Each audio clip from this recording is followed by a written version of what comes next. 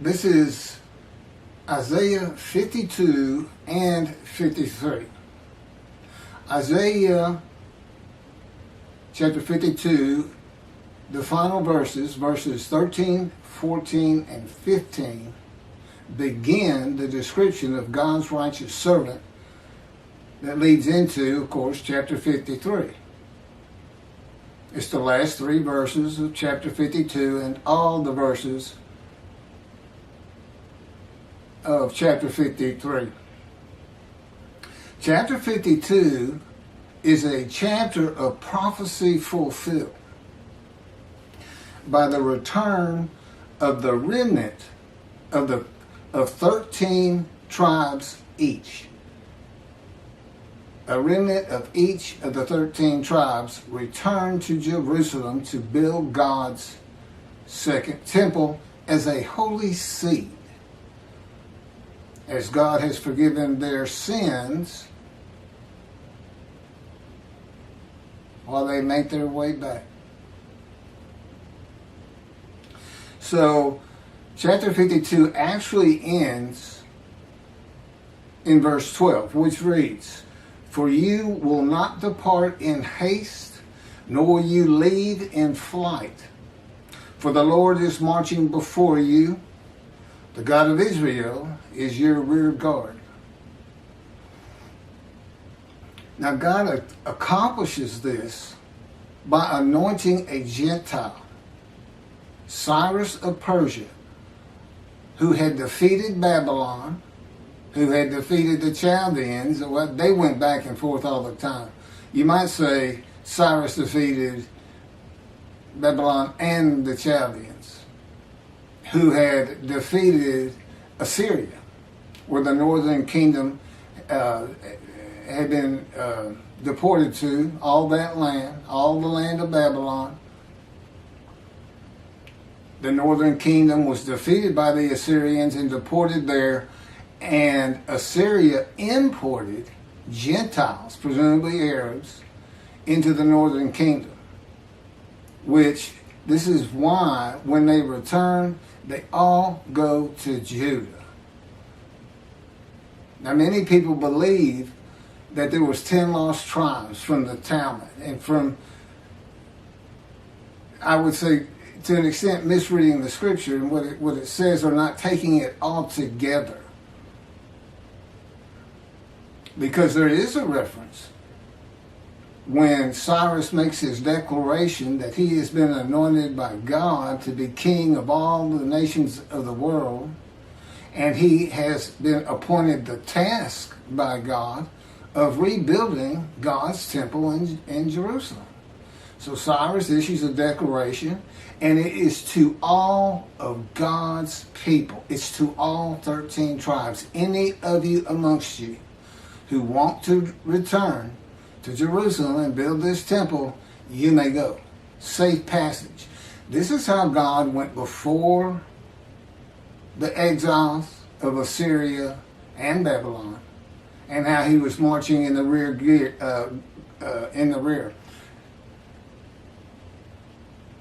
He got Cyrus to let them go for free. That's why there's no haste and no flight. They got to pack the stuff, make the trip plans, and head back to Jerusalem, which is not hard to find. I mean, you do have the Mediterranean there. Just go along it long enough, you're going to hit the promised land of Egypt, and then I don't think there's any reason to believe they were lost. And the books of Ezra and Nehemiah make it quite certain.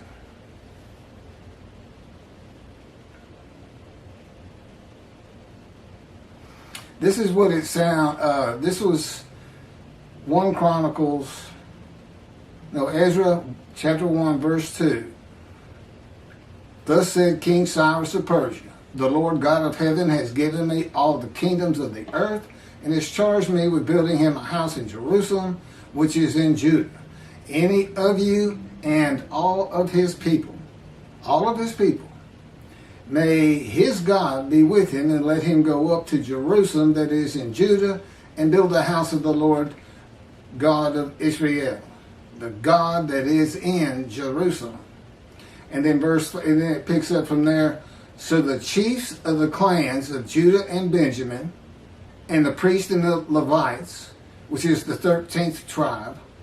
So you really have 13 and 10, not 12 and 10. There's 3 tribes right there. All whose spirit has been aroused by God.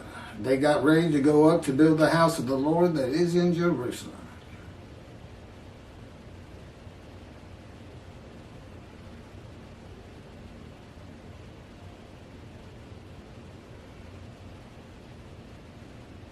And this is what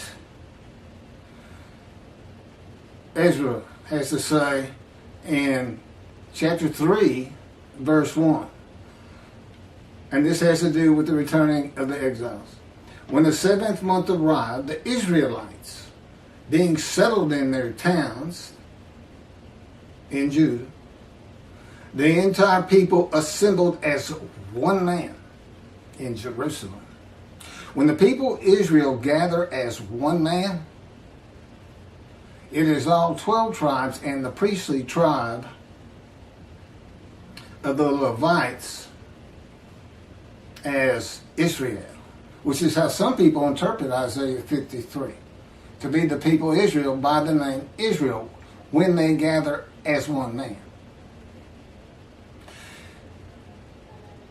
In 1 Chronicles chapter 9, verses 2 and 3, the first to settle in their towns, again the exiles, on their property that they took when they got back. Nobody had been there during the exile,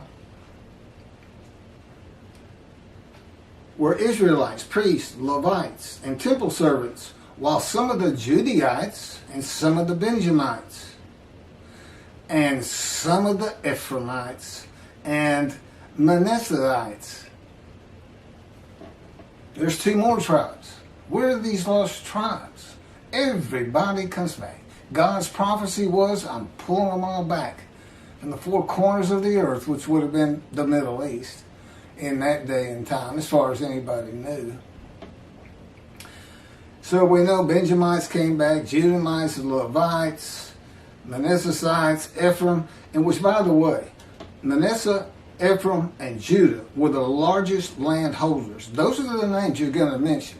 And of course, you will mention the priestly tribe, the Levites, and not necessarily the smaller lot owners of the great partition by Moses and Joshua in the Promised Land. Verses 13 through 15 are combined multiple verses by quotes, except most renditions of the translation of the Hebrew to English don't have the quotes.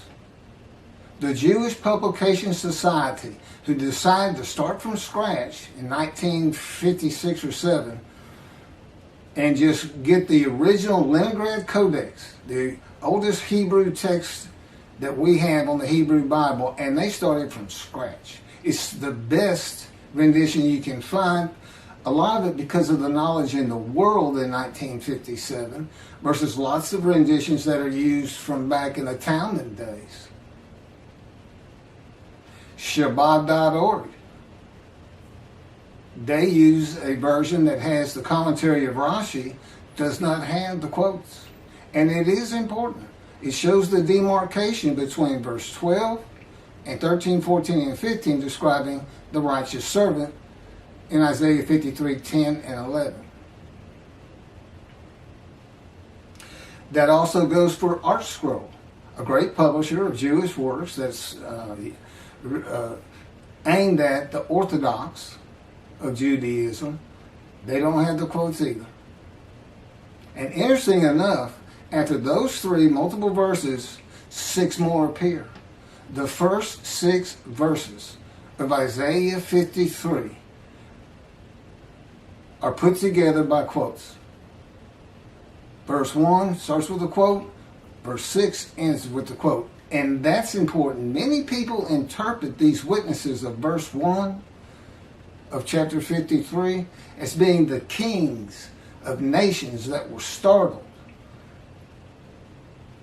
that is in Isaiah 13, 14, and 15.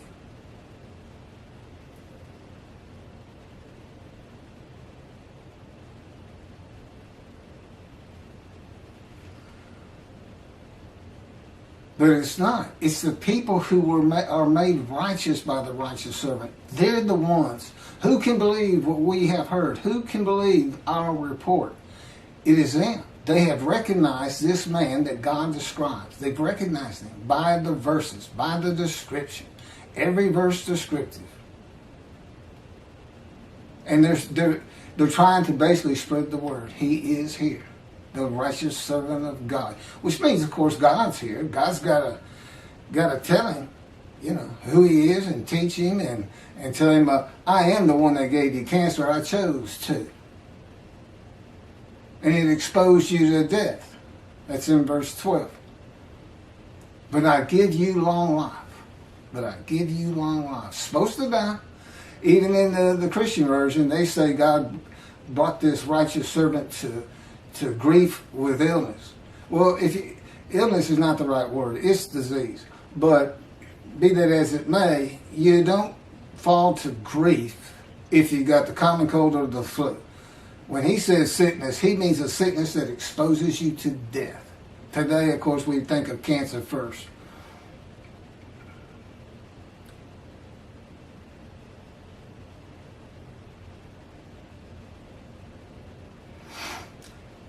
Verse 2, and this is very interesting because it combines really with those in chapter 52. For he is grown by his favor like a tree crown, like a tree trunk out of arid ground. He had no form or beauty that we should look at him, no charm that we should find him pleasing. In chapter 52, they talk about his image was such that you could not even recognize him as human. But here's the best description of it. He comes from a Christian country. That's the arid ground, and you say, well, wait a minute, how can you possibly know he comes from a Christian country? Because of Isaiah 63. God says, or it's first written, who is this coming from Edom? With blood spattering his clothes, etc., etc. There's a lot to Isaiah 63. And God says, it is I, and I come in victory. Edom in the Talmud, and God knew the Jewish people were going to do this. He knew the Talmud was going to be made by the way he wrote the Torah, leaving so much information out on his commandments. In the Talmud, Esau, the eternal enemy of his brother Jacob, is associated with Edom, who became associated with Rome. Then Rome Christianity, Rome fell, and today a reference to Edom is to Christianity. And God knew that. Why else would he have a verse written that that's where he's coming from? And when? Malachi 3.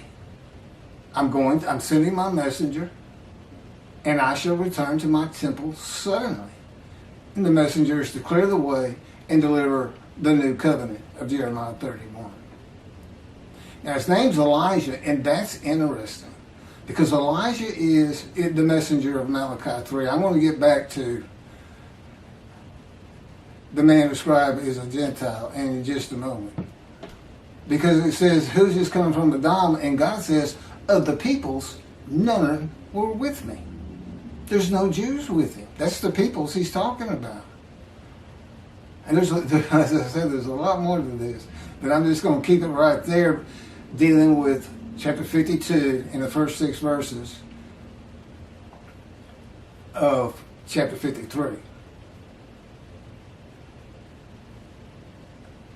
In Malachi 3, God sends Elijah back, but he's the only man to be taken to heaven in the Hebrew Bible. Specifically takes him, the chariots of God, take him up in a whirlwind, and his body disappears. And then he sends him back. What do you ask the man who says he's Elijah? Tell us about heaven. Tell us every mystery of heaven there is. That's a proof that there's a better one. I'll get to that. Because you wouldn't necessarily believe what he said. It's why. That it is helpful, and he's the man to select also for this reason.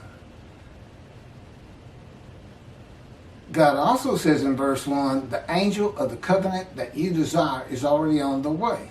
Well, if Elijah is the messenger and he's from heaven, then he's got to know the angel.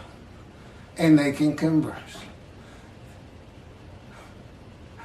Turns out that's the angel of God's presence, I believe. The angel of God's presence. Wherever God's presence is, which is his mind, it's where he feels he is. It's what of God, the consciousness of the universe, enters into the temple.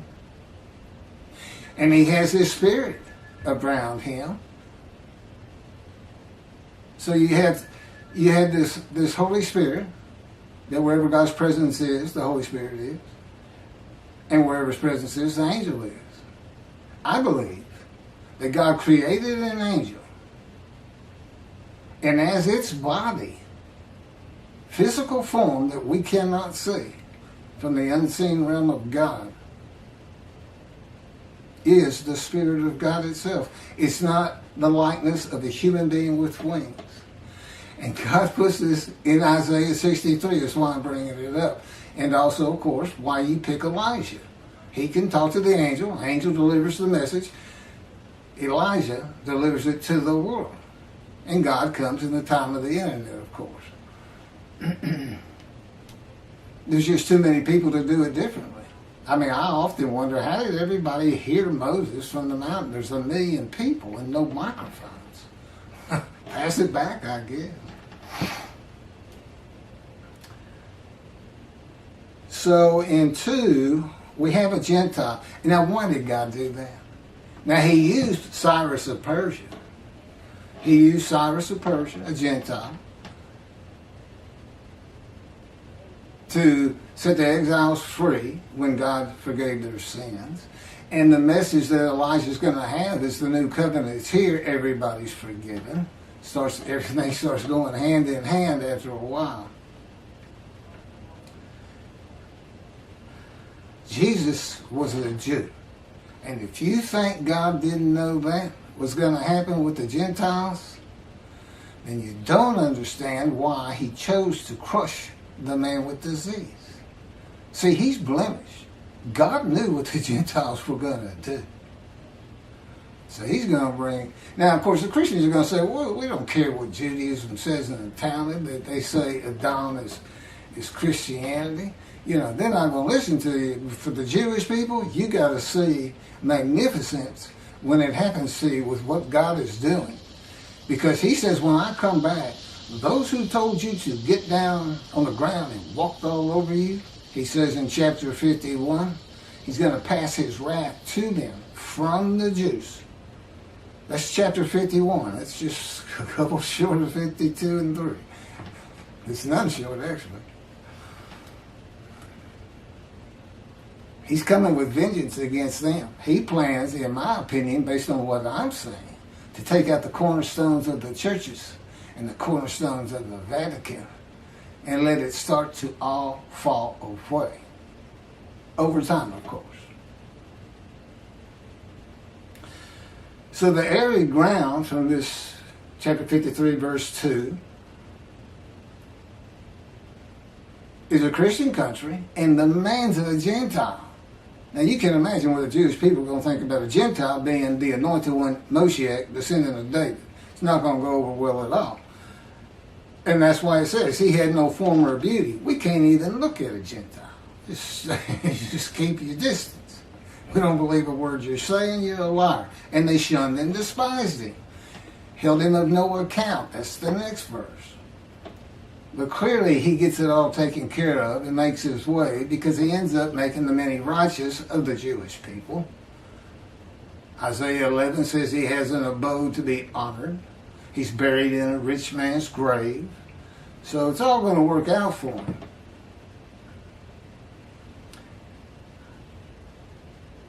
He's just got to get to Israel, convert Orthodox, and become an Israeli citizen, and make sure everybody realizes wherever he goes, God goes. Just like Moses. If you went and found Moses, you figured God's real close by. Well, it's the same with this man. Prophet like Moses, Elijah, descendant of David, and we have one description. God sends 4 men, and he gives one description.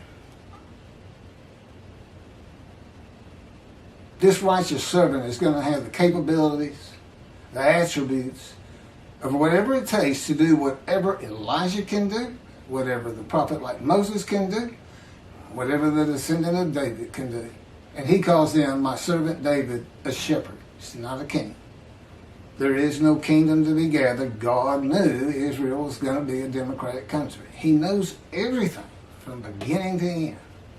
That's how you can see how all, you've got 3 different books. You got Isaiah describing the righteous servant. You have Jeremiah giving you a new covenant that he ends up delivering. Because his purpose is the same as Elijah. Believe it or not, Elijah recounts as the father to the son and the son to the father by drawing them back to Judaism, which means to righteousness, with the new amendment to the first covenant, be mindful of the teachings I gave Moses, of the laws and rules and commandments for all of Israel. He's making the many righteous, and his purpose might prosper. God says, if he doesn't get it done, I'm going to come with an utter destruction. Basically, that means Elijah's got to be recognized for who he is, the righteous servant. And he's got to draw people to him because no one can have that temple built by themselves. And that's what God's saying. If you don't build it, the day is going to come that land is going to be utterly destroyed. He doesn't mean he's going to do it in his power any more than he raised up the Babylonians or the Assyrians or Rome as armies because the Jews wouldn't stop sinning. Lift the sword against you, pestilence. No, all those things were happening. God just took credit for it. To put fear into the Jewish people, to make them fear him, heed him, listen to him,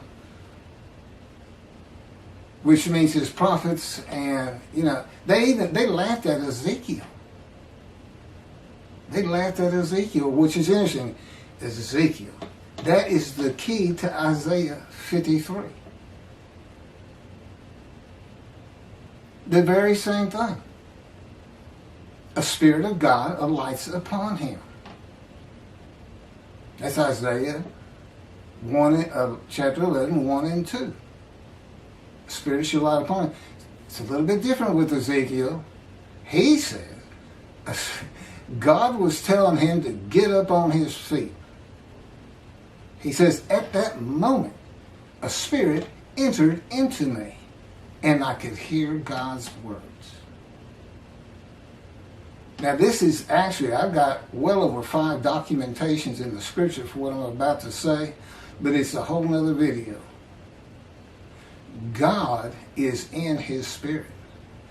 His way of communicating, and it falls true for all the prophets, for Moses, and there's backup for it. He tells, I'll give you one, he tells the Israelites, I'm sending my angel before you. Do not disobey him. He will not forgive you. For my name, Hashem, is in him. What does that mean? Moses, walking along, he notices a burning bush. And that doesn't burn up. He stops. The angel of the Lord is in the burning bush. Now you can't see the angel of the Lord. You can't see spirit. And that's his body. You can't see it. And then God speaks to him. Guess what? God is in his spirit. He's in that angel. I have a lot on that, by the way. So, Ezekiel. So what happens? How do I see this man 53? Well, right off the bat, in chapter 53, you have a verse that says this man is taken from the land of the living. Okay, but this man gets long life. He's exposed to it. But that doesn't, he's cut off from the land of the living, if I said that wrong. Yeah, he's cut off from. That just means you can't get to it. You can't have it. God tells Ezekiel, go to your house. I'm putting the cords of my power around you, and you shall not go out amongst the people. He just took him from society. Why? To change his nature. Ezekiel says that spirit entered into me. The spirit seized me. I went in bitterness and in fury of my spirit in the hand of God. What does that mean? Why are you all mad and furious because God's got you? What happened? It's the words of Isaiah. Punishment, chastisement, maltreatment, crushing and bruising. It's like taming a wild horse. If you've ever seen from Texas, if you ever see that, they put that horse through hell. They beat on it, they pull it, they yank it to the ground, over and over until finally the horse just stands there and says, okay, get on. I can't take this anymore. I'm fine. You know, Moses, who I can assure you went through this process that Ezekiel goes through, which the next thing that happens is he's pinned to the ground. God says, you'll stay here on the ground, and I'm putting the cords on your side, facing Jerusalem, and I'm going to put the cords of my power around your wrist behind your back. He binds his arms behind his back for over a year. I think it's 390 days on one side, and then for 40 days he gets to flip over on the other side. One for the sins. Notice, it's called the punishment of, but what do you think the punishment is for? It's for the sins of the house of Judah and the sins of the house of Israel. You see the same words popping up in chapter 53. And all that's really being talked about is God's fire of refinement. Like taking a cadet in the army and making him into a Navy SEAL, a Green Beret. It's just making him right. Now Moses, he had a furious spirit too. He killed a man, he got so angry. And he was fighting. But at the end of his life, the scripture says, Moses was the most humble man on earth. Now, I know he did a lot of things, but none of which would really humble you. If anything, you're going to get real full of yourself, leading 1 million people to a new land, and God is with you the whole time. But now became the most humble. You know who he was? He's that horse. He's that horse. Just said, okay, so, look, I wrote your books for you. And he comes in after a long day, gets in the tent, and God says, Moses, get your stylus and some parchment. We got the Leper Scholar of the Talmud versus Jesus of the New Testament in Isaiah 53. What is his name? The rabbis, the scribes, said his name is the Leper Scholar. As it is written, surely he had borne our griefs and carried our sorrows, yet we did esteem him a leper, smitten of God and afflicted. The first speakers of Isaiah 53 are the witnesses of the righteous servant. They are the ones made righteous.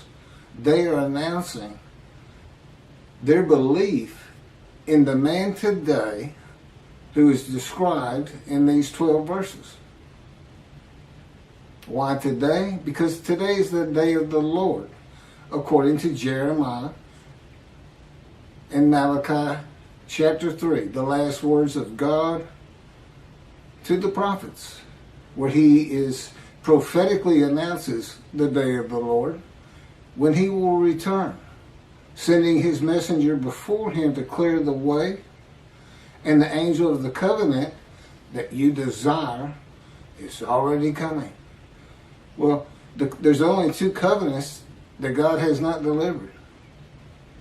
The covenant of friendship and the new covenant for a time to come in Jeremiah.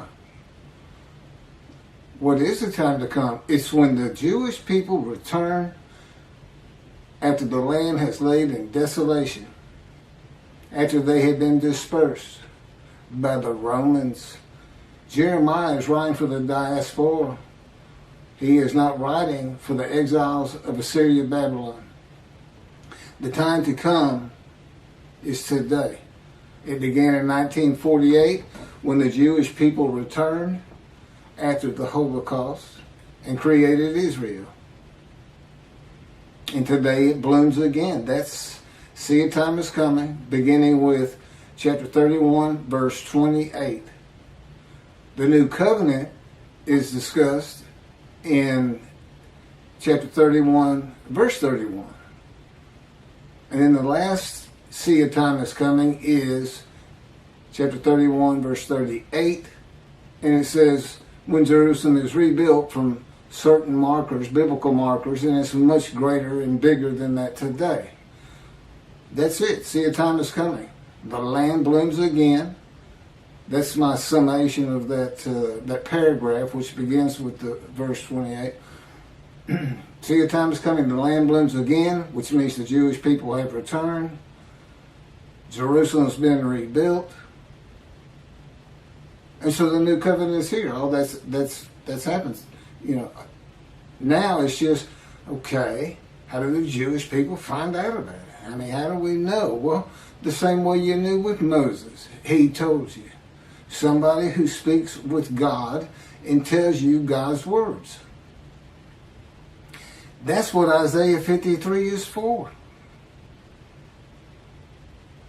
It's for God's representative of him in the day of the Lord to be identified today so he can deliver the covenant to you. The angel's going to give it to him and he's going to deliver it. And God will be waiting to return to his temple. In this day, because there is no temple, it must be rebuilt. Clearing the way for God is building the temple. Now, who's to do that? Well, it's Elijah. Contrary to Ramban and all his thoughts on, we'll know who the descendant of David is because he will build the temple.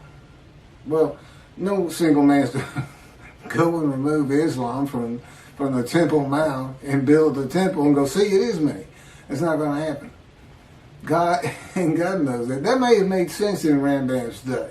You know, he believed the descendant of David was going to come back and restart the Davidic dynasty, as though a new line of the kings of Judah. The first line was banished,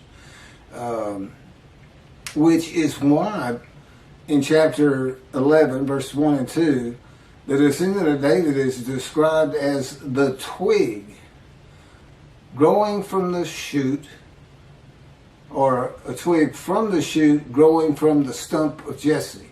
The stump is what's left when the only ancestral tree we know of has been cut down. And that's the lines of the kings of Judah. So he comes from a line of David through King Solomon, who also had an eternal kingship covenant with God. And of all those children of his 1,000 wives and whoever else, that's where this twig comes from. He's not a branch, he's a twig. Which means, you know, he's very far removed from who King David actually is. He's a different man entirely, as you can see by these verses of a man who is considered a leper, smitten, afflicted, none of which describe Jesus Christ by any stretch, and that's just the beginning of why he is not the man described. But the most important part is for the day of the Lord. Now, Jesus proclaimed a day of the Lord, but it couldn't be, because the day of the Lord is found in see a time is coming. Well, Jerusalem hadn't been destroyed. The land hadn't laid desolate. The Jewish people didn't have to return. They were there. God didn't have to return to his temple. The temple was there, and he was in it.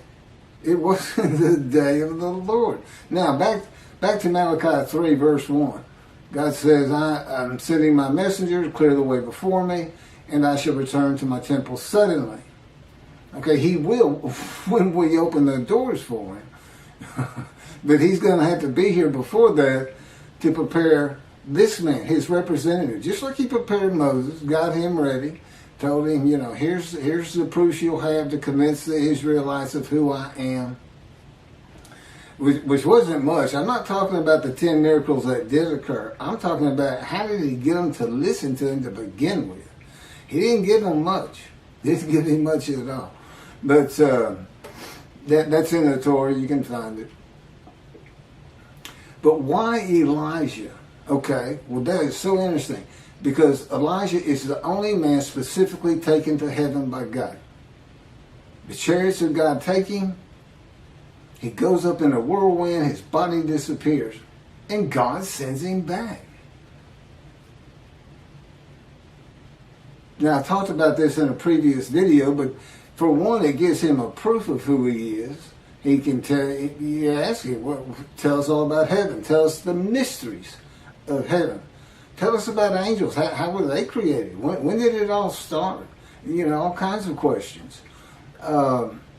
But most importantly, he's from heaven, and God would have taught this man, the scribe, will be taught all these things so he can be, quote, Elijah,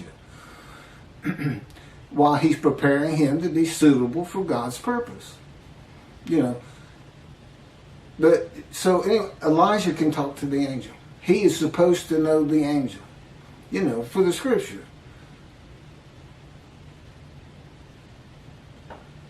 And then he delivers it. But first and foremost, he has to be identified by these verses.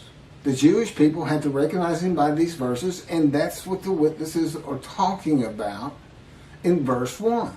Who can believe our report? Well, it's hard to get anybody to believe it. It's hard to believe. Particularly when you have, 2 billion Christians saying it's Jesus. You have today, the current teaching today, through Outreach Judaism, Jews for Judaism, is that Isaiah 53 describes the people Israel. Well, now, they can't represent God. Well, who's he going to get in this day of the Lord? How's he going to do it? What are the proofs the man has? This is his only proof. And if you go and just tell somebody, this is the day of the Lord and I'm the righteous servant of God. Or I'm Elijah. Where's the proof? And so the Jews today who are interested in 53, they have shut their minds down. I don't believe most of them have seen the arguments that go behind this concept of Isaiah 53. I'd like to see one of them, just one. I haven't been able to find them. Of course, I haven't looked that hard. To tell me how the people Israel were crushed with disease so that they would offer themselves for guilt to God, be given long life, see their children, and make the many righteous by their knowledge. It hasn't ever happened. How could it happen? Somebody try to explain that to me.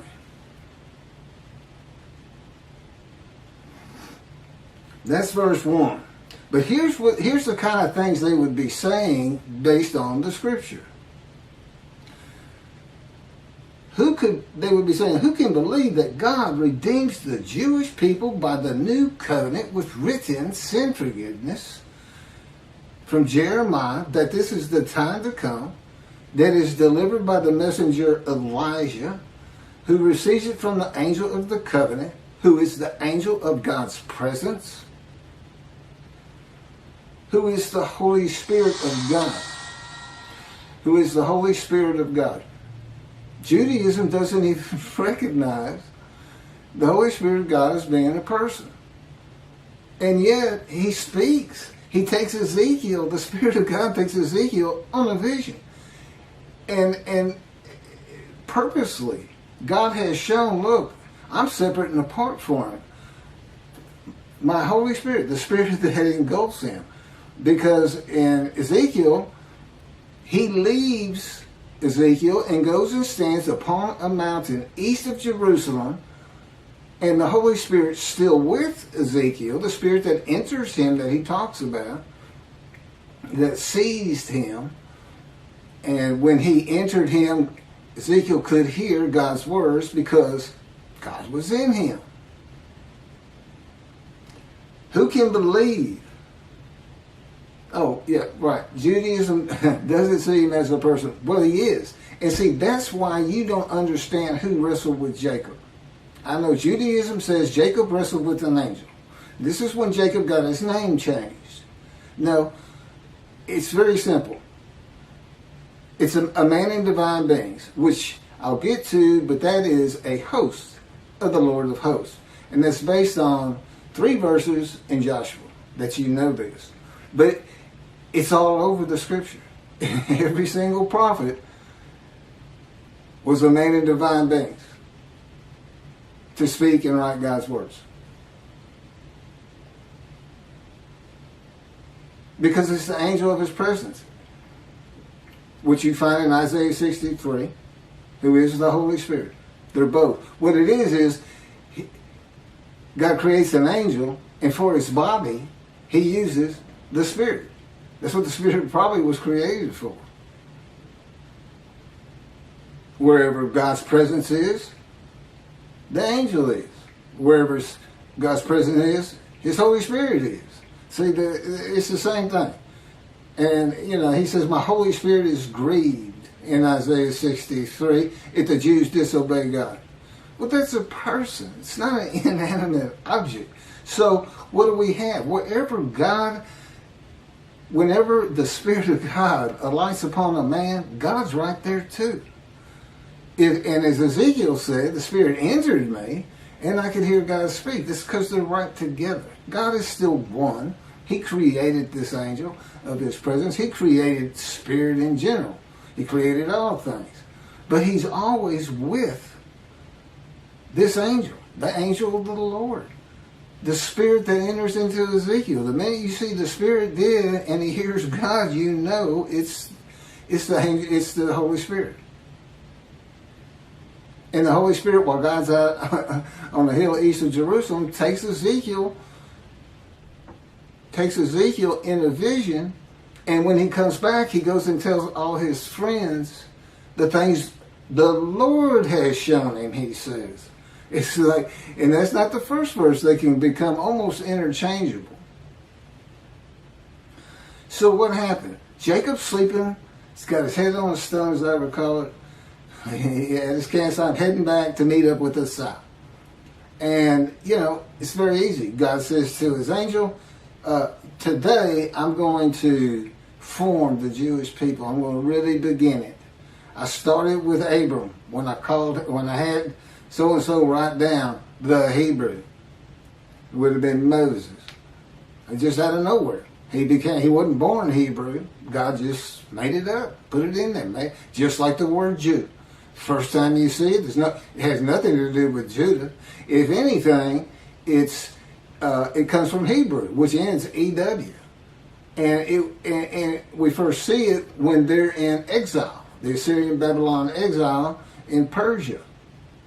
Well, by that time, the tribes are becoming diluted. They're intermarrying. Yeah.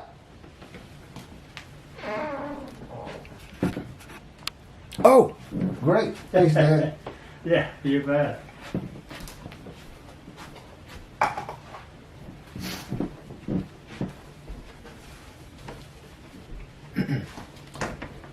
They're intermarrying. And so the pure Hebrew blood is being diluted. And for whatever reason, God decided to use Jew. And that makes the Jewish people recognizable, just the name. And then you have all of his commandments and laws. Their dress is different. The way they act and treat other people is different. They're very kind to other people because God requires that of them, if they're observant Jews. If they're observant, because God tells them. He doesn't say love your neighbor necessarily. He says be good to your neighbor, help your neighbor. If you see a goat go out of his fence, go get his goat for him. Don't ask him for interest. Don't ask him for payment. Do good in the world. Be a light to people. And they really try, and they do a great job. But they're only 2% of the population of this planet. There's only so much that can be done. But that's why you pick on Elijah anyway. So what do we have? God is sending 4 men, only one description. Now God knows he's got to have a description. And basically this man is the prophet like Moses. He's God's representative. He'll be able to speak God's words, deliver a covenant. That's Elijah. Isaiah chapter 11, even the scribes and the rabbis believed that man of chapter 11 is described in Isaiah 53. And then, of course, we have the righteous servant, and he is described.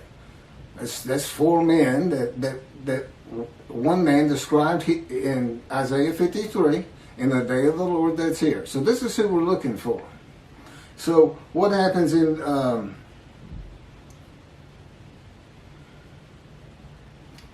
with these covenants of friendship? This is what God says he's going to do. And it goes hand in hand with clear the way for me to return to my temple.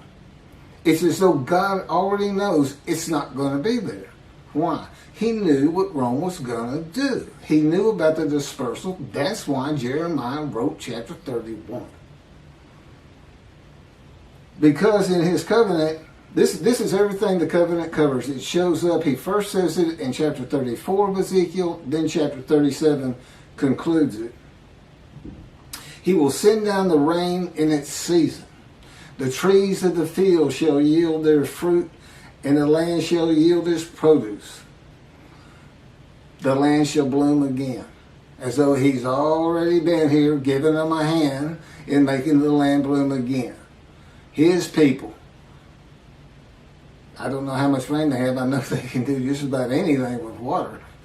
There's something else with their irrigation processes. It's a beautiful country. It's a beautiful country. The Jewish people shall continue, God says, with his covenant that he makes when he gets here. David doesn't deliver it. The David is here when the covenant is delivered by God, because he includes it. I'll get to it. The Jewish people shall continue secure on their own soil and never be overthrown and uprooted again. They shall no longer be a spoil for the nations. He will establish for them a planting of renown. They shall no more be carried off by famine. They shall not have to bear again the taunts of the nations. He will establish them and multiply them. He will place his sanctuary among them. His presence shall rest over them, and when his sanctuary abides among them forever, the nations, the world of the Gentiles, will know that the Lord sanctifies Israel. And of course the Jewish people. And that day is here. You say, well, what about all the Christians and everything? Well, let's see. Chapter 51 of Isaiah, before God's representative arrives, and we're to find him with these verses. God says to the Jewish people, I am taking the cup of my wrath, my bowl of reeling from you, and I am passing it to those who told you to get down on the ground and walked all over you. That would be Christianity. And the world in general, too. That's why he's going to sanctify Israel before the nations. The importance of rebuilding the temple today is multiplied exponentially in Malachi 3. Because Elijah is the one to clear the way.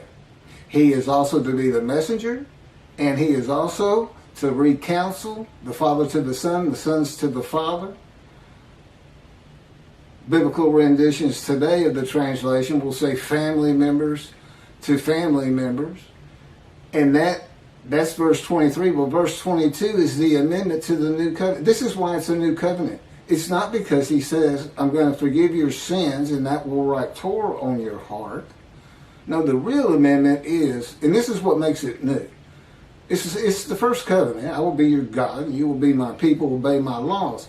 Except now he says in verse 22, Malachi 3, be mindful of my teachings I gave Moses at Horeb, of my laws, commandments, and rules for all of Israel. Next thing you see, Elijah shall recount to everybody. Well, clearly, he's bringing them back to Judaism, which means righteousness.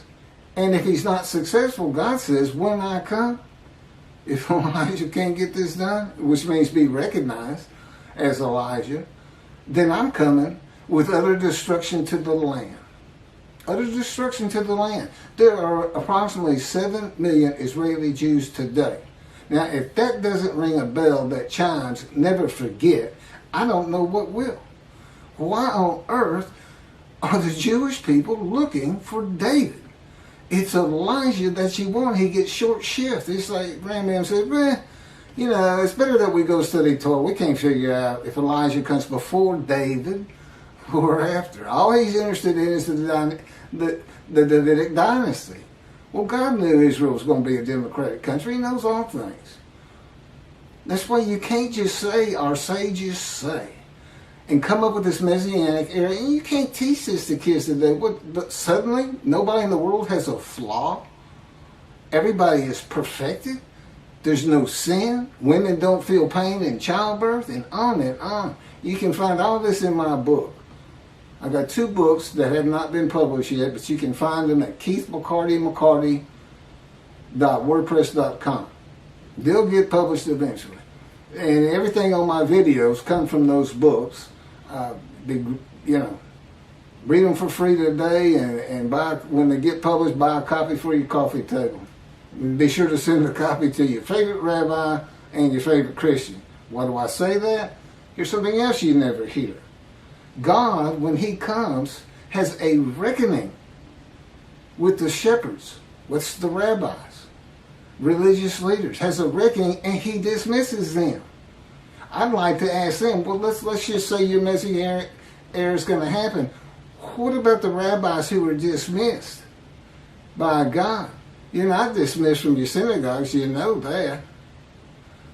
No, you're dismissed before the eyes of God. You're no longer in right standing with him. You're as though you are a person who does not heed him, esteem his name, and revere his name.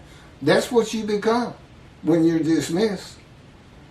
Because he doesn't pay any attention to them now, he's not going to pay attention to you. You say, why would he do that? Because you never listen to his prophets, is what he tell you. This time you're going to. If you don't want to be dismissed, you better listen to my representative. And he did the same thing with Moses. When he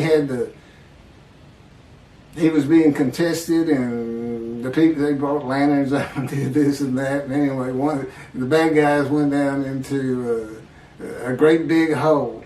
I guess hell, I don't know where they went. And Judaism, let me get back to this man divine beings. Okay, so there's Jacob sleeping, and God tells his spirit, I'm going to change his name to Israel today. Just like one time he said to him, hey, he doesn't talk like that, I'm sure. I'm going to go down and kill the firstborn of everybody in Egypt. I'm going to get those people out of here. And he said, you know what? But see, I believe the angel, if y'all see angel, I think the angel of his presence. And the first page of Genesis is when you first see it. And the spirit was hovering over the waters, and God says to him, it's the only other person on the page, it's the only other person in the chapter. I hear people say he's talking to the host of angels or the heavenly realm. Well, why? There's the spirit. It's because you don't believe he's a person. And you know what else you miss?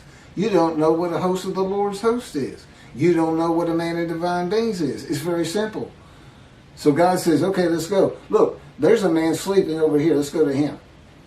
God says, God wakes him up and says, I am the God of this land. I am the God of Abraham, Isaac, and Jacob. I have something for you to do, a task. Man says, okay, here I am. Because that's what apparently you do when God tells you to do something. You just get up and say, okay, I'm ready. What is it?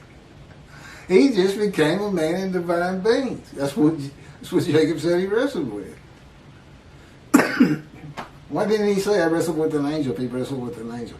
But it's very simple. The divine beings are God and the Holy Spirit, who is a person. The word of the Lord, you know who that is? It's a messenger of God's words. Because apparently God didn't like to talk that much. The word of the Lord came to me and said, God says, and then we see it repeated. You know, so he's the angel of death. He's the word of the Lord. He's the angel of his presence. He's the Holy Spirit. Often referred to as the Spirit. He's the angel of the Lord. And this should open up your scripture reading. You know, leave the Talmud for a little while. Let Rambam have his thoughts. Look what he says.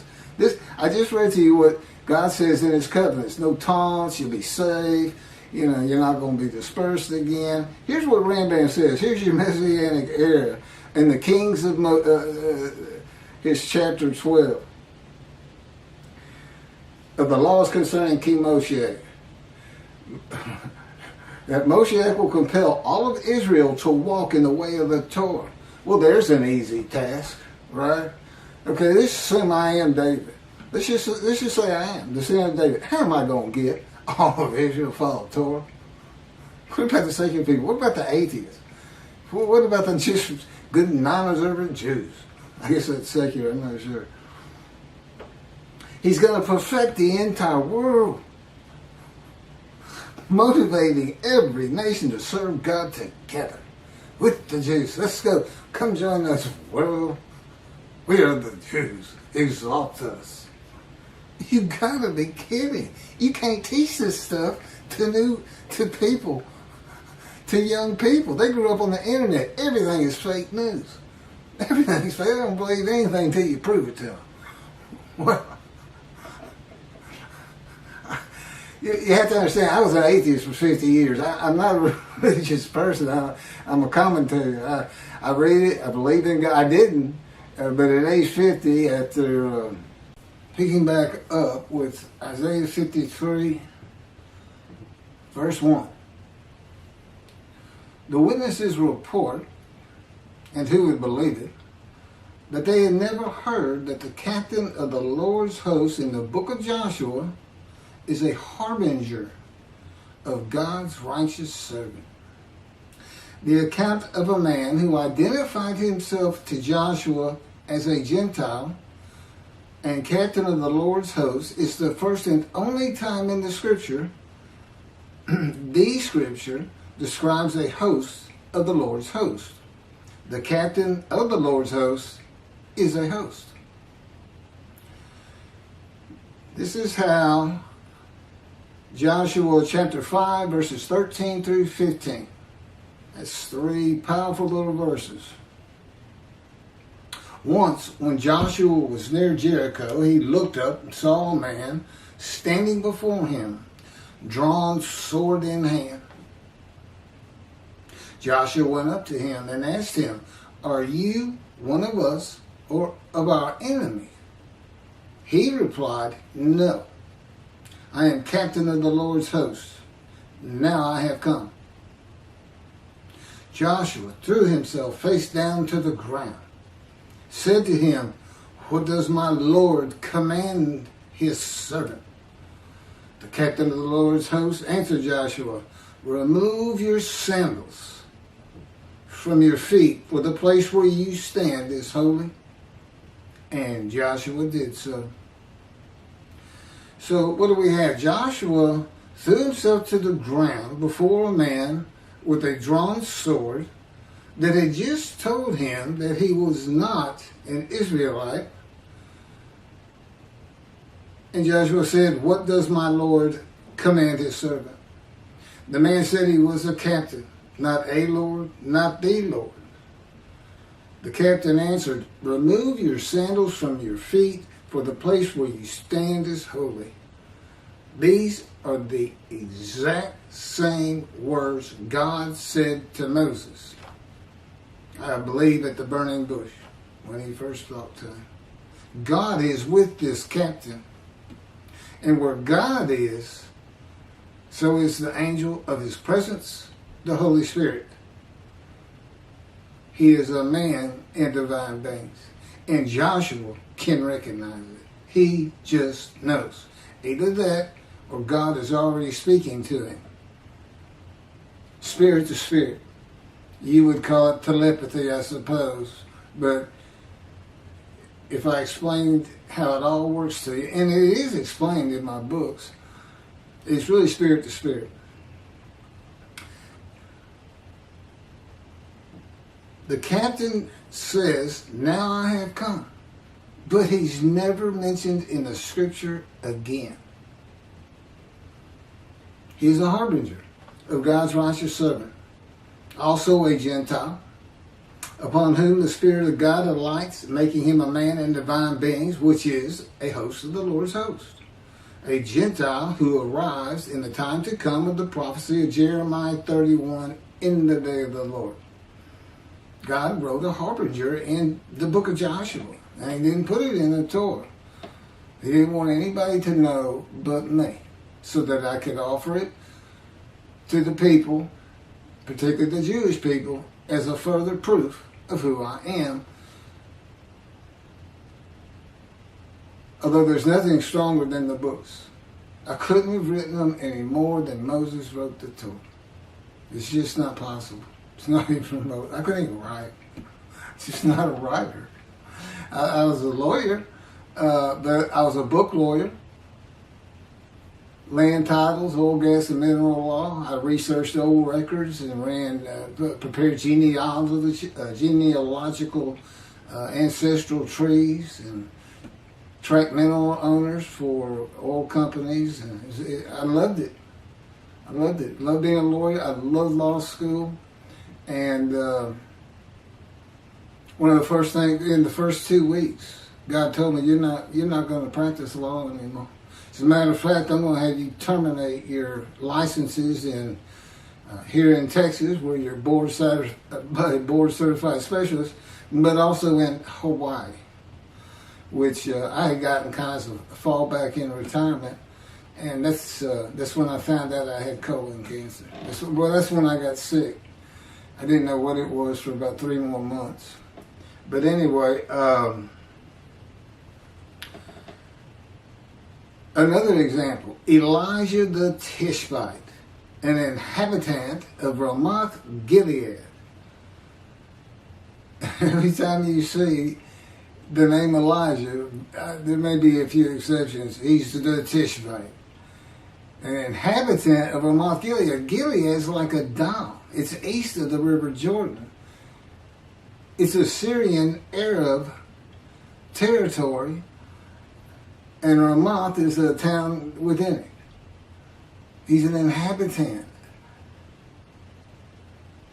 The Israelites didn't go and live amongst the Arabs, and the Arabs didn't come and live amongst the Israelites. He's just too dangerous. He's a Gentile, and God is telling you over and over and over again. Every time he says Tishbite, I ran Chronicles, everything in the Kings, all the genealogical information I could find on the tribes, and you can't find everything, but there's no Tishbite. There's no reason to be calling him a Tishbite. That's a clan of a tribe. You're just calling Elijah of Judah, Elijah of Benjamin. You know, Benjamin, his land is where Jerusalem is. That's what's so important about Benjamin. Judah, Manasseh, and Ephraim were the largest landholders. And, of course, the Levites are important. I mentioned this because I left out Benjamin in a prior video. And Benjamin is listed as some of the 13 tribes that returned. And that would be one. You list the large lot owners and the priestly tribe, and of course Benjamin, because that's where Jerusalem is. Elijah and Elisha were also hosts of the Lord's hosts. This is from Kings chapter 2, verse 6. As they were crossing, Elijah said to Elisha, "Tell me, what can I do for you before I am taken from you?" Elisha answered, "Let a double portion of your spirit pass on to me." There's a footnote for the words "a double portion." And the footnote is 2/3. And it references Zechariah 13:8 that says, "Throughout the land declares the Lord, 2/3 shall perish, shall die, and 1/3 of it shall survive." How is it a double portion, which is what Elisha says he would like? 2/3 of a spirit. Where the person of the Spirit is, so is the person of His presence of the Holy God. The angel of His presence and God are always together. That would be 2 persons of spirit with the spirit of Elijah, or 3 persons within one man. But all 3 are separate and distinct, never forming a one. Elijah is taken to heaven, and his spirit with him, his body disappears, his spirit goes to heaven. A double person, that's God and His Spirit, then alight upon Elisha. There's the double. You had a triple, and now it's a double. That's what's left to go into Elisha, and then he starts performing the same miracles as Elijah had been performing. And of course, miracles are always in, and only in, the power of God.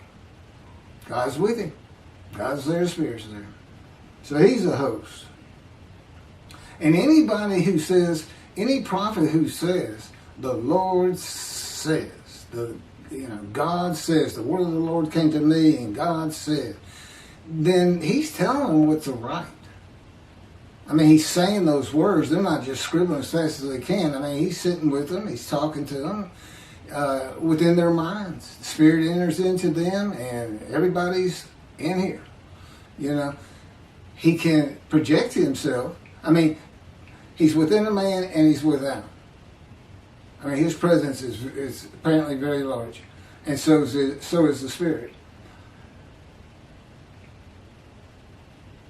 But it's like 2 clouds.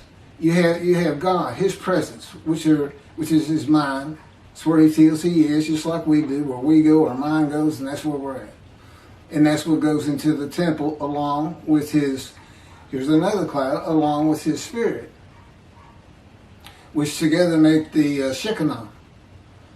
And it's as though these 2 clouds have just drifted together. If you look in the sky, 2 clouds come together and they look like one cloud, but you knew they were separate.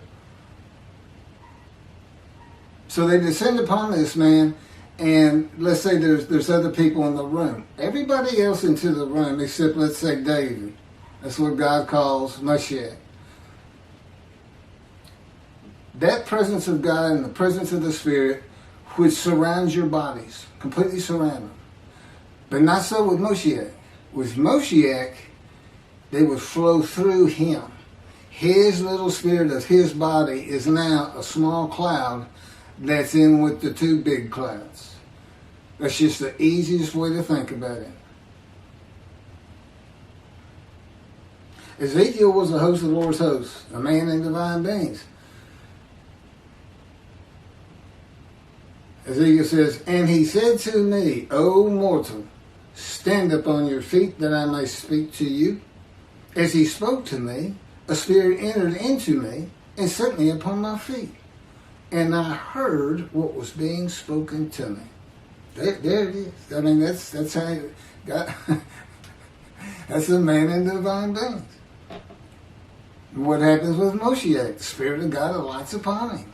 God is in that spirit. That's just who Moshiach is. And Moshiach is described in Isaiah 53. For the day of the Lord, God needs a representative. There's nothing he can't do with God power and the power behind him.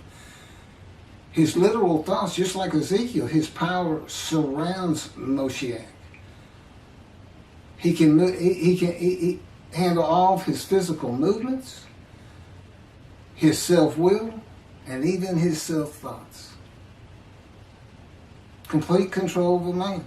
And that's what God did with Moses, with David, all your greats, Isaiah, and even the lesser ones who just wrote a few pages. And except for a couple of exceptions, every one of them experienced God's fire of refinement to an extent. Largely it had to do with their task.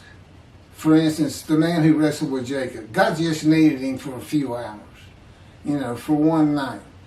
And didn't really take the time to do anything to make him a better person, because that's what it does, this fire of refinement. It's brutal. Your soul screams. I begged for death 1,000 times. I cursed him 1,000 more. Yeah. I've asked him to leave. And then I tried to be nice about it. Don't you have something to do in heaven? Can't you leave for a while? They don't ever stop talking. And they don't sleep. I average 2 to 3 hours a night. Today, 13 years later, since he spoke to me when I was 50, picking up on the last video. And I had already gone through cancer. And that's that's next to the books, it's the biggest proof I got. Nobody can show that they are the righteous servant because of verse 10, unless you're that man. Verse 10, God chose to crush him with disease, that he would offer himself for guilt. And he might receive long life, see his children, and by his knowledge he shall make the many righteous, and the many becomes a multitude. It's the offering yourself for guilt. You can't prove it. How do you prove it? Well, there is one way. I had colon cancer. I mentioned this in a video the Lord just had me put together. But basically it was colon cancer. It's just about stage 4. Shouldn't have lived. And but they were able to cut it out. Took chemo. It never came back. Then they did tests. And they told me bad news. It metastasized. It spread from your colon. It's in your lungs. And they showed me the pictures, and it's just all, the stars of the night, white dots. And they said that every dot is cancer. And we can't, it's untreatable. It's just too far advanced. And I said, well, what do you mean you're not going to treat it? And they said, well, you're going to die, and you're going to die soon. And I haven't seen a doctor again since that day for anything, for any ailment whatsoever. And that was when the planes hit New York 20 years ago. God has told me since I was like 43. And he didn't speak to me until I was 50. But he'd been with me from the womb, guiding, orchestrating my life to make sure I fit these verses. Things like being gunshot, just about losing my right leg. All these things were chronicled in my book, The Life of the Righteous Servant of Isaiah 53. It's my book. But guess what? Just like the other book, Isaiah 53 and the Day of the Lord, I didn't write it. I typed it. He dictated it to me. Now, he spent 5 years teaching me everything, and I kept learning as we had blog writings for another 5 years. And then we took some 117 blog writings and turned it into about 50 chapters for Isaiah 53 and the Day of the Lord. And then in about a week's time, about a month ago, he knocked out my autobiography, which is well over 100 pages, almost 180 pages long. And of course, I was already familiar with the subject matter, so he didn't really have to teach me much. But they're written by him. I mean, it's scripture. It's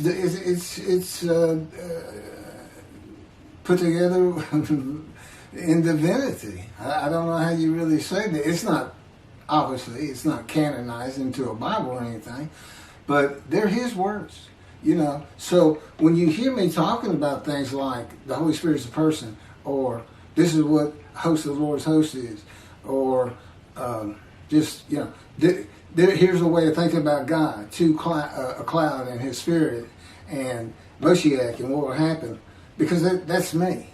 They flow through me. It's more of a static, it's not a flow, but my spirit is engulfed in what is all around me, in my mind, in my spinal cord. Things that he can hurt you with during the fire of refinement. There's no pain that I can think of he hasn't put on me. But it's just his way. It's brutal. It's just his way. And of course now, you know, and he took me to poverty right away. And he'd take me out on these 15, 20-mile walks. One summer in August here in Texas, in Houston, it went over 100 degrees every single day. And every single day he had me up at dawn, walking till sunset. And I didn't have a dime. I couldn't buy water or a soda. You know, he's still talking about the excess. Well, you should have seen how thirsty they got. He said but here's what you don't know. Thirst is a great thing because it gives you the energy, the wherewithal to get back home where water is. It keeps you moving. That's what I had to put up with. He's so funny when he's not torturing you. I asked him that. I said, I see crushing, bruising, maltreatment, punishment, wounding, chastisement. Where is torment, torture, and heinous acts of cruelty and violence? Violence. Can't imagine what all he's done to me. And he told me right off the bat, right around when he told me I wasn't going to practice law anymore. Your pain doesn't mean anything to me. I am God. And I didn't really even get the concept. But when he told me he had me shot to start the cancer, I said, well, did that make you feel bad? You've been with me since I was a baby, right? He said, Keith, I'm God. I said, I know you God. Did it bother you? See, I talked to him friend to friend, just like Moses did. That's what it means. We talk to each other like that. Well, he doesn't talk to me like that, but the Holy Spirit does. And he is the funniest person in creation next to God. They have they're funny in different ways. The Holy Spirit's comedy is more appealing to me. It's for sillier people. But no, God, his personality, you can't really know him from the Torah, and he wants you to know him through me. He wants me to tell you these stories to an extent. But, yeah, I mean, he's just like any person you meet or your best friend. They have a wide-ranging personality. He's not just stop sinning or I'll raise an army against you and drive you from the land. He's not just angry. He's not just, you have to be perfect. I mean, look, he's coming with sin forgiveness. And he said, yeah, okay, so y'all been sinning again. He says, you think I didn't know people were going to sin? You think I didn't know when I had Moses make the first covenant with you that they weren't going to break camp without Israelites all over the place sinning? There's probably some of them sitting back there looking and seeing somebody's wife or looking around, seeing somebody's wallet sticking out of the pocket, you know, and not even listening. This is a wild people. I say savage because they would eat the food uncooked. And, but, you know, if you watch the Christmas shows here in America and you see the times of Jesus and how the people were, you're not getting a true picture. God says, I promise you. And he says, you wouldn't want to meet Moses, Elijah, David. You wouldn't want to meet any of them. They'd scare you to death. And you wouldn't be able to reason with them. They had one-track minds. Anyway, let me pick back up. So that's Lord's a host. But I have another one. This is the last one. It has Abraham in it. And this comes from, I didn't write down the chapter and verse. A host is symbolized in the story where God appeared and spoke to Abraham by the terebinths of Mamre as three men standing near him. There's a footnote to that page on the Hebrew word. I don't speak Hebrew. And it says 3 men near him, and then the footnote indicates to his left, above and to his right, and then near him. Well, the Holy Spirit almost always talks to me right here to my left. I don't know what this Hebrew word is. And God, generally, if we're not talking within my mind itself, generally he's talking to me up to my right. I don't know, I'm in a 16 by 16 room, like he's in the corner of it. And this is face to face. His power envelops me. Ezekiel called it, or God called it in Ezekiel, the cords of his power. To me, his power has just like been poured over me, almost like it's a suit. I'm completely enveloped in it, from my head to my toes. And, you know, he can move me. He's heavy. His presence is heavy. I don't just hear his words, you know. And he can move me around. He can bump me into walls. Sometimes we're out walking and an invisible hand just knocks me in the shoulder like a friend would. You know, I'm like, hey, come on. Stop that. Stop concentrating. And here comes the Spirit. Well, you concentrating on walking? I said, no. He's a person too. When I first think of the Holy Spirit, I'm thinking, it must be just some bright, light, white power, this entity that you know, and all you do is feel love and peace in his presence and you want to fall down. That's not him. That's not him. He's got a caricature of himself. He has no form just like God. If there was going to be a son of God, this is who it is. This is God's constant companion. It's like he made himself a family. And this is his constant companion. You know, and he makes God laugh. And if there's anything God likes to do, you know, he's been around so long, his emotions, you know, he's a being in existence with motion. That's our image in him. Let's make him in our image. It's a being in existence with emotions. Okay, but and it includes him, but you know, he's God. I mean, you can't really get him too excited about anything. So he makes things up, like Christians. Somebody will make him mad, picking on his chosen. So, but there's just so much. I mean, I've lived with him for 13 years, day and night. And like I said, I rarely get to have a good night's sleep. It never ends. I've gone from knowing so little and being so furious, just like Ezekiel and I would suggest Moses. I mean, I got in fights all the time. It's in the book. I mean, I was getting in fights in the 2nd grade. In the 2nd grade, I broke the glasses of the principal of the elementary school and shattered his orbital bone of his eye with my foot. I don't know how old you are in the 2nd grade, but anyway, I had trouble. Okay, picking back up, my Canon EOS M50 apparently can only record for 30 minutes and it goes up. I don't know why that is. I don't understand cameras, but I've never really had one or anything. You know, I've never done these kind of things. I'm still, excuse me.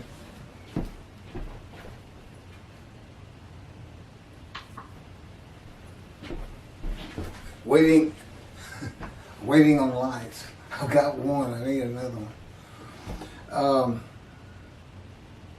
Which I'm getting with my pandemic stimulus check. Because, God, as I said, God took me to poverty. I don't have anything. I don't have a bank account, credit cards. I have a driver's license. He didn't pay to renew it. It's just, you know, but, and you know, I did fairly well as a lawyer. I did pretty good. I know what it's like to have money. And to be able to buy whatever you want, for the most part, you know, within reason, upper middle class. But I've had no problem living like this. It's just, they keep me too busy to even think about, you know, hey, I need to go to work and get a job. And they'll tell me, you're not working, you work for us. I said, y'all don't pay anything. He said, yeah, it'll work out for you in the long run. So anyway, picking back up. So here's Abraham sitting at the tent, 3 men near him, and God speaks. These three men they symbolize a man with divine beings. It's three persons, the Lord and the angel of his presence with a man. Two of the men are described as angels in the next chapter of Genesis. Okay, they're only called men in this chapter for the purpose of symbolizing a host. You know, it says these three men are God. Well, no, they're not. It's just three men. They symbolize that God has actually probably come up to Abraham with a man in divine beings, like the man that he used to wrestle with Jacob. Just got somebody. You know, you do whatever he says. I mean, he can control your mind, and he can control your body, and he can make anything on you hurt badly. Like needles. Anyway, it's in the books. If you want to find out a little bit more, it's in the books. My book, The Chronicle of My Life. You know, I tell God, this is how we can talk friend to friend. I tell him sometimes, as serious as I can, I'll say, God, listen, when I get some money, I'm going to get you to Israel. You know, you don't need to worry about these things. He said, you know, we just cut up. I mean, I live in a room with God and God's Spirit. They both have great humor. And when God is not just putting it on me, which has been it's gotten worse every year. The last 3 years have been far worse than the first 3 years. Every year, it's gotten tougher and tougher. He says, well, it's harder to draw emotions from you, because that's what he's been doing. And then he coats me in his power. It's like a pillow. So that when I go out amongst the people who shun and despise me, you know, it's all in the verses. It's not easy to tell people, yeah, I'm him. Except I have no problem at this point. That's why it took 13 years. He's been coating me, angering me, hurting my feelings, embarrassing me, putting me in terrible predicaments, putting me in a state of worry that's ridiculous because I don't control anything. He controls everything. There's not one thing that comes from my lips that I have to worry about. And even that took a long time to get used to, because he controls it. I can't say anything that he hasn't already certified as A-OK. And he knows the way I thought. I asked him, when he told me one night he's telling me, and by the way, he used to take me on visions all the time, and they're always sending pictures to my mind. And that's in the book. I'm not going to go into it, but this is an example of embarrassing me. He just shut me down. I don't even know what I just told you. So I'm going to carry on. Upon whom has the arm of the Lord been revealed, which is his redemption, victory, and vindication from a sinful man whose life has been lowly. And this is based on the verses, although it tracks mine very well if you read the book. You don't plug it on, right? Full of grievous events and serious injuries, a man of pain and suffering, familiar with disease, that the Spirit of God alights upon, to the crown of God's righteous servant who rises to great heights. Oh, and I told him, you're going to take a Gentile from Texas, and you're going to raise me to great heights with the Jewish people in Israel as somebody called Moshiach. This is before I knew we were going to include Elijah, prophet like Moses. And I didn't know who Moshiach was, descendant of David, and a righteous servant. I had never heard of Isaiah 53. I hadn't read the Bible. And so when we finally get one night, he just says, read Isaiah 53. I said, okay. You know, because supposedly I offer myself for guilt, not for what the scripture says, and he gives me long life. Well, I didn't even know what any of those terms meant. So he says, read Isaiah 53. Get you tonight. He's always telling me what to do. Go get you tonight. Read 53. Now, who do you think that is? I said, I had no idea. I don't know what it's saying. I said, I think these verses ought to be up here. I said, somebody fooled with this? He said, no, nobody fooled with it. So, anyway, he said, that is you. I said, huh. Okay. I said, it's sure going to be hard to make people understand that. He said, no, you'll be surprised. Wait till we get through with it over a couple of years. So, I mean, it's taking some real learning on my part to see all these things.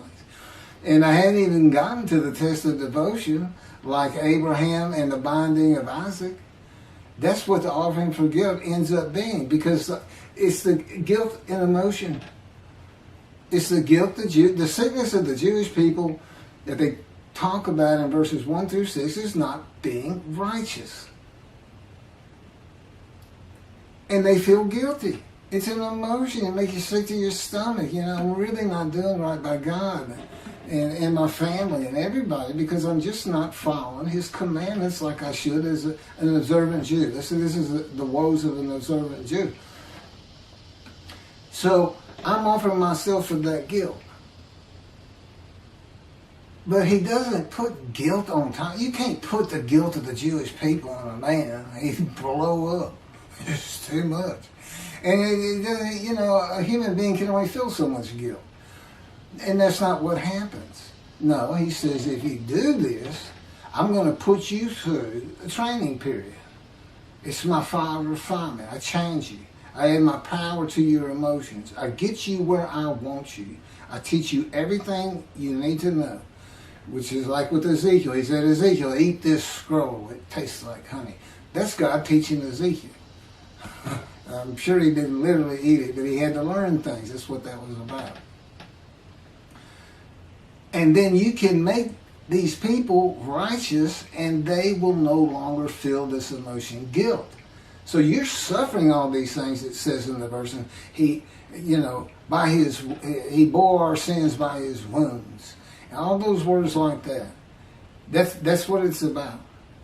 Their sickness is righteousness. I do take all that suffering, but it's to turn me into the righteous servant. It's not to be a sacrifice for the sins of all people or anything like that. And then here's what I've learned just recently. So this test of devotion, the test is the angel's already here. You know how I keep reading, if you've been watching the videos, Malachi chapter 3 verse 1, and the angel is already on the way. God says, I'm coming. Messenger Elijah's coming. Angel's already going. The angel's already taken off. And I never understood that. I'd read it. He wouldn't tell me what it meant until I was typing it up one day. It was with the book. It wasn't even a blog. When He told me to offer myself for guilt, and it says you might have long life. Mind you, I'm still thinking about the cancer that crushed my life. And seeing my children, I'd have said yes to just about anything, even though it was might. And that's the test of devotion. Will I offer myself to go through this thing, not even sure of what I'm getting out of it, not even understanding what's going on, much less how much pain and suffering He's talking about. But the angel's here, and what does the angel have? The new covenant, sin forgiveness, an amendment be mindful of the laws I gave Moses. You know, it's the same covenant. I keep saying that. I'll be your God, you will be my people, follow the laws of Moses. I gave Moses. It's not. It's only new in the sense that he tempered it. He said, okay, be mindful. And that's up for debate by the Jewish religious movements, the Orthodox, the ultra-Orthodox, the conservative, you know. But that's just like the Torah. They ought to love it. What does God mean by mindful? You know, what did He mean by Shabbat? How did we celebrate it? What are we supposed to do? Well, it came down through an oral tradition. Well, start your own oral tradition on mindful. I'm sure that's going to be to do between, for instance, ultra-Orthodox and conservative or reform. But anyway, he kept me away from the Torah and the Talmud. I use the Talmud just to know what it is. And he takes me there. Go to your computer. Go look at this. Go look at that. And, you know, sometimes he sends me down rabbit trails. I'll try to research something for days. And then he say, you know what, I don't even want to use that. Anything to draw emotion from me. And I tell you what, and you're reading the book, I never smiled. I never laughed. And going through this process, you would think that would continue. It's been the exact opposite. I laugh and smile every day, not all day long, and we watch movies all the time. It keeps me busy, and they make all kinds of comments. Sometimes they just flat out drive me crazy with it. And then anyway, on we go.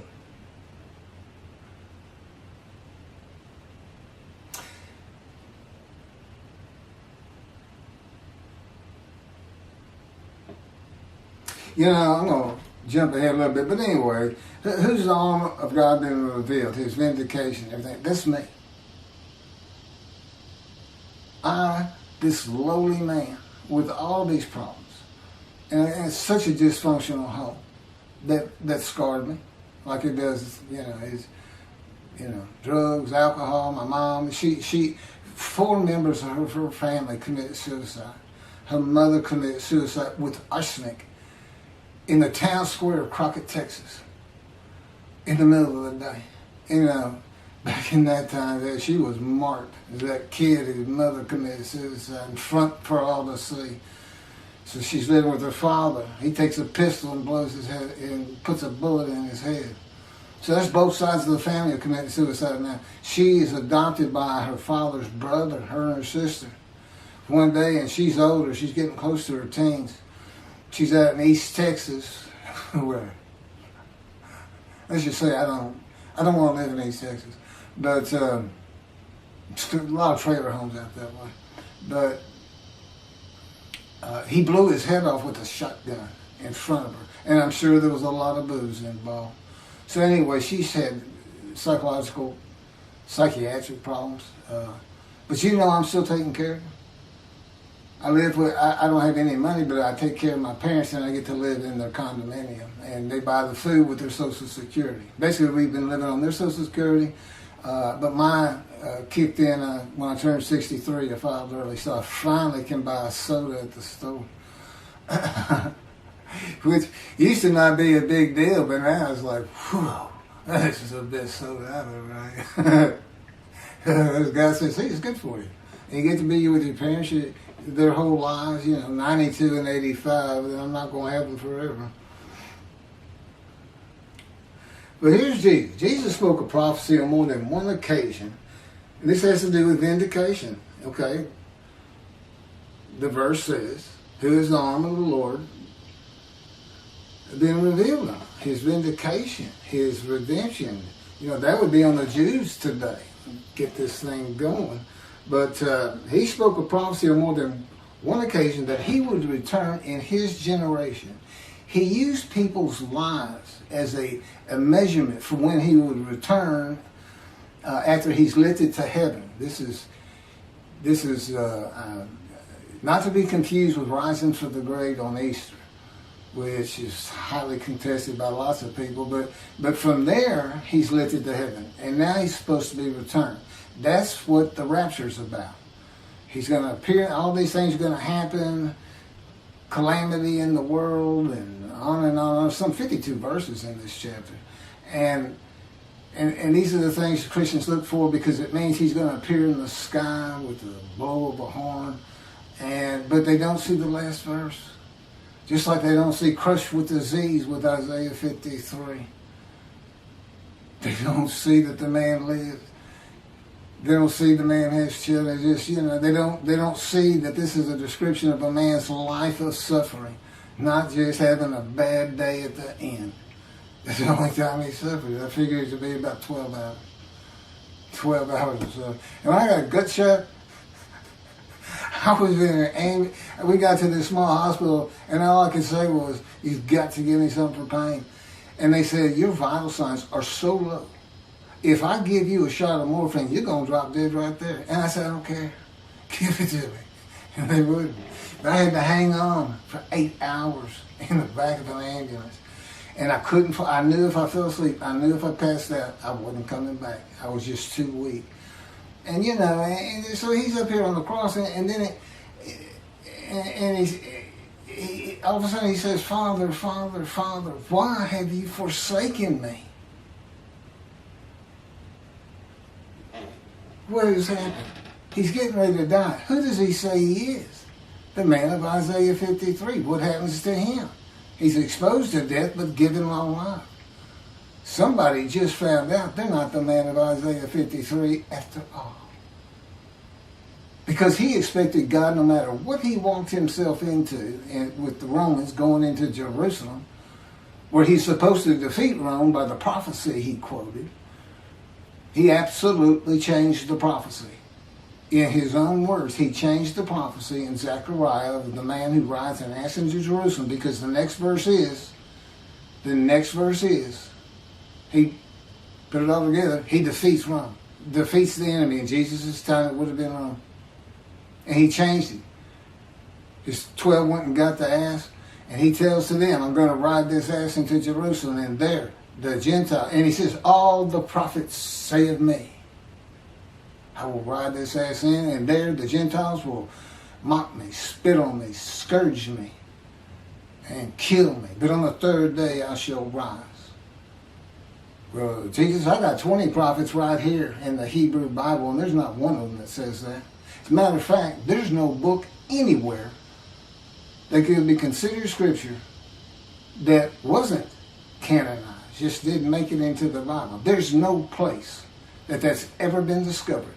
It was made up by somebody who knew they couldn't defeat the enemy, and that's what he's supposed to do. It's why the Jews won't believe in him, among many other good reasons. In particular, he doesn't fit these verses. But he did. He changed it. That's a lie. It's deceit. His prophecy, you high priest shall see me return. You, members of my 12, there will be those amongst you who are alive when I return. You, the people of Caesarea, there will be those amongst you who will be alive when I return. My favorite, the book of Revelation, that we hear so much about. The calamity that's coming to the world, and in particular the Jews, when Jesus puts you in hell for not believing in him. First chapter, Revelation, 7th verse, speaking to an angel, which is like being a host. God can speak through people and angels. He can speak through me. He can just flat take over, which is a very peculiar, spooky feeling. But he says, those who pierce me with the spear shall see me return. That would have been on the cross when they wanted to make sure he was dead and stabbed him in the heart with the spear. Well, they're all dead. And he said, anyway, all these calamities and everything in this great day 52 verse, it ends up with, and my generation shall not pass until these things are done. Again, lives in vain. They're all dead. Why? And then the last page of the New Testament, Revelations again, last page, 3 times. He says he's returning quickly. 3 times. 3 verses. I'm returning quickly. I'm returning quickly. I'm returning quickly. Now, why is he saying all that? Because he knew he had not done what he was supposed to do. But if he was God, he could come down and defeat Rome. Just hold on, y'all. I'm going to take care of this. I got to die first. But we find that on the cross. Abba, Abba, Abba. Father, Father, Father. Now, if I sound somewhat eminent, remember, I'm bringing God's wrath to him. I'm telling him, guess who is the man of Isaiah 53? So see, I'm representing God and his wrath, but I had to go through cancer because of their ridiculous beliefs. That's why it's in there. God could have just seized me like he seized Ezekiel. I didn't have, but I had to be blemished. He touched my arm in the womb, he tells me. And I don't have a right breast, my shoulder's shorter, and I got a withered right arm. It works fine. It's just not strong. I prefer not to have it. Doesn't look good. But just for this 53, you can't imagine what I've gone through. But it's in a book. And even then, I don't know if you can truly get it. But that finishes up verse 1. And I could do verse 2, but actually, I hope the light's getting better. The lighting, I got one light in today. I need to get the other one to be a YouTuber. It's really funny. If it wasn't for God, I wouldn't even know how to use a computer. And he put my Facebook together, he put Twitter together, showed me how to be a word processor. And I was a lawyer. We had secretaries. I never had anything to do with it. I would dictate title opinions, big books of title history for oil companies. And I practiced there's nothing I didn't do. I tried cases, criminal and civil, arbitrations. Just patent law, I think, is the only thing I didn't dabble in at some time or another. Had my own practice for a good while. But anyway, I'll pick up with verse 2, which I've talked about before, but I've got some interesting things to add to it. Thank you. The Leper Scholar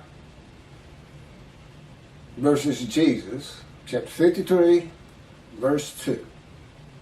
For he has grown by his favor like a tree crown, like a tree trunk out of arid ground. He had no form or beauty that we should look at him, no charm that we should find him pleasing. This is another reference to the righteous servant initially being repulsive to the Jewish people, though finally accepted by many, and then a multitude of them, those that are made righteous. Those who are his witnesses, who can believe our report, who can believe what we have heard. In Isaiah 52:13 through 15, he is described as so marred in his appearance, unlike that of man, his form beyond human semblance. But even so, he startles many nations, and kings are silenced by him, and he is exalted and raised to great heights. So here in verse 2, it says he had no form or beauty. In verse 14, his appearance is so marred beyond human semblance. It's one or two things. He's been afflicted by God in these verses, and an affliction can be disease. You can be afflicted by God with disfigurement at birth. King David would have nothing to do with the blind, the lame, the crippled, unlike Jesus. Because the belief in those days was that God did not like these people. And so he didn't want to be around people that God didn't like. So he just had nothing to do with them. Or it can be, as I'll point out in just a moment, that it's because the man's a Gentile. And the last thing in the world the Jewish people are expecting from their Moshiach of chapter 11, who's described in chapter 53, according to the Sages in the Talmud, although Rashi, many years after the Talmud was completed, decided that he had a different idea. Well, he was wrong. It's not all of the Jewish people as the man Israel. It's not a song,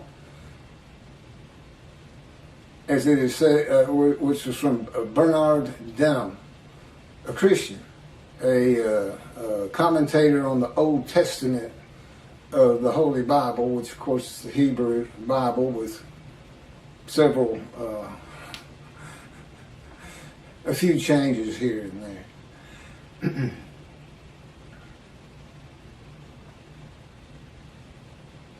And that alone, that makes, they don't, it's an extreme, marred beyond human appearance, and this unlike that of man. He just doesn't look like other people to the Jewish person. They like to look upon their own. They have a Jewish state. They like the Jewish people, and they want their Savior, so to speak, their Moshiach, the one who's going to bring this great exaltation and redemption and messianic era of perfection in the world. No flaws, no faults, no sin, no pain, food for everybody. This utopia. And it's not the only religion to have that. They kind of all seem to end that way. Or everything's going to be wonderful for us because we're right. Well, This man grows by the favor of God like a tree crown. And again, this is continuing the symbolism of an ancestral tree. This stump of Jesse from chapter 11. Once again, God is using, as he has this written, as Isaiah write this man grows like a tree crown. So this is the great heights, because a dominant tree crown reaches over all other plants in the forest, including the crowns of other trees. This man's lifted up high. This man whose appearance is marred, he has no form or beauty. We did not find him pleasing. It all changes. It all changes.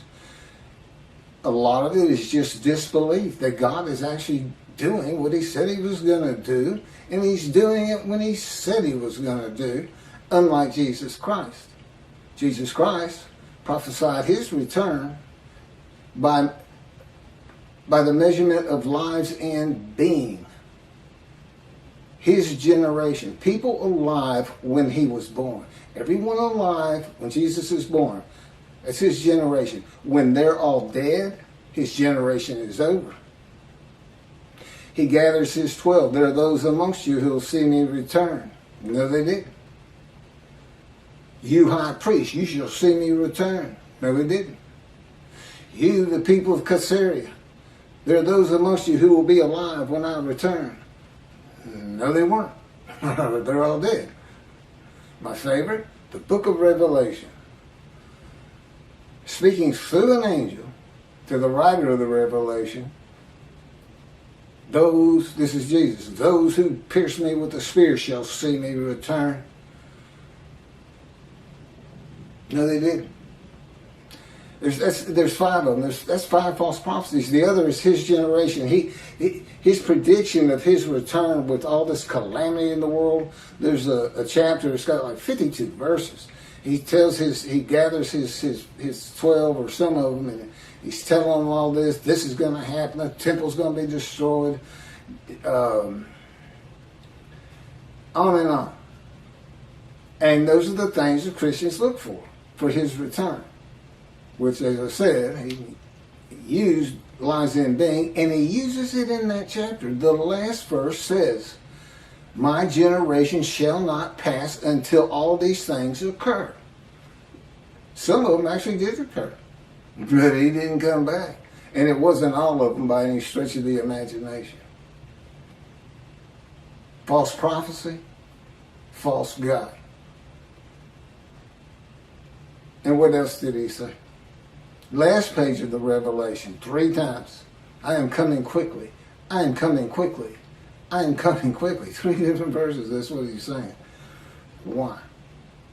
Because he knew he hadn't done what the Moshiach's supposed to do, which is defeat Rome. I believe he felt he had to die, become God, come back, and then he could defeat Rome. Because on the cross, he found out he was wrong about everything. This man of Isaiah 53, as he proclaimed, and as all Christianity believes today. The belief that Isaiah 53 says a man is crucified and by his blood we are saved and sinless and go to heaven. Which isn't in Isaiah 53. The man's given long life, he makes the many righteous by his knowledge. If the arid ground is in a Christian country and his form was a Gentile, under the Jewish law, the halakha, would he be attractive and pleasing to the Jewish people? Not at all. But if he comes from a Christian country with God to Israel and converts Orthodox Judaism and becomes an Israeli citizen, the many who become a multitude made righteous will most likely look favorably upon him. And I think they will.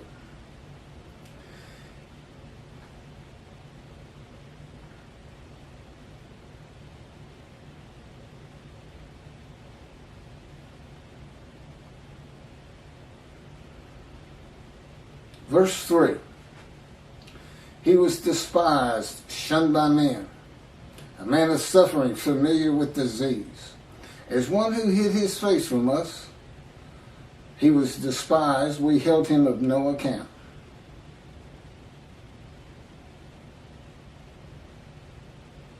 He will be despised and shunned, and held no account simply for declaring that he is the Lord's righteous servant, described in Isaiah 53, particularly being a Gentile and from an arid land.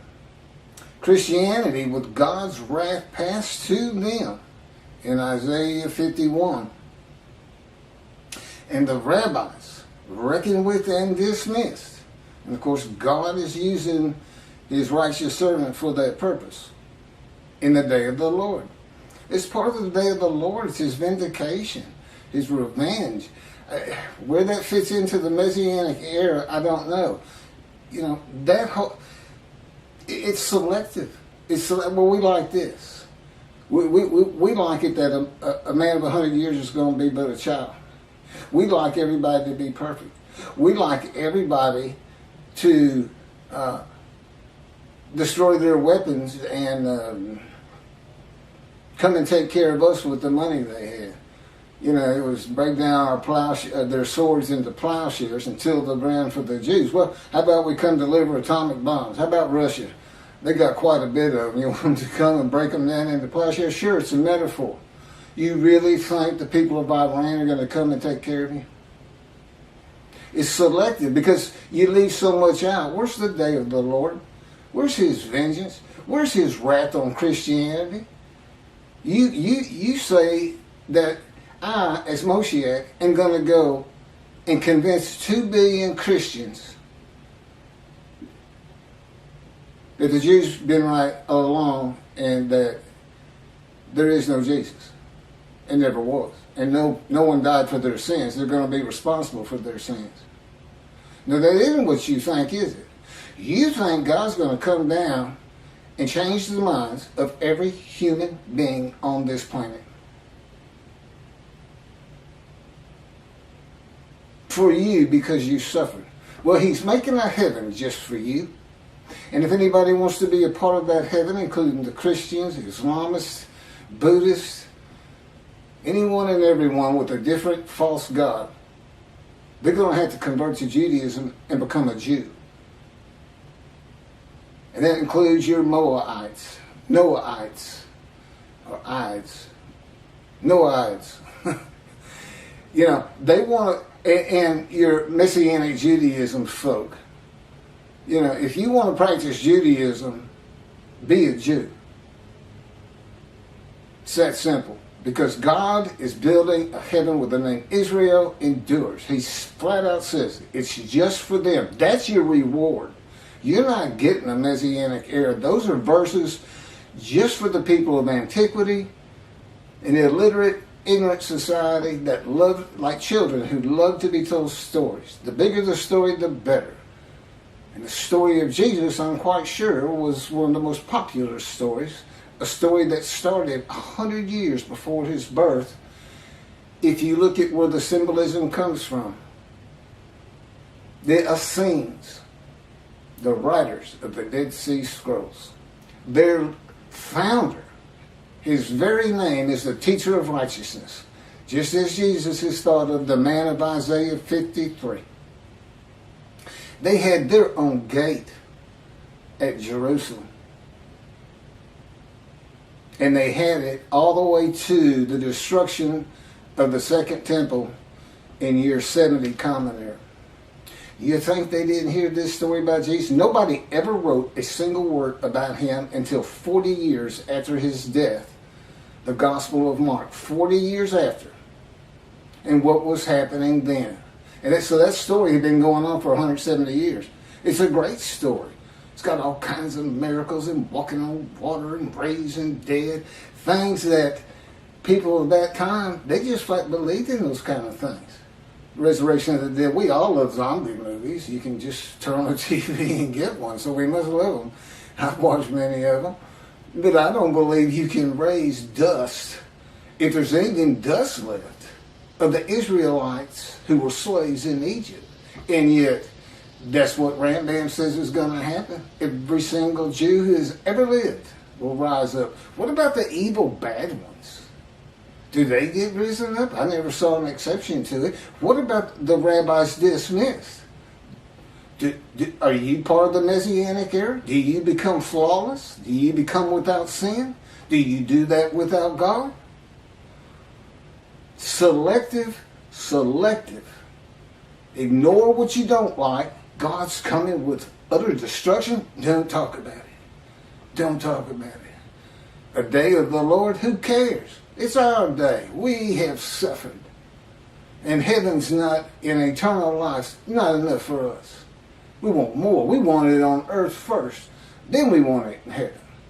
Oh, that's right. After the Messianic era comes the world to come, and now you have described heaven on earth. What happened to Ezekiel, chapters 1 and 10? Sure, he's got chapter 37 where God takes him to the field of bones and tells Ezekiel, command the bones to rise. Rise, old bones, rise.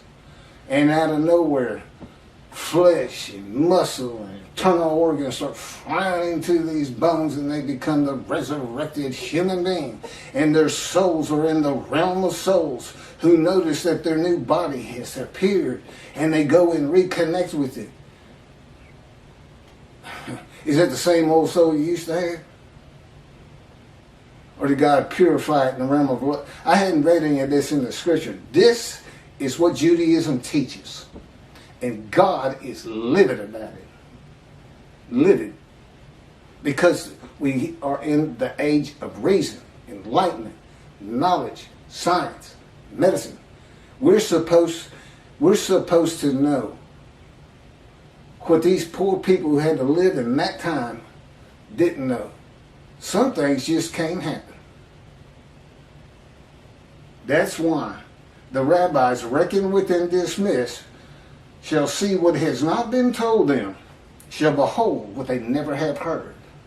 You just heard it. Who am I? Rabbis, because you're going to have to recognize me. You're going to have to recognize these teachings. You're going to have to recognize the 2 books that God had me type.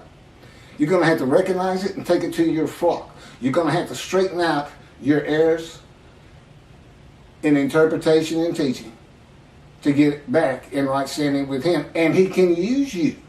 He can use all your followers. He can use the new teaching being more relevant to the real world for the young people to come back to Judaism. Part of Elijah's job. Part of the job of the righteous servant of God. He does want you. But this is God we're talking about. He's not going to make it easy on you. He never leaves the Jews. He never has. Even though He says, even your spokesperson broke my covenant. That would be Moses. He says, you all broke it. But I married you anyway. The Christians say in that very verse right there's another, in the book of Hebrews, another deceitful act on the part of the Christians. The writer of that book says, right there, he's talking about the new covenant. And he espoused them, he says, and he abandoned them. They just change it. With the deceits of Jesus on the prophecy and what the prophet said about Him entering Jerusalem for what they call the Last Supper, where He's supposed to not only defeat Rome, but be anointed king from sea to sea and from ocean to land's end. I think they're describing the entirety of the world with that. That's what's supposed to happen. That's what the scripture says. It's got nothing to do with being crucified. Nothing. All the prophets say of me, and yet not one did. And then you got this kind of deceit. God left you. Paul did the same thing. God left you because you sinned. He came to us, but He's forgiven our sins. So we can keep sinning. Do you know, God took me when He was teaching me the New Testament to one of the mega churches here with Joel Osteen. It's a great place to go in the hot summer, I'll tell you that. They got great air conditioning.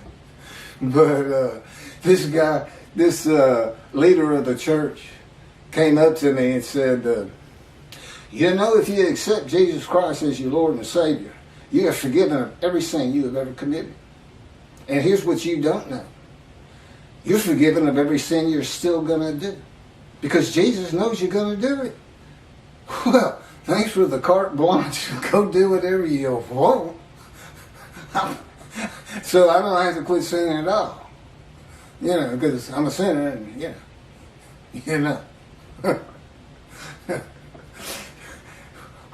And this is the person who believes God performed human sacrifice for him. Okay. Remember, I was an atheist for 50 years. I hear things like this and I just, what is going on in the world? I'm a lawyer. I've seen all kinds of people. I've represented all kinds of people. But until I really got amongst the religious Christians, and God made me, He made me watch every Christian channel there is till I knew everybody. I'm like, can we watch a thriller or a mystery or something? So anyway, I'm going to carry on. Gentiles will despise and shun the man who startles the nations and silences their leaders for announcing that he is the anointed one the Jewish people have been waiting for, and that Jesus cannot possibly be the man described in Isaiah 53. The Jewish people will despise and shun me for the reason they expect and have been taught that the anointed one is Jewish, not a Gentile. And the era of exaltation, redemption, and restoration of the Messianic era they have been taught will not be occurring. It is the nature of people to reject, despise, and hold of no account a man who has no visible proof to substantiate his claims that God speaks to him as God spoke to Moses, that he is the man prophesied to come in the Hebrew Bible, that he is a messenger and deliverer of covenants of God, and that the Spirit of the Holy God has alighted upon him. I have but the one proof I mentioned in verse 1. I offered myself to guilt. I was supposed to be dead within a month or so, 20 years ago. And I have no... Lung cancer doesn't disappear. Lung cancer, they said they couldn't even treat. And I have absolutely no symptoms. Now, I haven't been x-rayed again, but God tells me it's just simply not there. You saw those white spots. If you did have an x-ray, you wouldn't see them today. And it doesn't matter to me. I don't have any symptoms. I'm doing just fine. And I've got long life, and I can already tell. See, he won't tell me the future. I'm not a prophet of the future. I'm not a seer. No man is. No man can see the future. God knows and can make prophecy because of his absolute knowledge of all things. He can think things through and go, okay, then this is going to happen. This is going to happen. This is going to happen. He knew when he wrote, had Malachi write the day of the Lord, that the internet was going to be here. Because he needs it to get this message for the Jews, for their redemption. For the Jews to stand up and go, see, we told you. It's the Leper Scholar. Just like our sages said. And he's telling the Christians why we don't believe in it. And God is going to build his temple again. And the scripture said that means he sanctifies Israel and us, the Jewish people. In my opinion, this is better than the Messianic age. Because does a Jew really want the world to be a Jew? Because I know you feel special about it. God took me to a conservative synagogue. The largest conservative synagogue in the world that's here in Houston. And I went to the conversion class. Now, he's already told me you're going to convert Orthodox in Israel. But he had me going to the synagogue, and I went to the conversion classes for a while. And I did go through all the holidays. I loved it. I loved the people. They were so kind and nice to me, and learned so much. Went through the Yom Kippur services, everything. And of course, God's with me the whole time. I mean, that's what's so nice. Plus, his power's on me. If I got a little bored, he can make me just tranquil and patient. And he's good about that. when we're really working, and he's not working me over, so to speak. But I found out the Jewish people are very proud of being a Jew. And do you want everybody in the world just like you? How about this? How about 98% of the world would be Jews who converted to 2% of the naturally born halakha Jew? How do you like those numbers? To me, I might even worry a little bit. You know why? Because they're going to take over, because y'all all negotiate on how you're going to run your synagogue, how you're going to run your services, and all of a sudden it's 98-2 every time you open your mouth. You wouldn't want that. This is so much better. And it's real. It's real, and it's something your children can understand. This is the reality of it, and he is here. You tell your children that, and they're going to come back to Judaism. They're going to leave, if they believe in Jesus or trying to mix it with Judaism, you show them these videos, and you say, that's God working. This is what he does. He comes and gets a man, just like Moses. That's what he does, and he gave us a description. And by his knowledge that he's revealing, we know it must be him. Moses said, who am I? I said the same thing. Who am I? They're going to listen to me, a Gentile from Texas. Moses said, who am I? And God said, tell them my name. Moses said, what if they ask me what it is? Tell them I am the God of Abraham, Isaac, and Jacob. Now, mind you, this is 400 years after the Jacob clan left for Egypt. And do they even really know? I saw one video, somebody said there was one old woman who had heard that before. And she said it must be him. And God gave him 3 miracles, which could have been just tricks. He did give him the staff that turns into a snake. He told Moses, put your hands in your shirt. Pull it out. Leprosy. Put it back in. Pull it out. Gone. Remove leprosy, just like he can remove cancer, apparently. In other words, I got one of the same miracles. And then take a drop of water from the Nile and drop it down. I think it says in the same, and it shall turn to blood. That's it. And he had Aaron with him to try to back him up. I don't have anybody. I've always been kind of a loner. I got the Holy Spirit. My best friend. We're friends. Anyway,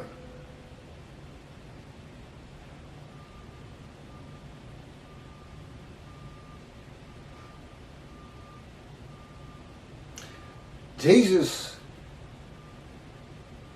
a man of suffering. This is what's being described in this verse. A man of suffering, familiar with disease.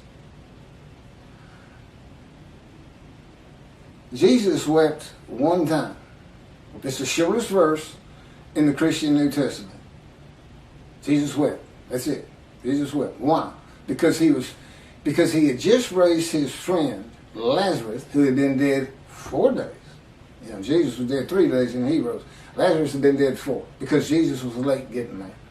And but he wept because still nobody believed who he was. Which I suppose means, and I've heard them talk about this, that he was the man of Isaiah 53. Or because of the miracles he was performing, he was God. He does indicate that in many a verse. I am God. But I don't think he ever actually just says it like that. It's just implied. But in any event, that's not a life of suffering. And as far as wounded, and all you had is he got whipped and he got nailed to a cross. And at the end of 9 hours, he yelled to God, "Why'd you forsake me?" And then he, quote, gave up the ghost. He didn't even die, apparently. He just let his spirit go without him. I guarantee there's many. If God had given us that power, people would be dropping all over the place. I can't take it anymore. I'd rather be dead. Boom. There goes your spirit, which is the ghost. He gave up his ghost. He quit trying. And you're talking to a man who laid in the back of an ambulance for 8 hours, gut shot, hanging on with everything I had. The only thought in my mind was, you have got to hurry. And I was still saying it in the shock room of Ben Taub Hospital. You have got to hurry. But anyway, I pulled through. And went on to run track that year. And I got shot October 5, 1975. And in early February, I won a high hurdles race in a very competitive district in Houston. And it was tough getting back, but I enjoyed the struggle, the suffering of trying to achieve, which it's that suffering of the Jewish people that makes you so successful, is what God tells me, and I believe it. I've learned a lot about suffering with God, and I've learned an awful lot about the suffering of the Jewish people. That's basically that's my world. It's the Jewish people, the history, their lives, their daily lives, their lives as they were, the Middle East, Iran, the terrorist organization, Hezbollah, all these, Lebanon and everything else. He's taught me well.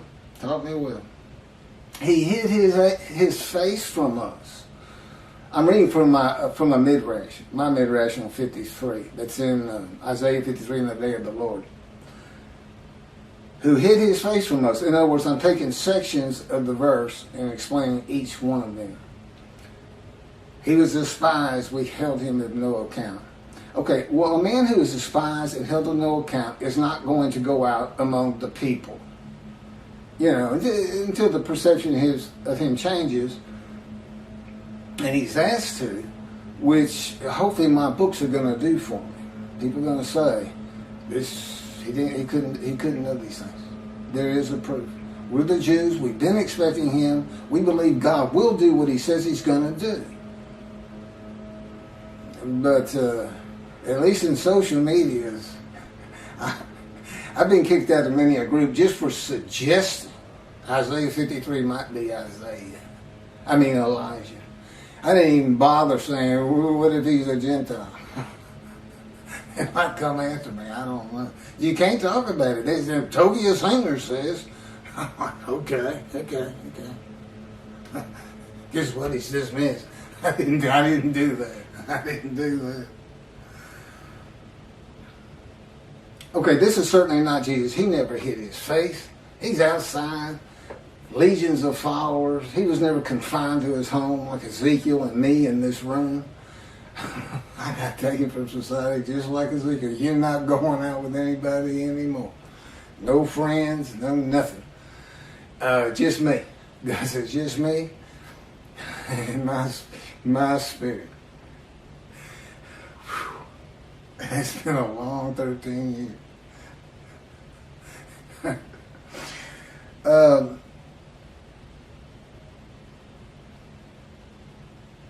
Jesus, he was never despised. He was always held in high esteem. Sure, some of the religious leaders had it in for him. They didn't like what he was saying.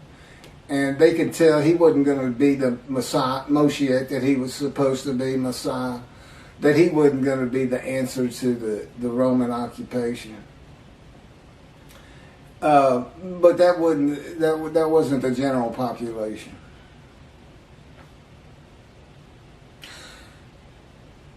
Okay, well that ends verse 3. And I'm going to go ahead and stop there. I'll pick up verse 4 apparently this afternoon. Thank you.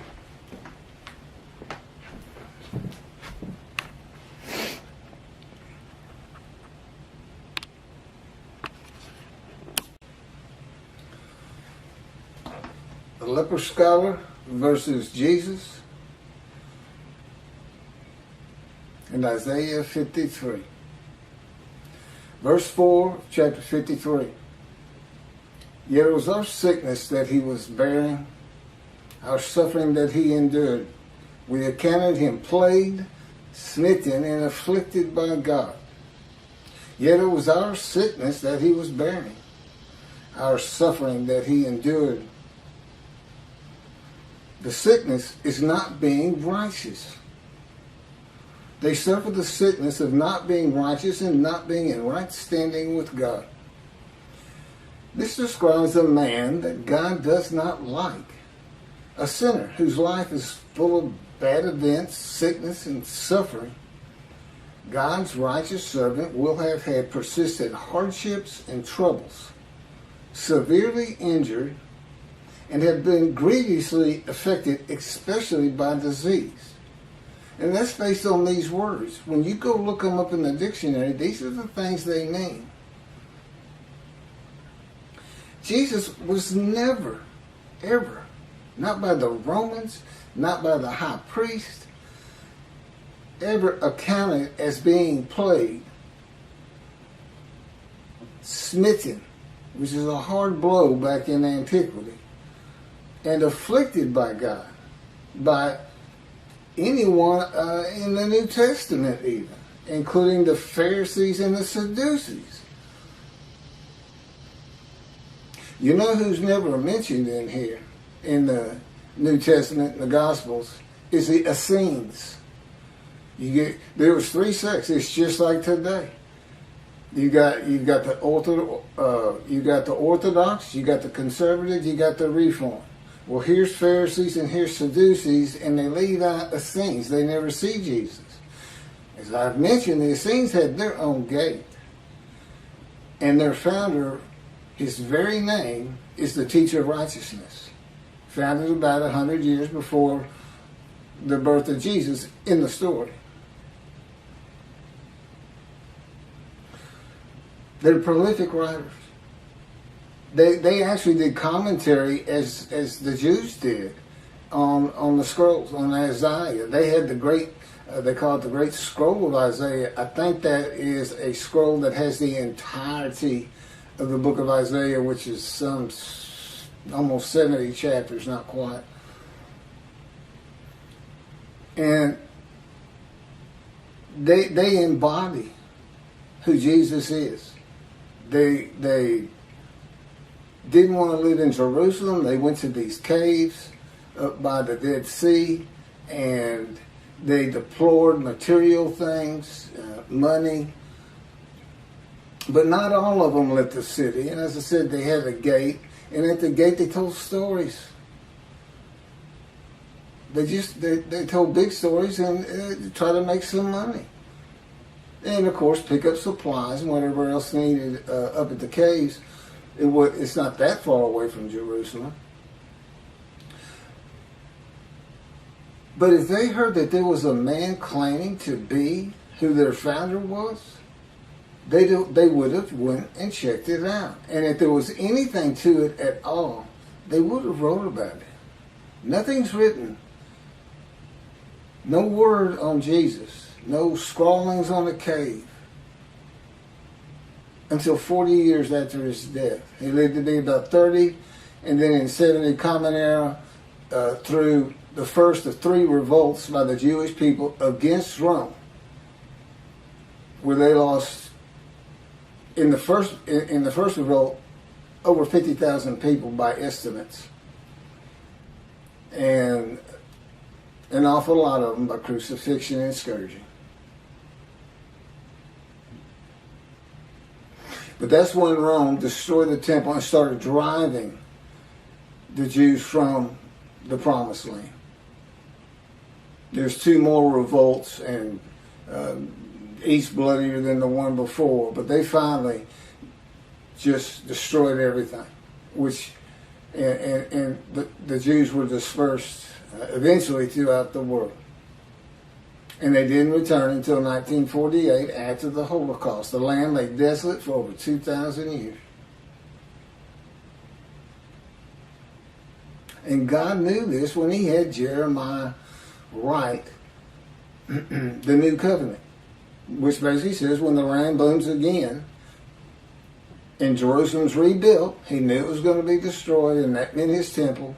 Because when he comes with a covenant of friendship that says, I will place my temple amongst you. As in, again, I will place it there. And then in Malachi 3,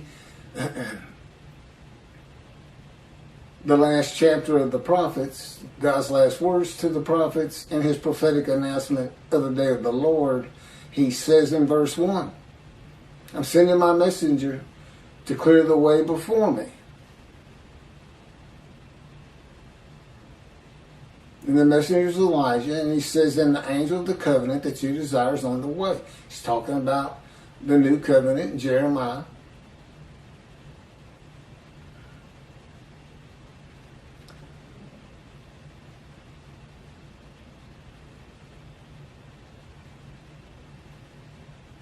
But he was wounded.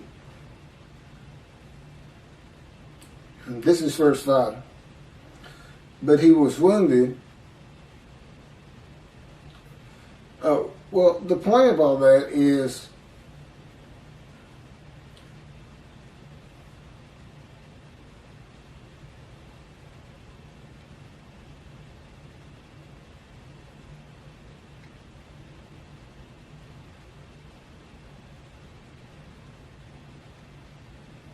verse 5.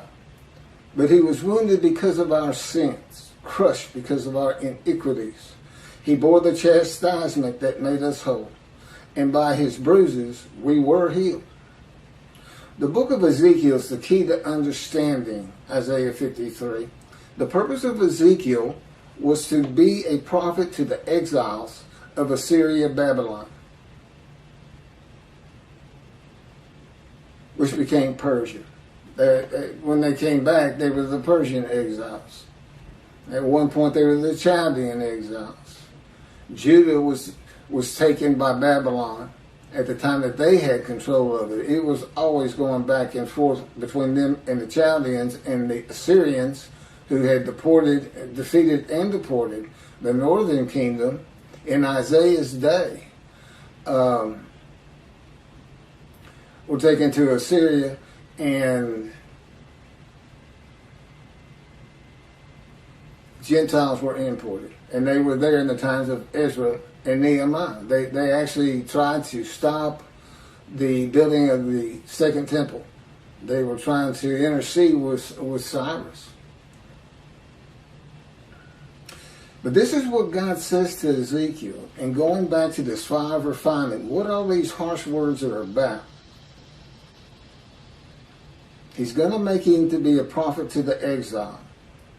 And God tells him, I will make your face as hard as theirs. He's talking about the Jewish people, the exiles. And your forehead as brazen as theirs. I will make your forehead like adamant, harder than flint. Do not fear them, and do not be dismayed by them.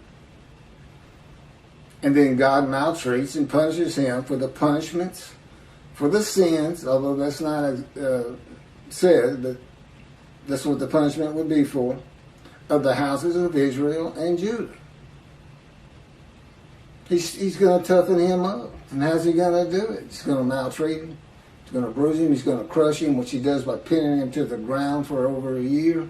390 days on one side with his arms pinned behind him. Maltreated. Well, just being pinned to the ground, maltreatment. And no telling what else went on. Punishment and chastisement. Well, he's told he's got to suffer the punishment of the houses of Israel and Judah. Chastisement, there's a few examples in there. But just being told you're going to suffer the punishment of the Jews, and you spent your whole life, he's a priestly man, you spent your whole life trying to get them to abide by God's laws and commandments, and now you're being told by God himself that you're going to suffer that punishment. That's chastisement. That's hurting your feelings. And as I said with me, God coats, he's using his power. He's pulling enough sorrows and pain and anger and worry out of me in these 13 years and counting. And at the whole time, it's always getting easier for me, which means he's tougher on me. It's harder to pull these emotions out. The idea is I can withstand all the shunning, all the despising, all the people counting me plagued, smitten by God, and afflicted. You know, back in the days of King David, and it still happens today. You have a disfigured arm like I do from birth. There are people out there that say, well, God just doesn't like him. That's why he looks like that. And that's what King David thought. He wouldn't have anything to do with the crippled, lame, and blind. God didn't like him. He wouldn't be around him. The Assyrian Babylonian exiles were made whole and healed only if they listened to and heeded the teachings of Ezekiel of repentance and restitution. The sickness is not being rightness. It's guilt. It's the emotion of guilt, of being sick to your stomach, that you're just a bad person. You can't get it right. You know, you're not following the commandments, and that's what they're for. These commandments aren't for God. He's not really worried about humans sinning. He knows they're going to sin. He created us, and he knows all things. He knows the Jews are going to sin, and he knows the Gentiles are going to sin. And it's not a race. There's not a balancing act. Who sins more? That's who I'm going to be with, or who sins less. It's just not what it's about for him. These laws are for us.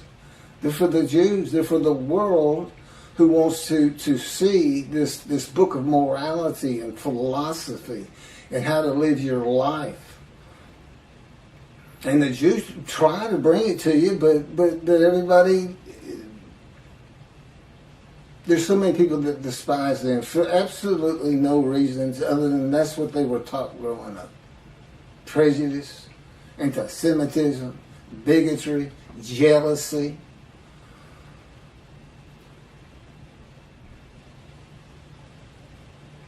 So this is his fire of refinement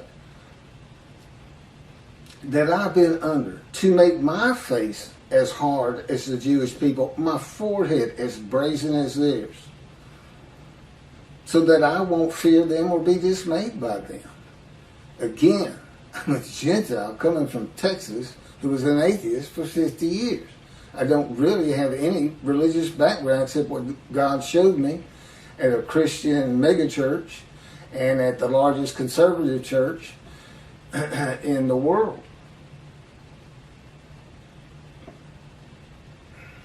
And it was quite the eye-opener, I have to say that. But the important thing, and it's such a big part of it, is his power. God tells me, I'm not parting Red Seas on this return. He says, I'm not bringing locusts and frogs and killing firstborn. None of that's going to happen. The only miracles are going to be the miracles on you in controlling you, in making you into what I need to have, to make you suitable, to make it so you don't get angry. You know, and I had a history of that, a history of fighting at the drop of a hat. You know, it's all in the book that my ghostwriter, God, had me type. He dictated every word. Of course, I was familiar with it all. And there's a lot of things left out. I would have thought, hey, you know, why not let's put that in there? And he said, I'll write the book, okay? You know. And but it's geared towards Isaiah 53. All of my I've got over 15 surgical scars, been shot through the belly. I impaled my right knee on a broken Coke bottle. It was stuck nose down in the ground with the bottom knocked off. This is the old days where Coke was made out of thick glass. I'm running in a field. My dog ran between, just turned into underneath my legs for some unexplained reason.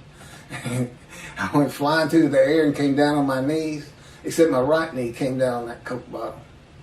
And for hours and hours, you know, the doctors that would come in, a couple of them, said it can't be saved. I can't repair that. And then all of a sudden I hear my mom, who's not very stable, she kind of lets out a yelp and runs out the door. And, you know, I've been in shock, but I'm watching this. And what it was is that she saw a doctor she knew, a doctor on his rounds, not there to work or really just check on things, that had repaired her grandmother's hip when she was in her late 80s. And back then, that was a heck of a story, a hip replacement. And she actually walked again. But she saw him, and she knew him, Dr. Kane, and she told him, they're going to take his leg off. They say they can't fix it. And he came in, and everything changed. He was livid. I had been laying in that bed all day, and started barking orders. And he went to go put his scrubs on, and they actually ran me down in a gurney to that operating room. And I came out. I had a cast from my hip to my ankle, and he told me, "You put any weight on that, you'll never walk again." He says, "I think we got it fixed." Anyway, it ended up I healed up, and I ended up being a track runner, and I did the long jump, and I was pretty good. And I actually jumped off of that leg, the right leg. So it came around. It gives me a little soreness, but my whole life's been like that. It seemed like I was getting stitched up every 2 years of my life. When I was 20, I had 10 surgical scars. That's before I got shot. But, and then I grew up in a dysfunctional home. I mentioned my mother, her parents committed suicide. Her uncle committed suicide, and she's like a little girl in a way. She's kind of in a fantasy world, especially if she gets stressed. We've always had to take care of her. She's never been a cook. She's never been a cleaner. But fortunately my dad did well enough to usually have a maid around to take care of things. But it was rough. And then I developed headaches, a headache that I had for over 27 years. And do you know, during this time, God showed me that he was the one giving me that headache. It was like I had TMJ. And my jaw would just ache so bad. I even had surgery on it. And my whole side of my head, the muscular structure up here, it was just brutal to get through a day. It killed my dreams of being a trial lawyer. I couldn't do it. I could sit and read and write title opinions, but that was just too difficult. And it turns out it was him. Because he showed me, because he took them away. For 7 years, God came to me, headaches gone. And then one day we're out walking, and I went, whoa. I said, well, that's what I thought for over 27 years. And I went, no, you didn't. This is about what he did. He gave me a perception of this. He said you had to be a suffering servant. I said, ultimately that led to my divorce and hurt my children. I tried to get on him. He said, yeah, it did. Nothing bothers him. Anyway. Verse 5, but he was wounded because of our sins, crushed because of our iniquities. Christian ideology is that by the crucifixion of Jesus, the sins of those who believe in him and accept him as their Lord and Savior are forgiven, and they receive eternal life in heaven with Jesus. Okay, this verse says he was wounded because of our sins. He was crushed because of our iniquities. There's no crucifixion here. Now, they would have to be saying we're sin-free because of the scourging by the Romans. Well, that's not even human sacrifice. That's just taking a beating. Sure, it's a bad beating, I give you that, but I'll say this again. One gospel says that scourging was a slap across the face. So, and there's other gospels in there that out there that didn't make it to the Bible. Saw it on the History Channel or something. There's a bunch of it. It's pretty funny. They got all kinds of different stories for Jesus. There's even a different story in the New Testament, book of Hebrews. The writer says, and he partook of the blood and the flesh with the children, so that at death he could defeat the devil and death itself. So he was planning on dying, and that would make him defeat the devil. This is the people you're dealing with on this human sacrifice. This is where it's all coming from. People who had such beliefs. Again, this is the age of reason, knowledge, information, medicine, science. But this is the kind of thing, you drink another man's blood, you get his life. Same thing the Mayans were saying, offer God blood, it gives life. Let's take a life to do it, you know. The reasoning is not very sound from the illiterate people.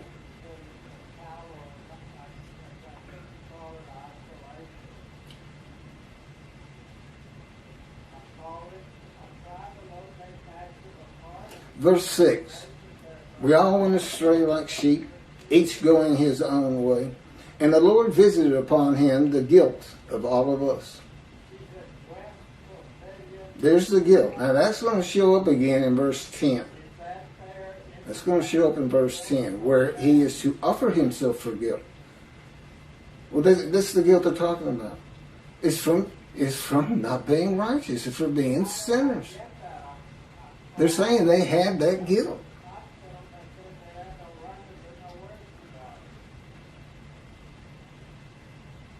Okay, well, Isaiah, that's his people.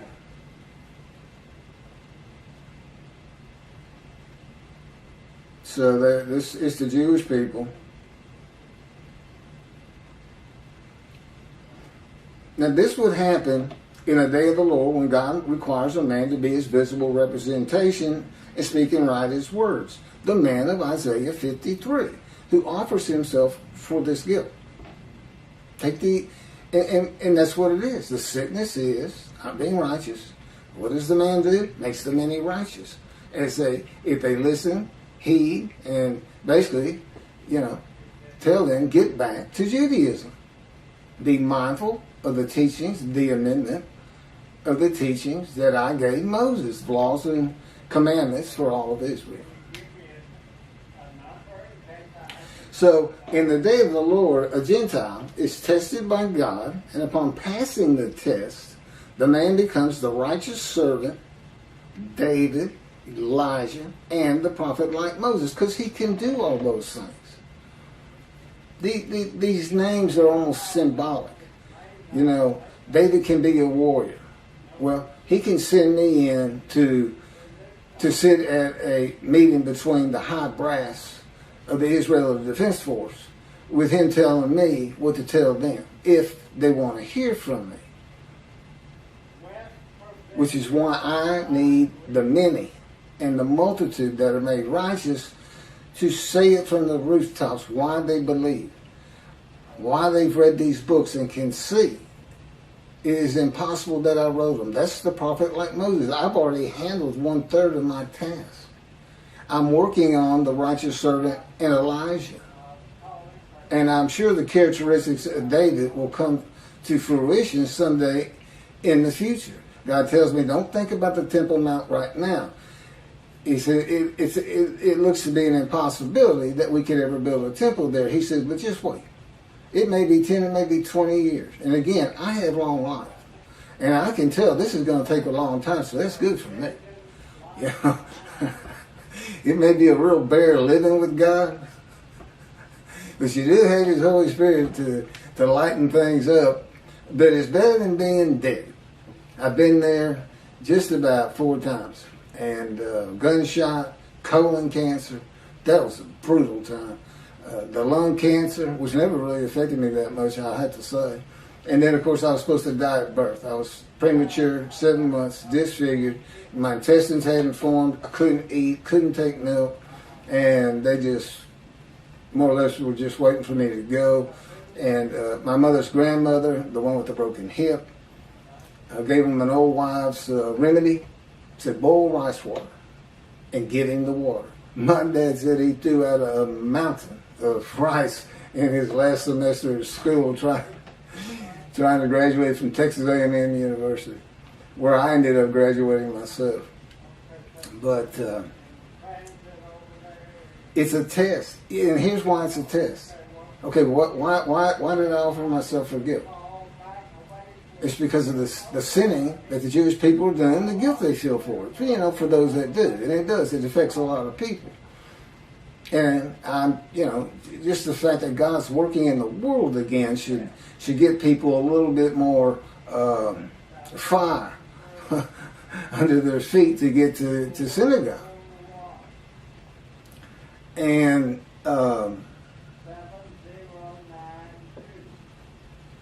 but that's why the angel of the Lord is already on the way. In this day of the Lord, when he's coming and Elijah's coming,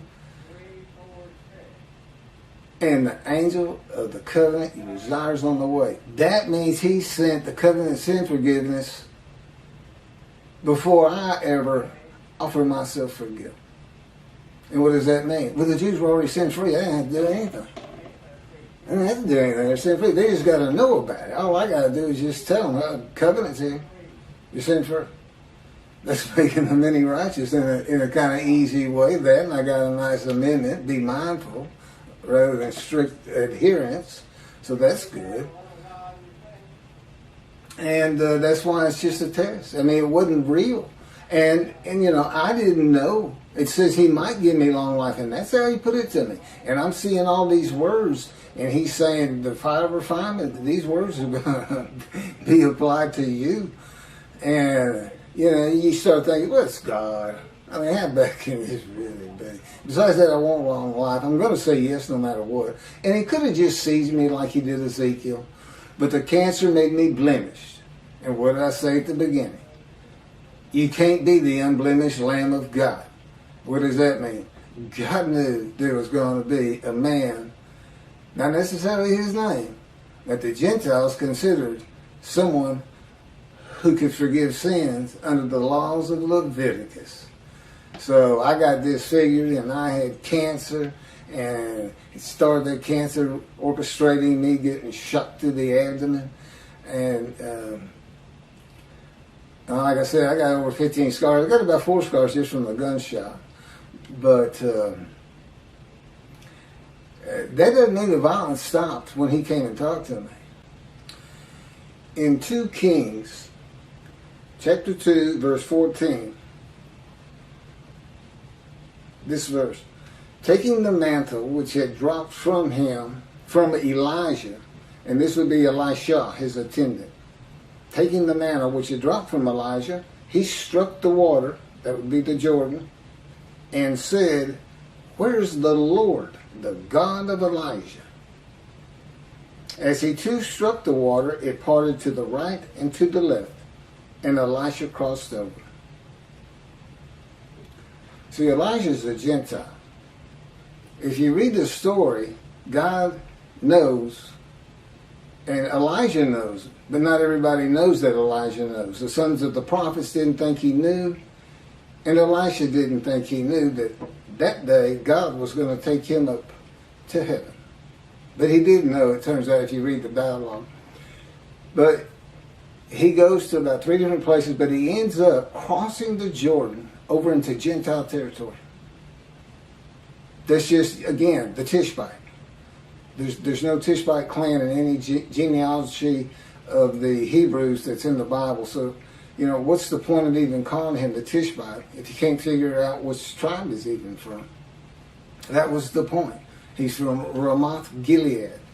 Gilead is north of Edom, on the east side of the Jordan River. And he actually goes, he parts the water going over, and Elisha parts it using his mantle, which is his clothing, like a robe, I suppose, going back. So Elisha now is working the same miracles as Elijah. That's what it tells you. But what's interesting is, this is the only place in the Hebrew Bible where God is referred to as the God of Elijah. He's always the God of Abraham, Isaac, and Jacob. And I know he's got a lot of other names, El Shaddai, etc., etc. But the God of Elijah, the God of a single Gentile. That's what that's about. That's what that's about. The God of a single Gentile. See, he wants that point again. He is back here with his wrath on the Christians. Now, I may sound vehement in the way I talk, but I am who he selected. And I may sound vehement regarding the reckoning and dismissal of the rabbis, but as God says, well, what else is the reckoning if you don't really show them how unhappy you are? And I show it through you. Because again, he controls my emotions, my moods, my every single word, even my thoughts. They're still my thoughts, but over these years, he's changed me. I think back about how I used to think and this and that, and it's changed. I'm not the same man I was through this process, and his power has a lot to do with it. And just learning this power, learning how to, all the different ways to communicate with him. You know, I can talk, I can think, but there's also, he can just put what we refer to him here as a knowing. He can simply, I'll explain this way. I can have a conversation with him. Let's just say I'm thinking, and he's reading, he's understanding as though it was coming to his ears. I don't hear one thing from him, and yet I know his answer. And so then I continue the conversation. You know, I respond to what he just sent in to me, but there's no words. It's an instant communication. It's incredible. But it took years to develop, and it took years for me to be able to talk with other people, to talk with my folks or this or that. And he's talking to me at the same time. To not let it, to not let it affect me and go, wait a minute, stop, gotta hear something. You know, it's not like that. It's just incredible. So where is this God of Elijah?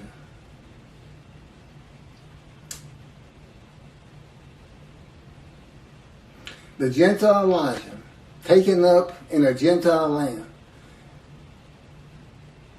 And has the same purpose as the righteous servant, who's a Gentile, which is me.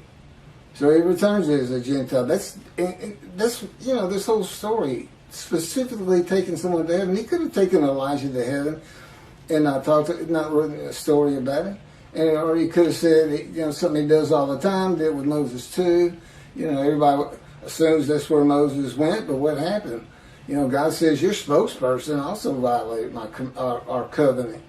And then he hit the rock to get water, and God had told him to ask the rock for the water. And God said, you just embarrassed me in front of the Israelites.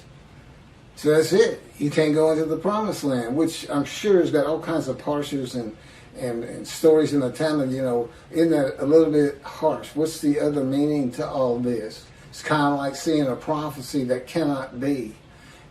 Like changing the thoughts and minds of billions of people in the world so that they will exalt the Jewish people. And nations will love nations. That sounds like a heck of a task. He's had me for 13 years, and it's a slow process. As he says, I could have made beings that I could do such a thing with instantly, but I didn't do that. That's not my creation. My creation is not made to be changed. It's perfect. It's just what I want, because I'm making a heaven for my chosen people. And anybody who wants to join them by conversion and become a Jew, that's what it's going to take. And see, there's God taking another shot at the Christians. You want to go to heaven so bad? Become a Jew. See? And he brings a Gentile. that makes the Jewish people mad. Seems like the odds are stacked against me, but you know what? I'll walk into any dark alley with God. Even though I know he'll make me fight on my own. He won't use his power to help me. And I know that to be a fact. It's part of getting trained up. The stories I can't tell you. Okay, that's verse 6. That's the last of the verses by the witnesses of God's righteous servant. That's where the quotes end. Verses 1 through 6 are quotes. Chapter 52, 13 through 15, quotes. And it says, my servant shall be exalted and prosper and be exalted. Okay? And I've heard many rabbis say, well, the servant is us. And then later in chapter 3, he calls us the righteous servant. No, I was the servant. And I didn't become the righteous servant until I passed the test of devotion. And I'd like to hear about the day that all the Jews gathered as one man, because that's what it's all about. If you're going to use the name Israel, you got to have everybody come together as one man. That's how the Scripture does it. I don't think the Jews ever got together as one man, stricken by disease. Every single Jew on the face of the planet, the country, wherever they were at the time, when they did this guilt offering.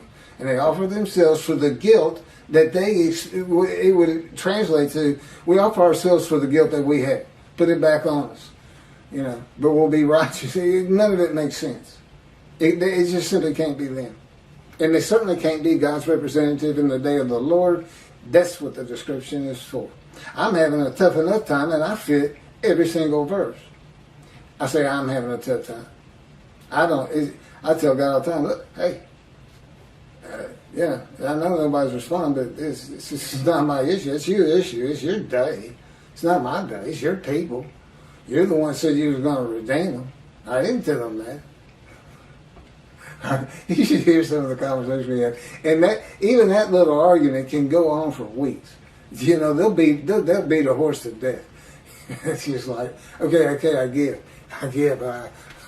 I am responsible for everything. I have no self-will. I don't have self-thought. I can't control my own body. You control it. You control my words. You control my dreams, which is actually kind of cool. Yeah, they do. I come out of dreams and say, well, let's talk about it. There's some lesson in it. When they let me sleep. I also found out I can stay up for 4 straight days.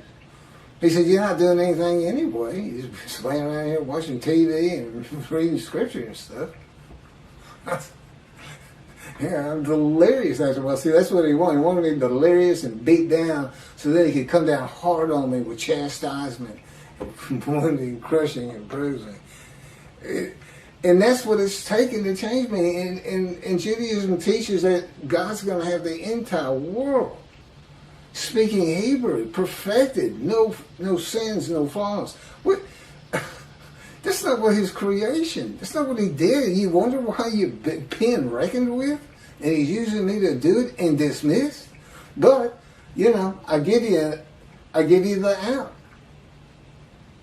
Go to your flocks, tell them how bad your teachings have been on this Messianic era. Study and read the books. Those of you on YouTube, you can make extra. You can really get this thing going for God. I'm just his representative. You want to do something for him? Come out of dismissal with all your followers and raise his prophet up high and say, that is him. Tell the Christians, that is him. He fits the verses. And I'm giving you all the information you need to do it. So anyway, it picks up 7 through 10.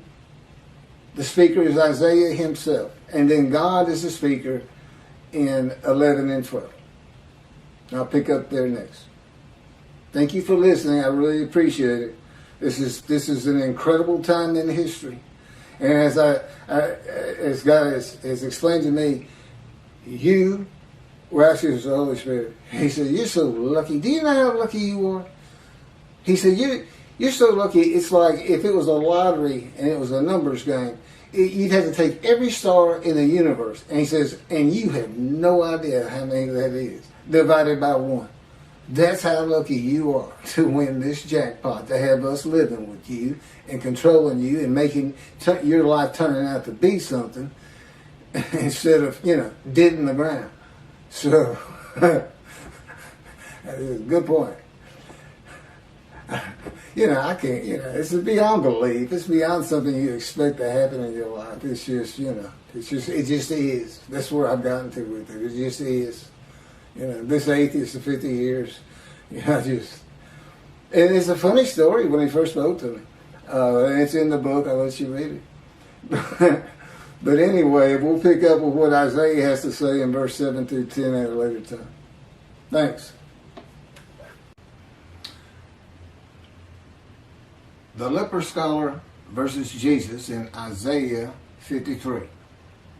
The speaker of verses 7 through 10 is Isaiah himself. Verse 7. He was maltreated, yet he was submissive. He did not open his mouth. Like a sheep being led to slaughter, like an ewe, dumb before those who shear her. He did not open his mouth.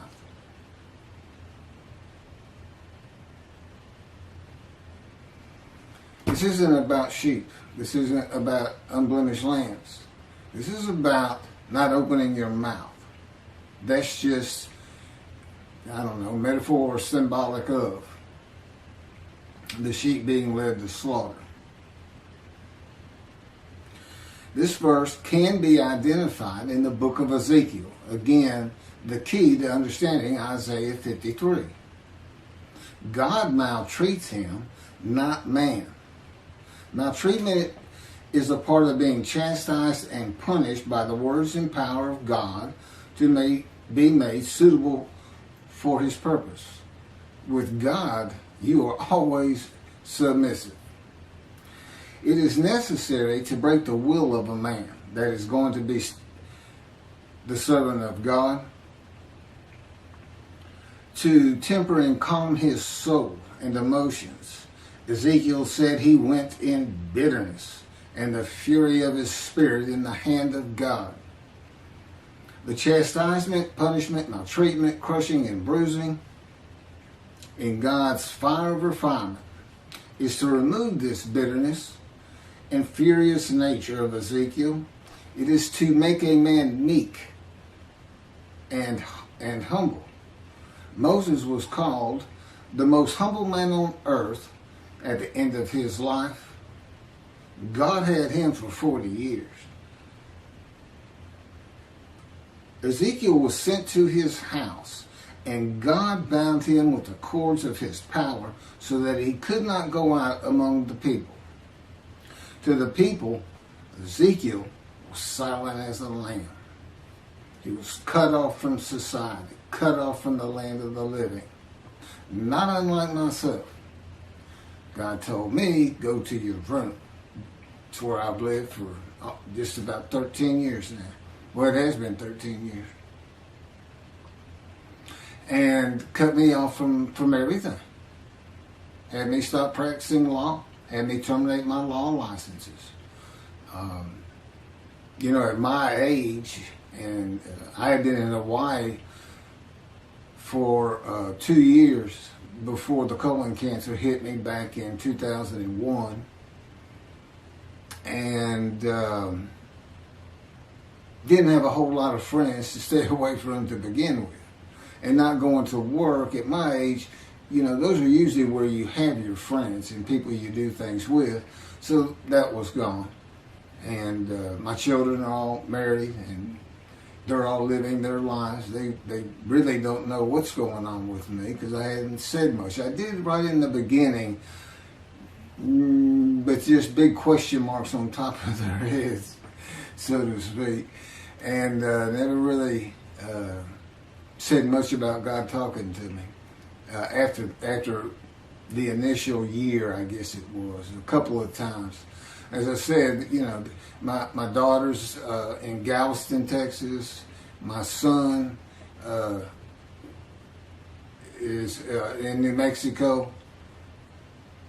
And my oldest daughter is in San Antonio.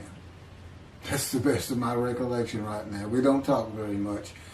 They know I'm not happy or don't believe in that. I guess that's what it is, Jesus. And they're here in America. They consider themselves Christians. I wouldn't say they were Bible thumpers by any stretch of the imagination, but just saying such a thing here in America will have you ostracized real quick. And I'm sure it's something that Jews are well familiar with, the Jewish people. And to indicate that I believe Judaism is the religion of the three Abrahamic religions: Judaism, Christianity, Islam. By and large, people don't like to hear it here in America. They just don't. That's just the way things are. And I don't see it changing in a Messianic era. And if you watch his videos, you know I'm very adamant about that. The man who is described and becomes God's righteous servant will be cut off from the land of the living and be silent as the lamb to all that know him, while God prepares him to be suitable for his purpose that might prosper. Just as he did with Ezekiel. Ezekiel, of course, was being made suitable to be a prophet to the exiles. And he was actually a part of the last deportation, I understand, or at least he was part of the exile. Now, Jesus talked until his last breath. In one gospel, Jesus is asked, "Are you going to remain silent?" And his response was to talk verse after verse after verse after verse after that. That was his answer to, "Are you going to be silent?" "No, I'm not. I got plenty to say." And he was never confined to a house, to a room. He was always free to move. I was kind of surprised to see, oftentimes, he and his 12 would stay at a mountain near Jerusalem.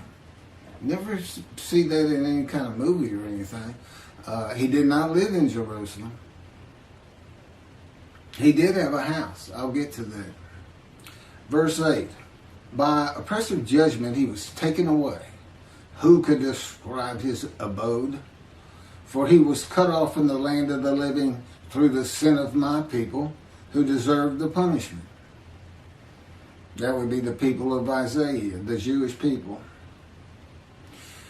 Now this is another way of looking at an offering for guilt. The oppressive judgment is being guilty and receiving a sentence of imprisonment in your home or your room. And maltreatment, chastisement, punishment, bruising, and crushing for the sins which causes the guilt of the Jewish people until suitable for God's purpose. God he uses these verses symbolically, with the offering for guilt in this verse being shown as a guilty plea before a judge of crimes not committed by the defendant. Ezekiel chapter 3 verse 14. The Spirit seized me and carried me away. I went in bitterness in the fury of my spirit, while the hand of the Lord was strong upon me. Okay, that would be the jailer for the oppressive judgment. Who can describe his abode and cut off from the land of the living? That's the prison. Ezekiel chapter 3 verse 24. And a spirit entered into me and set me upon my feet. And he spoke to me and said to me, "Go, shut yourself up in your house."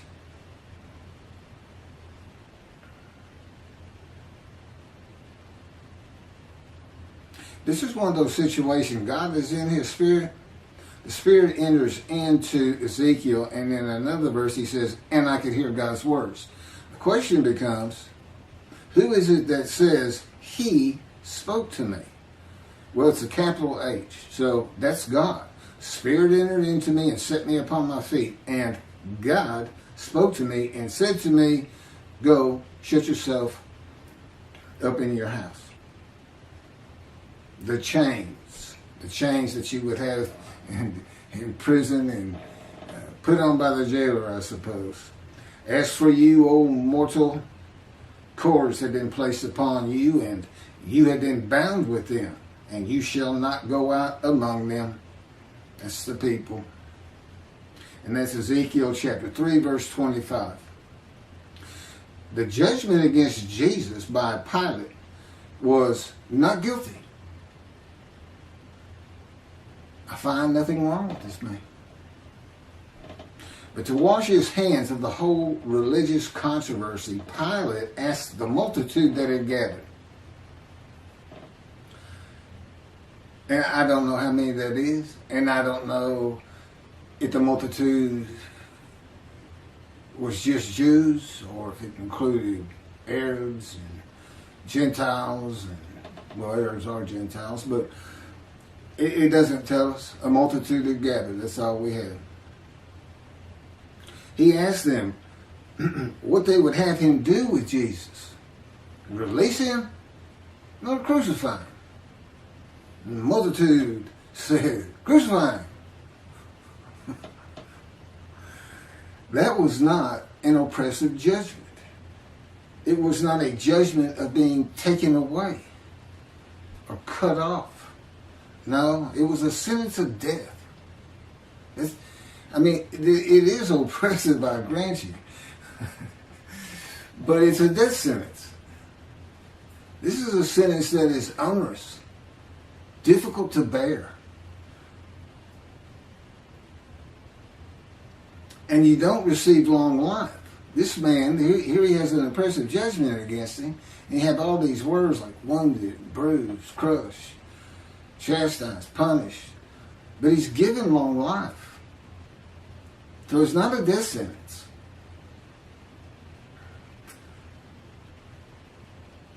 Who could describe his abode? Jesus has a house in the Gospels, but it is never described. No one today could describe his abode. And Isaiah chapter 11 says that his abode shall be honored, the Moshiach, who is described in Isaiah 53. This is the book of Mark, the Gospel of Mark, chapter 2, verse 15, Holy Bible, King James Version, from the internet. And it came to pass that as Jesus sat at meat in his house, many publicans and sinners sat also, together with Jesus and his disciples. For there were many, and they followed him. Doesn't sound like shunned and despised to me. And of course, today nobody can describe that abode.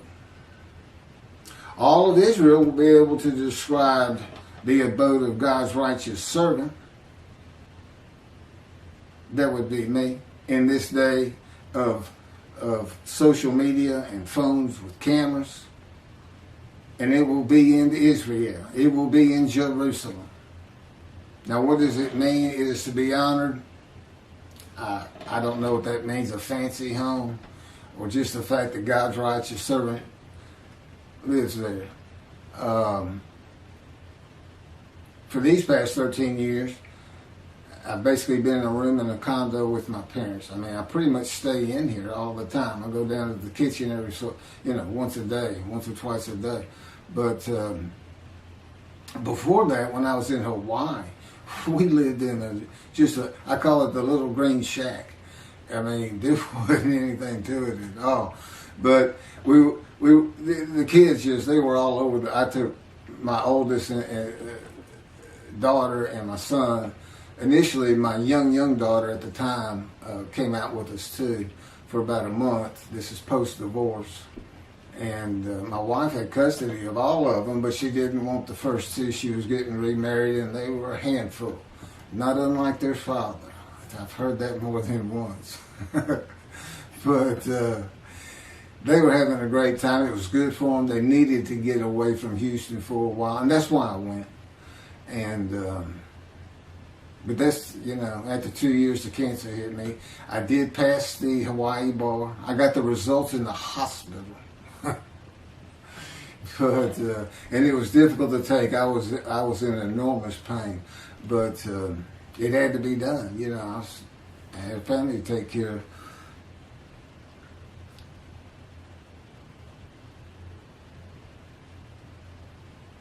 Through the sin of my people who deserve the punishment.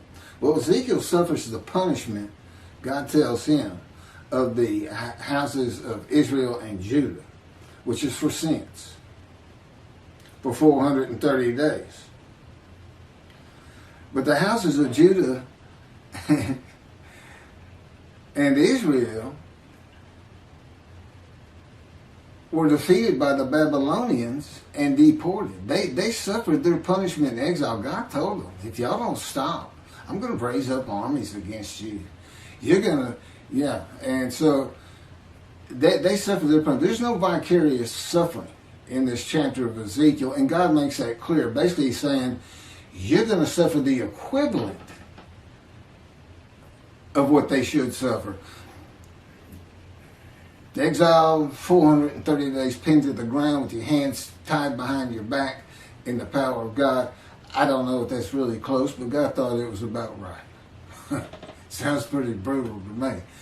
I myself, because I did something that in retrospect was about, it shows who I was when God first got to me. As he would say, when people ask you why it took 13 years to get you where I wanted you, or 13 plus years, tell them that story. He won't let me tell many, but he'll let me tell you this one. He's always saying to me, Keith, I am God. Particularly early on. And sometimes a lot sterner than that. Well, anyway, he had driven me to almost madness. That's how I say it. And anger. And then I hear, Keith, I am God. And I responded, God, I am Keith. I never did that again. He slammed me to the ground in his power with such force, it just about knocked me unconscious. Kept me there pinned for 5 days. Now, he did take me on visions. As a matter of fact, had been going through the Holocaust, many visions of the Holocaust. And the thing about my visions, a great many of them, I'm literally in the vision. I'm part of it. And it's amazing what he can do in a vision with your emotions, your feelings, and your thoughts. But it was a rough 5 days. And but it went a long way in getting me to realize, you don't talk like that. He seems like a person.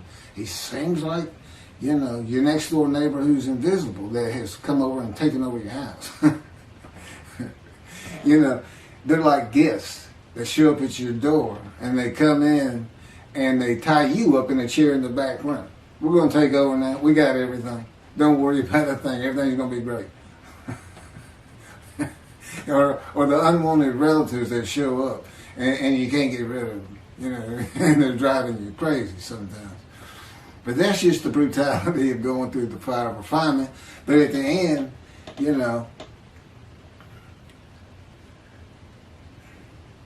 you're so thankful. I would have never been this man.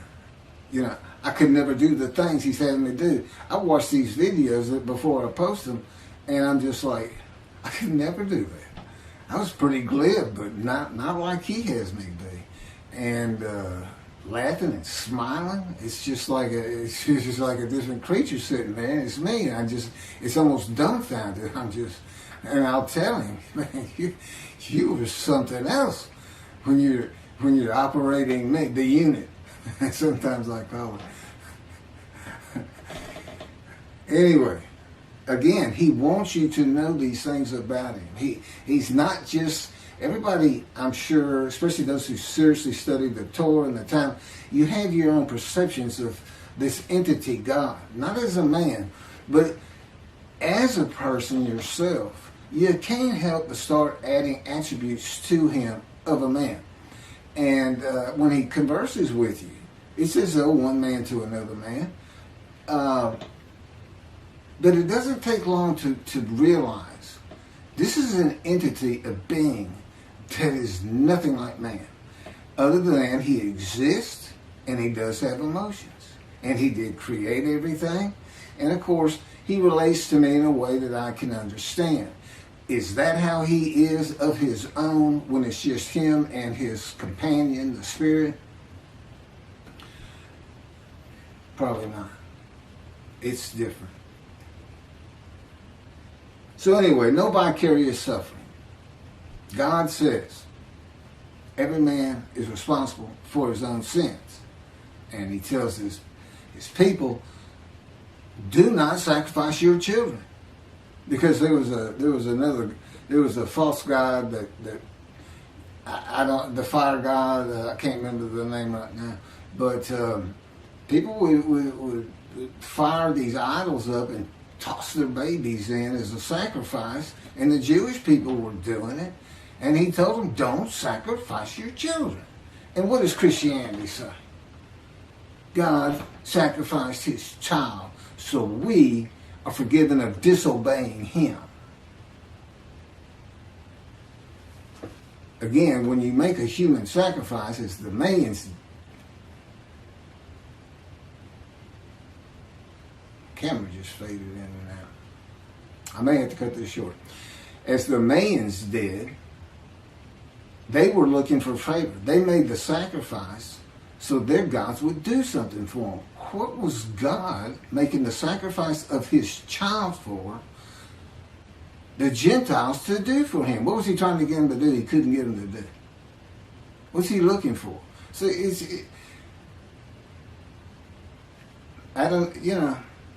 and they say the Hebrew Bible, the Bible he gave his children, is prophetic of this human sacrifice. And again, Jesus says, God no longer wants bulls and goats for sin. As I told you, he did away with the system through his prophets. Isaiah chapter 1, Amos, in the Psalms. He said, no more. No more. Don't offer them to me. Stop sinning or I'm going to punish you. And that's what he did. But he didn't ever leave them. He married them. He espoused them. And he tells them, there's one psalm he basically says, I don't care if every single one of you turn your back to me. I don't care if every single one of you is sinning and not practicing my laws and commandments. I'm not leaving you. You're mine. But I will punish you. That's God.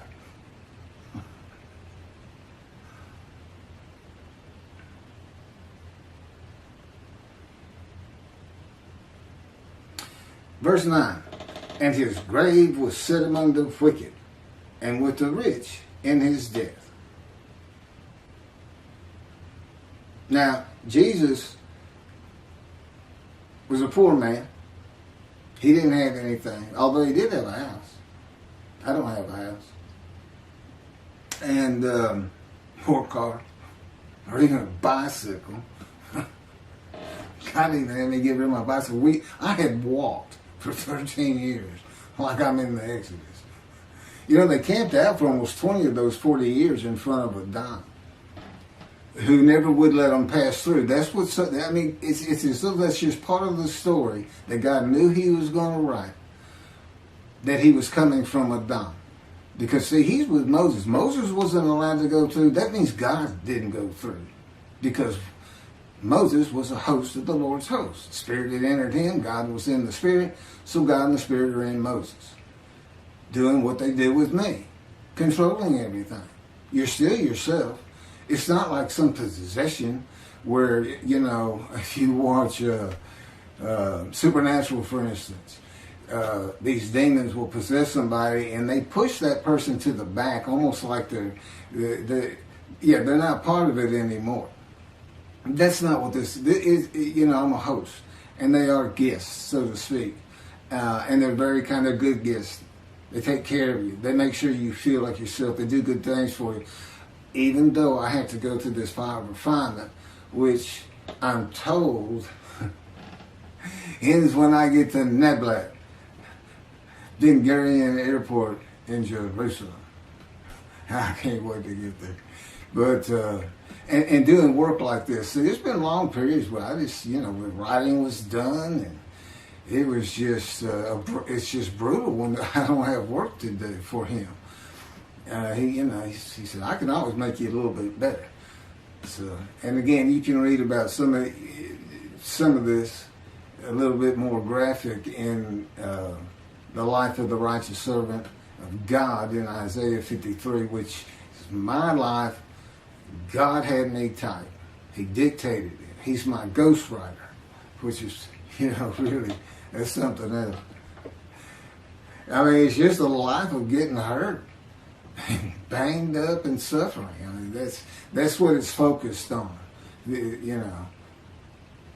So there's some interesting things in there. A lot of information, but really to get outside of Isaiah 53 and see other matters of the Bible that aren't ever discussed, or where the knowledge is weak, like it is with Isaiah 53 today in this teaching of Israel being the righteous servant. There's a lot of other material, and there's a lot more on Jesus and his story and the Essenes and this and that.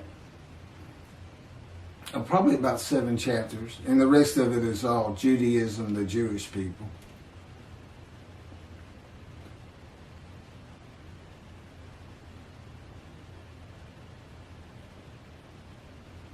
So anyway, this verse, and then Jesus is said to, after he was entombed, after the crucifixion, they took him, a rich man donated his grave. That's the story written around what happened. And so they say he fits this verse. But the fact is, he's still poor. He just got buried. But I think it just means because of things like being raised to great heights, a home to be honored, a really nice home, and this man receives as his portion the many, that would be the many he makes righteous, and as his spoil, that would be the multitude. And presumably, if I'm leading those kind of people in these teachings, and that's where, God says, I'm going to dismiss the rabbis and appoint David as a ruler amongst the flock. Well, this will be what I do, is the things that he would have me do, of course, as his servant, but also the matters of the book. This teaching of a different end times, the mysteries of heaven. There's nothing I don't know for the most part, or as far as what can be related to other human beings and understandable.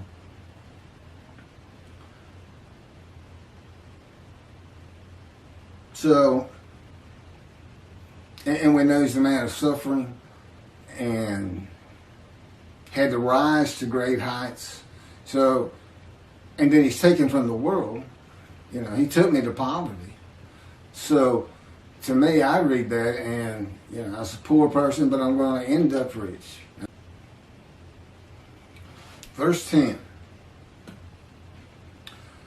But the Lord chose to crush him by disease, that if he made himself an offering for guilt, he might see offspring and have long life.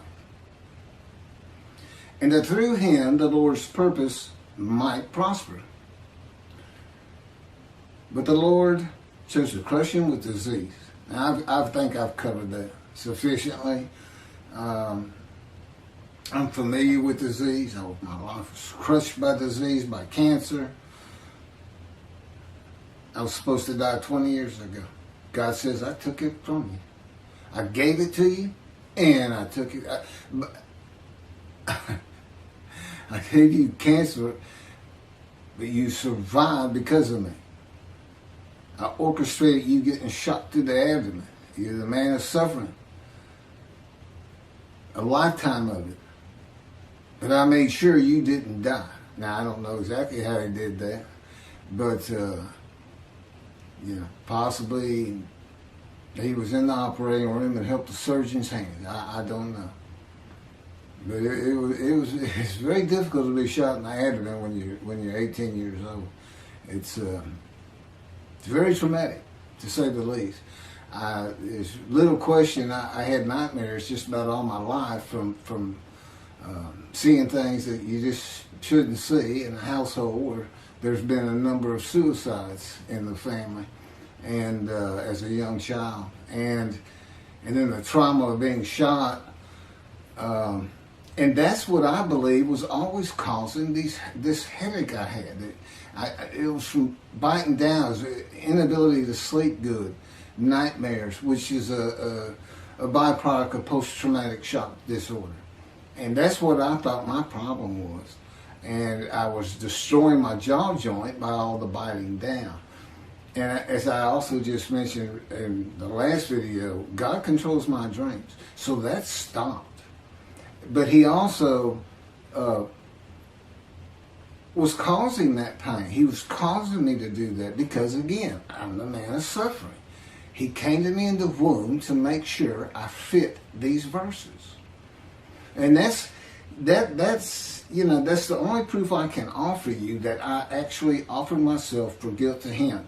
Guilt that was just a test, which I'm about to get to one more time. I'll run through it because that's novel, that's new, but it all fits. That's the thing about all these teachings in Isaiah 53 in the day of the Lord and in my book. I mean, once he speaks to me, I mean, the first 6 or 7 chapters are just brief histories of accidents I went through and of my life and just kind of a chronology. I went to school, how that happened, always getting in trouble, leaving home, the works. And, failing 9th grade, barely getting into college. I had to go into summer school. The only reason I even went to college is because I got shot. It changed, and God says, well, I knew how it was going to change you. And it did. I finally realized, you can't just fool around in this life. I need to do something with myself. And because I wasn't going to get out of high school. I had just failed too many classes. Mostly because I just didn't like it. Well, I wanted to be elsewhere. So I was always skipping school and this and that. And like I said, getting in fights and getting suspended and thrown out. And I got thrown out of one school. Again, another alteration with the principal. I mentioned when in the 2nd grade I had an altercation. And then I had another one in high school and they told me to cut my hair. and I did. I always wore my hair in a ponytail. It was nice and neat. It was long blonde wavy hair. And I reported to the principal to show him. And he got up out of his desk, walked behind me, I'm sitting in a chair, and grabbed me by the back of the head and yanked my head back and said, "It's still over your collar." I think I did a backflip out of that chair. I'm not sure what happened, but I do know it took several people to pull me off of him. That's how volatile I was. I mean, I was just, God would say, "Tell him." I said, that's what I had to deal with. That's why it's taking so long. The fury of my spirit. So, I tell him, well, David, what can I say? I got some DNA in me that is a little bit different from maybe others. I'm not sure. Again, so far removed. That's why I'm the twig. So far removed as a descendant of David. But anyway, so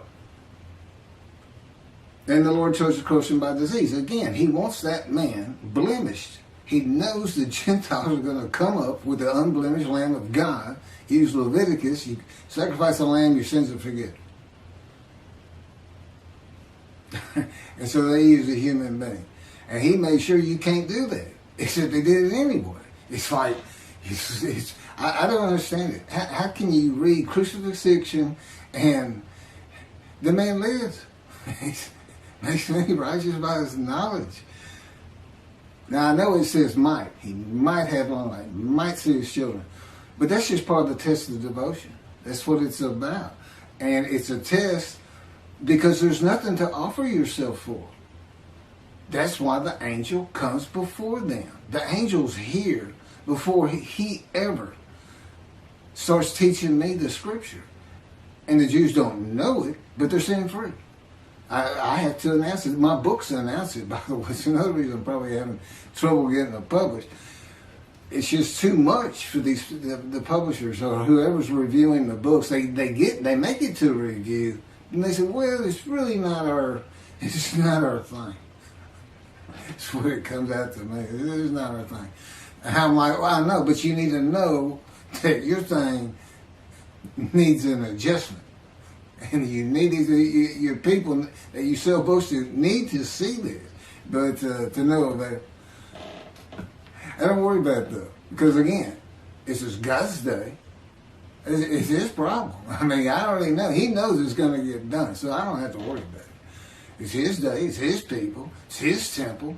He's the one who wants to be back in Jerusalem. His people are back. Great. Great. I want to be part of it. But I'm not going to worry about it because I know you're going to do it. You got it. You can say might prosper all you want. I'm going to go with it's going to happen. Somehow, some way. And I also know that my long life is going to be real long because I can tell it's going to take a long time to get all this done. So that's a good thing too. Oh no. And he's promised me, and he knows this is what I want more than anything in the world. An Indian Scout 60 bobber blackened motorcycle. I had a Harley once, and it was my first motorcycle, and I just love riding it. I just love riding it. And he's dangling that in front of me, and of course I've been in poverty for 13 years now, and I don't think about the abode, having money to buy a soda or anything. It's just I can really get a motorcycle. You gonna let me ride a motorcycle as the Moshiach? Isn't that kind of I don't know. But anyway, I will have one in Jerusalem. I'll get there somehow. So anyway, here's what an offering for guilt is. Tovia Singer, in his Midrash on 53, says that phrase, he offers himself for guilt, means literally guilt offering. Let's go to Leviticus.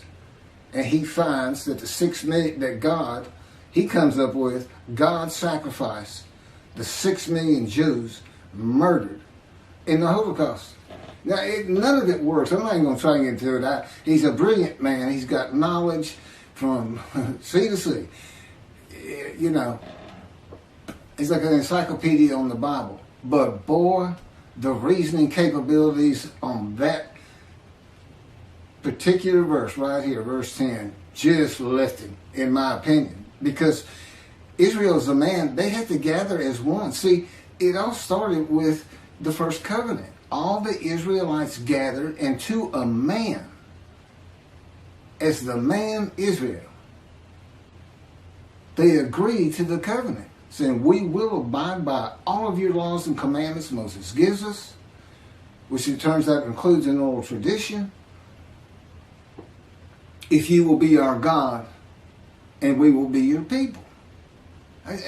When did they ever regather anywhere? Crushed with disease, or brought to grief with illness in the New Testament,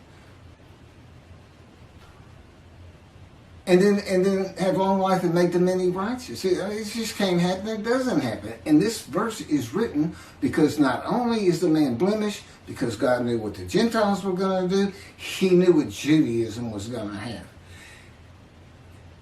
And a guilt offering in Leviticus is an unblemished ram. None of these people were unblemished, number one. Number two, who offered them? Did Hitler offer them? He didn't get long life and make the many righteous. Those people didn't get long life and make the many righteous. I don't know what he's thinking. I really don't. But I know he's a good man. And he practices Judaism to the T, I'm sure, as an Orthodox Jew. But, you know, really, and of course, as with all rabbis, he's dismissed. He's no longer in right standing with God, but he's got a long way to come back because he's going to have to straighten that out. He needs to get hold of these books, and I do want to relate to him. That's why I'm saying, well, that's why God's had me say to it, I want it. Doesn't matter to me either way.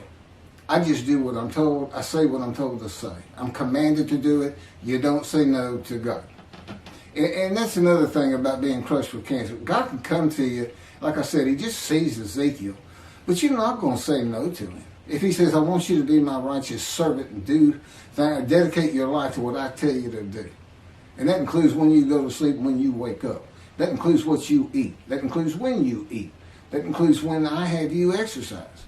I control everything. You no longer have self-will. You say yes. You go ahead. Yeah.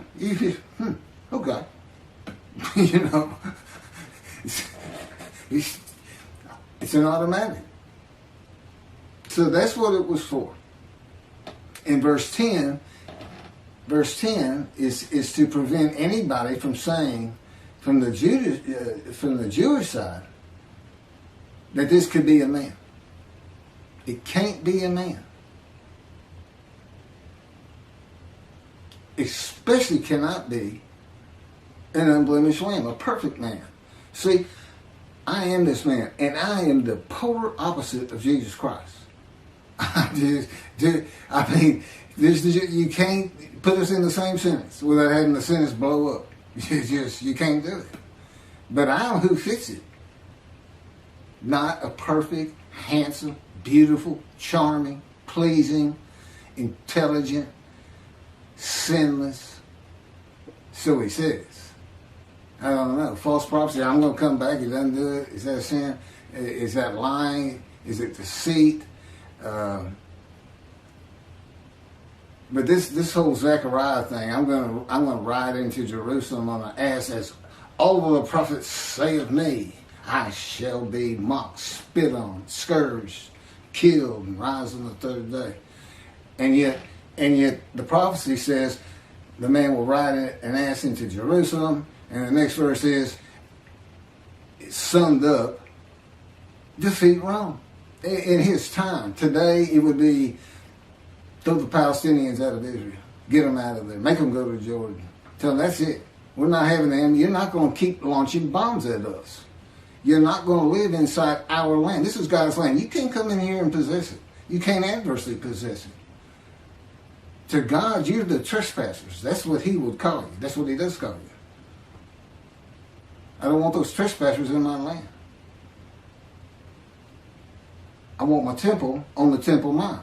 He said, I don't care about their mosque. I ain't care about our synagogues, as though I got to have an excuse, and I don't. I get the feeling. If we weren't in the modern era, with satellites and television and social media, that he'd just say, drive them into the sea. And their families, just like the promised land with the Israelites. Drive them into the sea. Get them off. Take their women and children.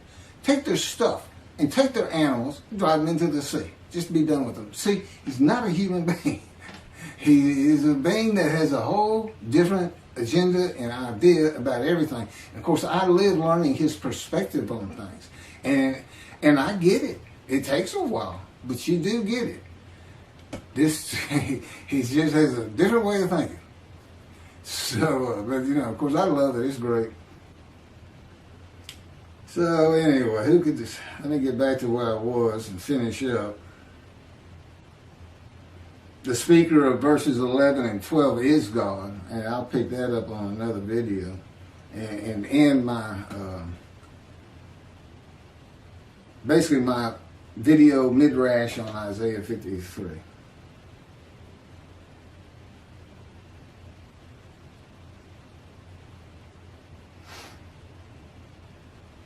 I think I've covered just about everything.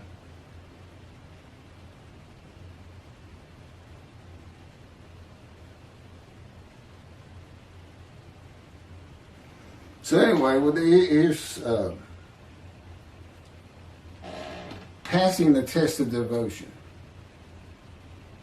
Is when I really started learning about a host and a man divine beings. I didn't understand he hadn't even taught it to me. I don't think I really got it until we were actually writing the book, putting chapters together and adding new material. But, it's one God of Israel, one angel of his presence, and one man, Moshiach, the anointed one. In this case, me. At one time, it was, any of the prophets that wrote for him, Moses. And there's some stories. God left little hints in the Torah that the scholars of the Torah and the Talmud will be surprised, and not a lot, just a little bit, to back up some of the things I say. Things that had to do with that bright white face he had when he came back down the mountain the second time, what that was about. And his attendant Joshua. And that's the name that Moses gave him. That's not his original name.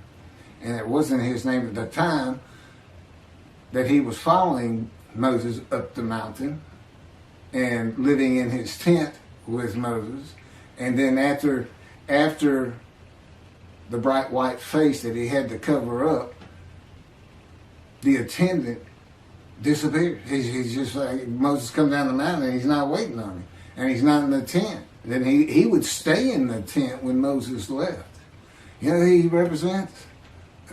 The angel of the Lord, the Spirit of the Holy God. And that's the symbolic. You are now a sinless person, and that would be me. I can't sin. I don't even have self-will. I can't even, God controls me now. And, which is fine. I'm old. I don't want to do any sins. I've had my wild days. I told God said, we got to this part, verse 12, he's a sinner. And I said, I never really thought myself that much of a sinner. I was good to other people, and I tried to do the right thing. Didn't really know anything about 10 Commandments or anything else. I'd seen the 10 Commandments, Charlton Heston, of course. Everybody has. And he said, you don't think you're much of a sinner, huh? And all of a sudden, I'm Scrooge in that story. Christmas, the ghost of Christmas past is taking me on visions. And in these visions, it's like I'm back there. It's like the first time you start a car. You can remember, man, I felt so great first time I drove a car. When you're young. But you can't really get that feeling back. He puts it back in me. I can literally feel as I did the moment I first started and drove a car. The excitement, the ambience that was around me at the time, everything. It's absolutely amazing. But I also found out it was quite the sinner. But I wasn't a habitual sinner of any particular type of sin. It just seemed like I hit just about all of them. And as the Christian says, if you've had murder in your heart, you're a murderer. Okay, well, I even caught that one because I'd get so angry sometimes. It was like, hold me back. This is it. Where's my guns? No, I never killed anybody. I don't even hunt. I've never hunted. I can't even kill animals. I don't even like stepping on a bug. And I never have. It's always been me. But again, he's been with me. There's little things about my personality that made me a better person without me knowing it, but without any particular extreme. I don't know who I'd have been if he hadn't come to me in my first year. I don't know. It's something that we've been working on more lately than any other time in the last 13 years. And I tell you, it doesn't really matter to me. To me, I'm just me. My disfigurement, that's just me. It doesn't bother me. It doesn't bother me that you say you did it. And I believe him. I said, he did. I loved running, and it really hindered me in track because you need 2 strong arms for a quick start to drive out of the blocks and everything. And but one thing that never happened, which is surprising, because he said part of the reason I did it is so that people would pick on you and bully you and this and that, because that's what happens to young Jewish people. I wanted you to feel, as best I could, the suffering of the Jewish people in every way imaginable, including the wounding, the crushing, the bruising, the maltreatment. And but the fact is, nobody ever made fun of me about this arm. And it could have been I looked like, because I wouldn't smile, and it's like, I had a friend tell me, it looks like you when you look at people, like you want them to say something bad so you can launch into them. And maybe that's why. But anyway, he's changed. I'm not that person. Not that person. It did take him 13 years, which I think is a little ridiculous. Personally, I always say, look, more power, less suffer. What's wrong with that? He said, Keith, I am God. I decide these things. I decide how long it takes. I know what you need. I know where you have to be. And I say, you're not where I want you. And I just say, 13 years. That's all I got to say. All of a sudden, I feel my foot getting crushed with the invisible hand. One of his favorite ways to wake me up sometimes. Two invisible hands just grabbing your feet and you're in deep sleep. And, I come up and I utter his favorite phrase for me.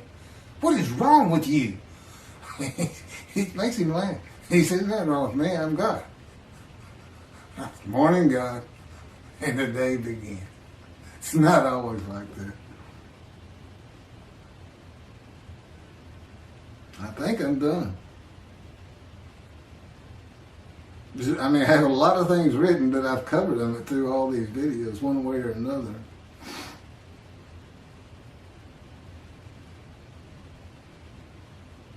Okay, this is the last of the verses by Isaiah.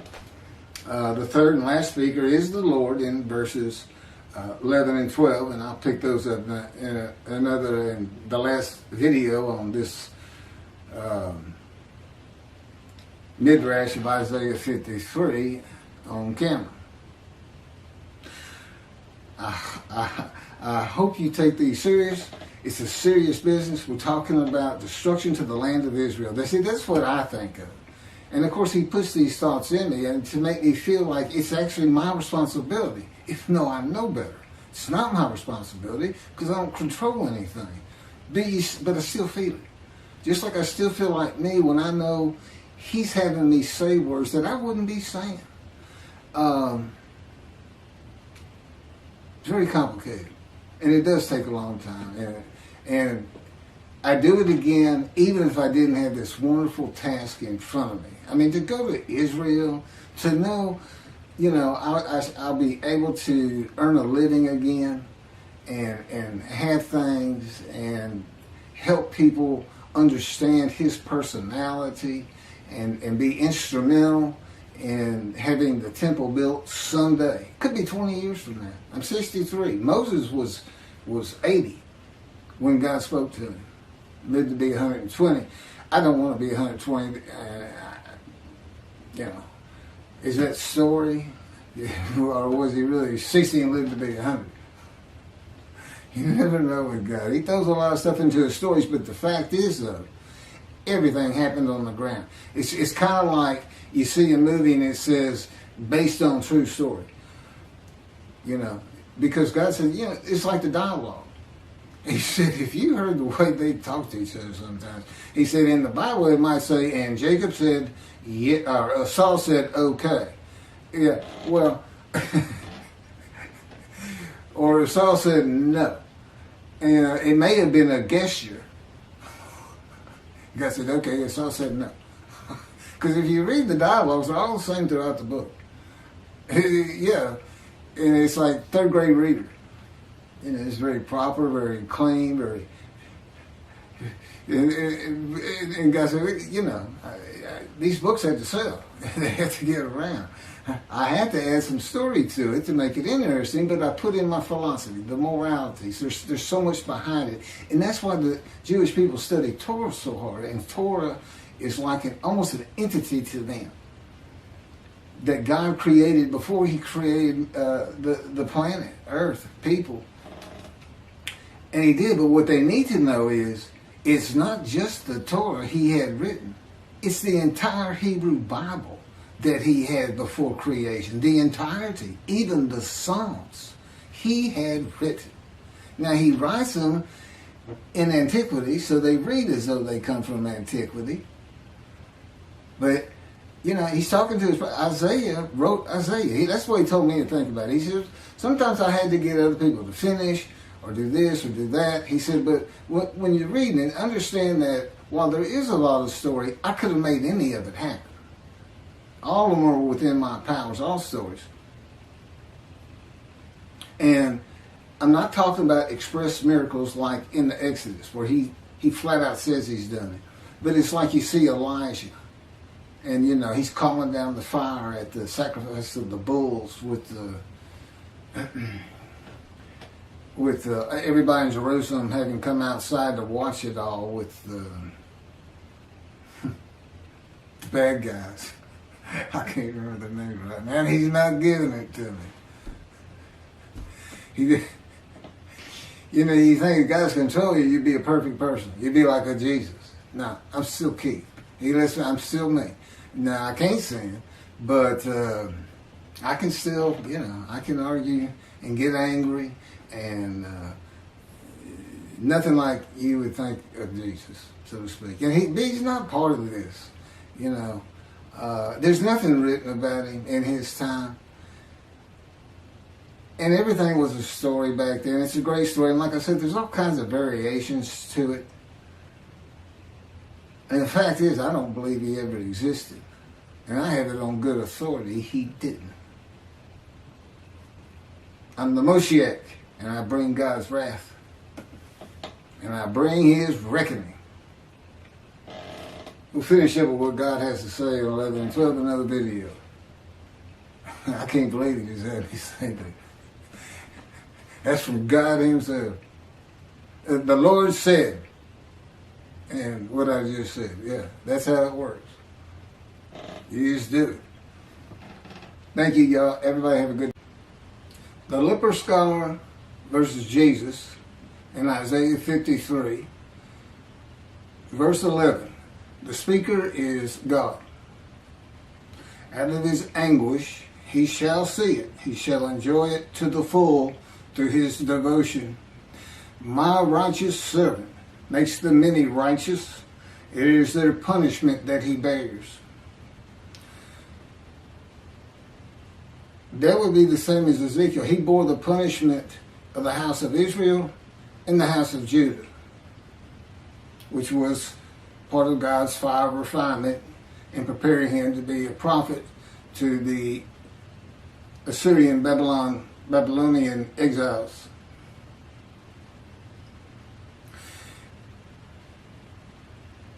This reference to his devotion is to chapter 11, verse 2 of Isaiah, where one of the attributes of the Spirit that alights upon the anointed one, Moshiach, is a spirit of devotion and reverence for the Lord. The anguish is the emotional and physical pain. Ezekiel, for instance, suffered by punishment in the power of God to be made suitable for his purpose, which in my case might prosper. God's righteous servant, that is the Moshiach, and myself, when I come out of God's fire of refinement and the anguish of it, and there's been plenty, I am very devoted to God. I'm devoted to the Jewish people. I'm devoted to the country of Israel. This is my whole world, my whole focus, as though this is why I was born. As the twig of the shoot that grows from the stump of Jesse.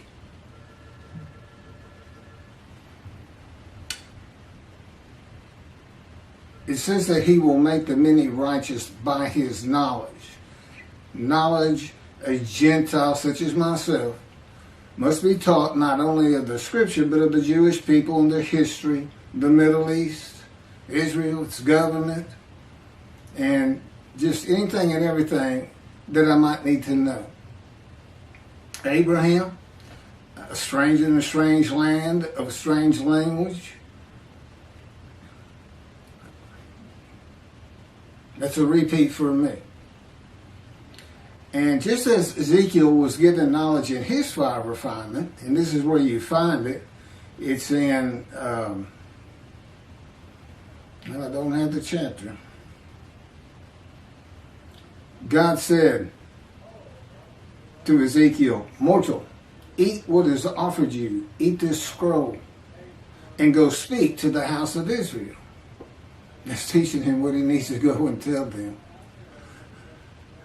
So I opened my mouth, and he gave me this scroll to eat. He said to me, "Mortal, feed your stomach and fill your belly with this scroll that I give you." I ate it, and it tasted as sweet as honey. Then he said to me, "Mortal, go to the house of Israel and repeat my very words to them.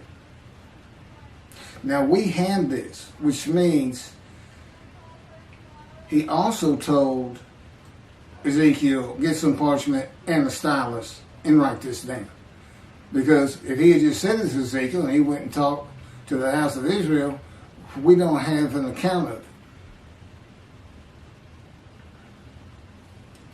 Now, Jesus did not come out of his anguish to make the many righteous through his devotion to God. And that's what this verse is. His anguish ended in death. He asked God on the cross why God had forsaken him, and then he died. God's righteous servant is a man of pain, suffering, and wounds throughout his life, grievously affected especially by disease and severely injured at one time or another, as though plagued, smitten, and afflicted by God. These are the qualities, if you will, that identify me as God's righteous servant who makes the many righteous. That in the fact I was supposed to die 20 years ago, but for God removing lung cancer from me, lung cancer that he crushed me with himself. He gave me lung cancer, that he kept me alive, and then he removed it, and now I have long life to accomplish all these tasks before me, the task of Elijah, the task of the prophet like Moses, the task of David, the task of the righteous servant. They all go together. He spent 13 years preparing me. As he said, I don't need 4 different people, and I don't need to try to train up 4 different people. You see, he never leaves me. He's never gone. His spirit entered into me. God is in his spirit. They do not leave. He always tells me, if we let you drop dead, and I don't know why that is. He won't tell me. You know, there's a lot of things he won't tell me, by the way. But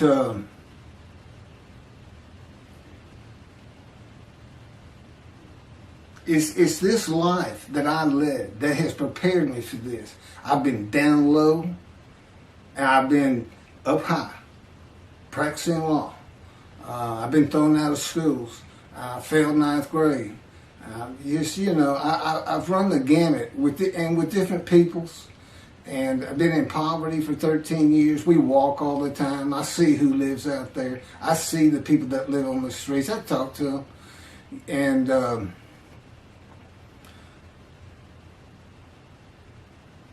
I was a fighter. I'm sure David was. He doesn't really come across it, but here's a man, when he was in exile, when he went to the Philistines for a couple of years, it said that he went out and killed enemies of God every single day. And then he killed the women too, because they might tell on him. Now there's a day that you don't usually factor into your thoughts. But the amazing part of that is, the miraculous part is, he's never hurt. Never got hurt. Now, you go jump into a nest of savage men and kill them all, and you do it every day for a year and a half, you figure somewhere along the line, you're going to at least get hit in the head with a rock. Something's going to happen. But no, see, God was with him. So he had a fiery nature, and so did Moses. In his anger, he killed the man. Ezekiel, who you never would think of it, he says, when God took, Spirit entered him, God was in him, and God started his fire of refinement. Ezekiel said, I went in bitterness and in the fury of my spirit. So, that's just part of the problem. Now, I don't know about Isaiah. He seems like he didn't have the same type of issues with his furious spirit.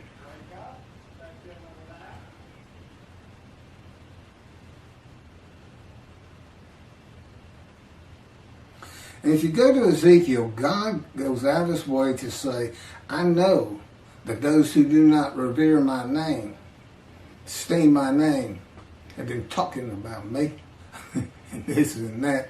And he said, and I've heard them. And he said, and I know there's many who do revere and esteem my name, and for this day I'm preparing a scroll of remembrance.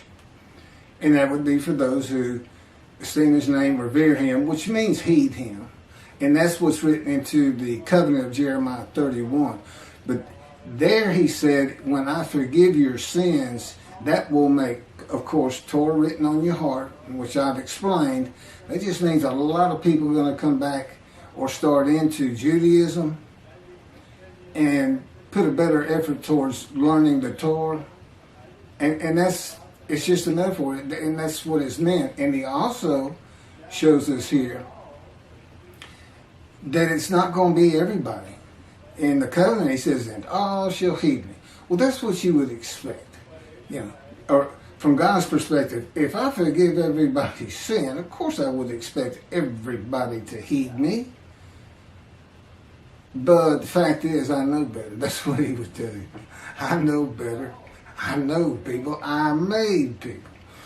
And there's so many people that'll never believe a word I say. There's atheists. There's, there's religious people, and they are set in their beliefs. Anybody who says Messianic era isn't going to happen should, not be listening to. So what is he talking about there? He says, those who heed and revere me will be like calf-fed, stall-fed calves who will stomp on the ashes of those who do not heed the Lord. And basically, it's an antiquity where it's verses for antiquity and today. He's basically talking about heaven. And that's something I don't believe in all these videos. And of course, this is the last one for Isaiah 53.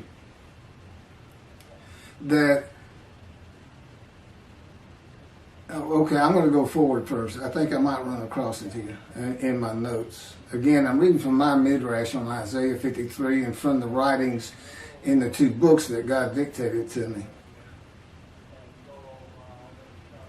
This is how he says it in Malachi. He says, the Lord has heard it and noted it, and a scroll of remembrance has been written at his behest concerning those who revere the Lord and esteem his name. And on the day that I am preparing, said the Lord of hosts, they shall be my treasured possession. I will be tender toward them as a man is tender toward a son who ministers to him. And he tells me that's his reference. If I'm going to be tender to people, it's going to be in heaven. That's just how I am. And that's what, and if you love as to your son, this and that, you would want them to go to heaven. But that's what it's for.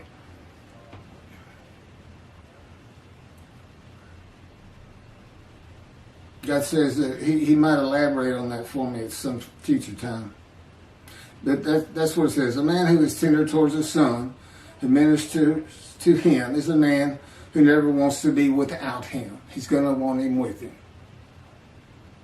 And of course, he dictated that to me like 2 years ago. For behold, I am creating a new heaven and a new earth. The former things shall not be remembered. They shall never come to mind. Be glad then and rejoice forever in what I am creating. For I shall create Jerusalem as a joy and her people as a delight.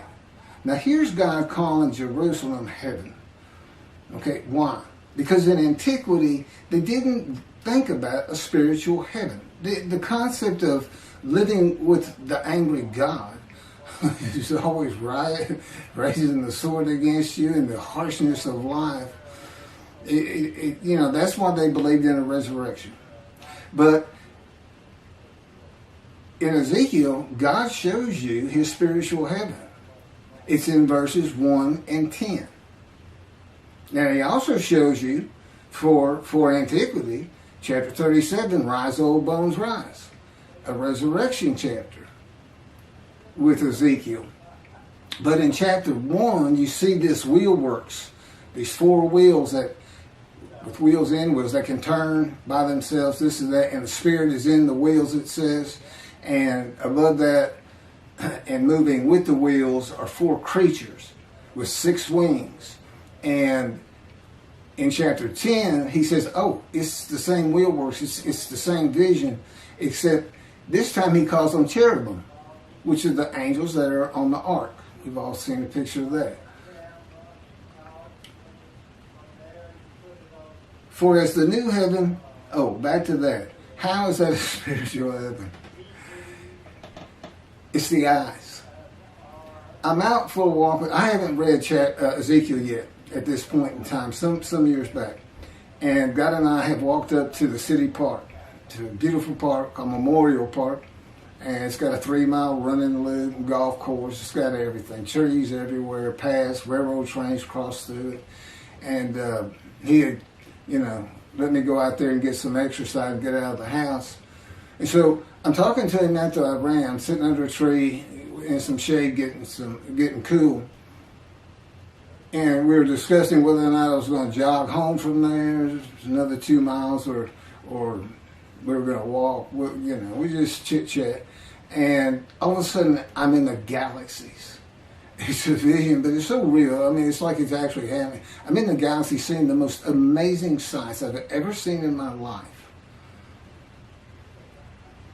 And this is a vision in spirit as opposed to a vision in body where you're in your body. I mean, you recognize yourself. The spirit, you can't see. And I'm looking out, and all of a sudden I realize there's no legs, no arms. There's nothing there. It's just me, and I felt like a pair of eyes.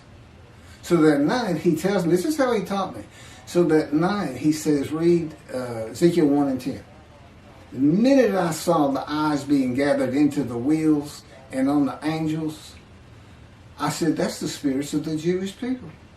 It's going to and fro throughout the land. And then in 10, these cherubim, flapping those wings, they're covered with eyes. The wheels are covered with eyes. And they lift up to the platform of heaven, to God's house, the east gate of God's house, heaven. And God is there. And there's a visage of his throne.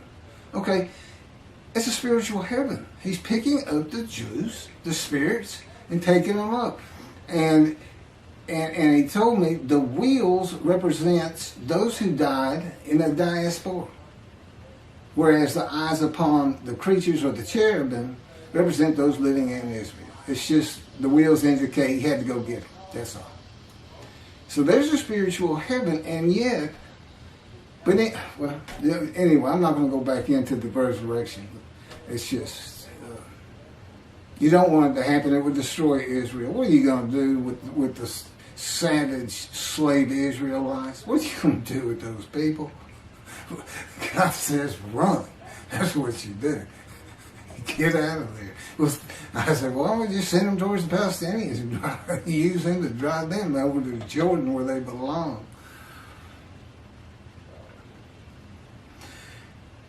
For as the new heaven and the new earth which I shall make shall endure by my will, declares the Lord, so shall your seed and your name endure. You know what the new heaven is? It's when all these spirits of the Jews rise up, and now they're angelic. Now they're angelic. They won't have wings, but you're angels. So God is adding a brand new host of angels to his heaven. The angels Israel. That's what that's all about. He's taking me there in visions. I've been to the very room I'll have. I've seen the meeting rooms, and I've seen the entertainment. Now, you're a different being, and I'll get to that, where he says you will never remember the things of before, and that before you pray, I will answer. I have the answers to those. And I think that's too detailed for what I'm doing right here, and I need to move on.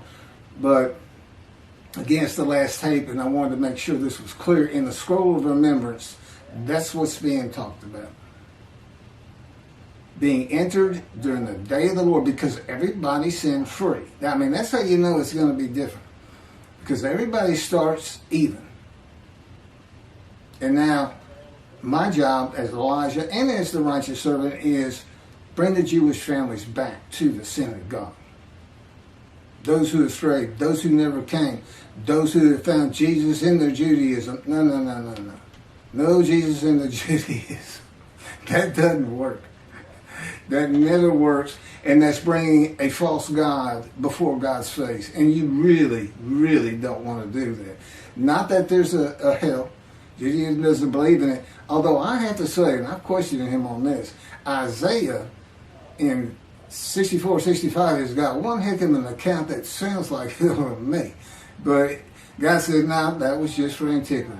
I don't have a hell. I don't bother with those kind of things.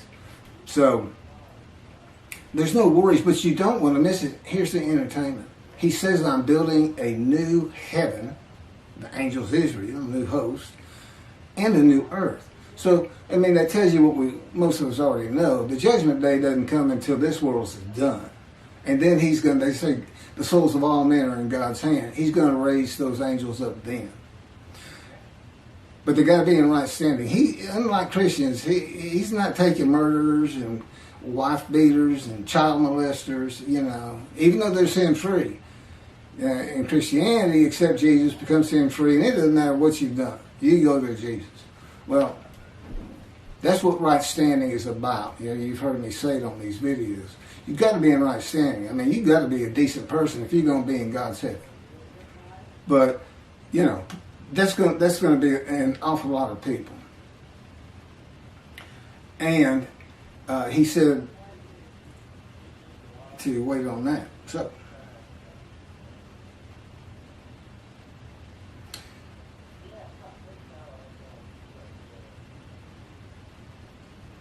verse 12. Assuredly, I will give him the many as his portion. He shall receive the multitude as his spoil. For he exposed himself to death and was numbered among the sinners, whereas he bore the guilt of the many and made intercession for sinners. Okay, if you've watched these videos, you already know how this works out. Exposed himself to death. God crushed me with disease. I was exposed to death. He started that tumor by orchestrating me being shot through the abdomen. He for the longest time, I believe, when they told me, we got that tumor out 20 years later, they said, this tumor's been growing for 20 years. And I backdated it to being just about the year I was gunshot. And I did a lot of research, and I found there are theories, but it's really not proven, that traumatic shock to your internal organs can activate dormant cancer cells. And God says, it is true, but I had to use my power too. And he said, and again, it's just more suffering, it's more scars and bruises. It's just what your life's been about for what I am giving you. And a greater gift you cannot receive. I think everybody would agree with me on that who believe in God. I don't know about atheists. You couldn't talk to me. If he hadn't literally spoken to me, I'd have never believed in God. And there's a lot of people who said, Keith, do you know how many things you have survived and lived? You know, 4 times birth, gunshot, colon cancer, lung cancer. And how can you not believe in God? I said, it just won't come to me. I even told God, and I know how hard all this is to believe, and I'll give you a good example. 2 years into this fire refinement, virtually living with God and His Spirit, and all kinds of things happening. He kept me almost like on adventures because He can control my perceptions, my judgments. That would be Isaiah chapter 11, I think it's verse 3. He will not make judgments and decisions based on what his eyes perceive and his ears hear. See, he does that for me. Again, I don't make any decisions anyway. He controls it all, but there it is in the chapter, and a better understanding of what that means. And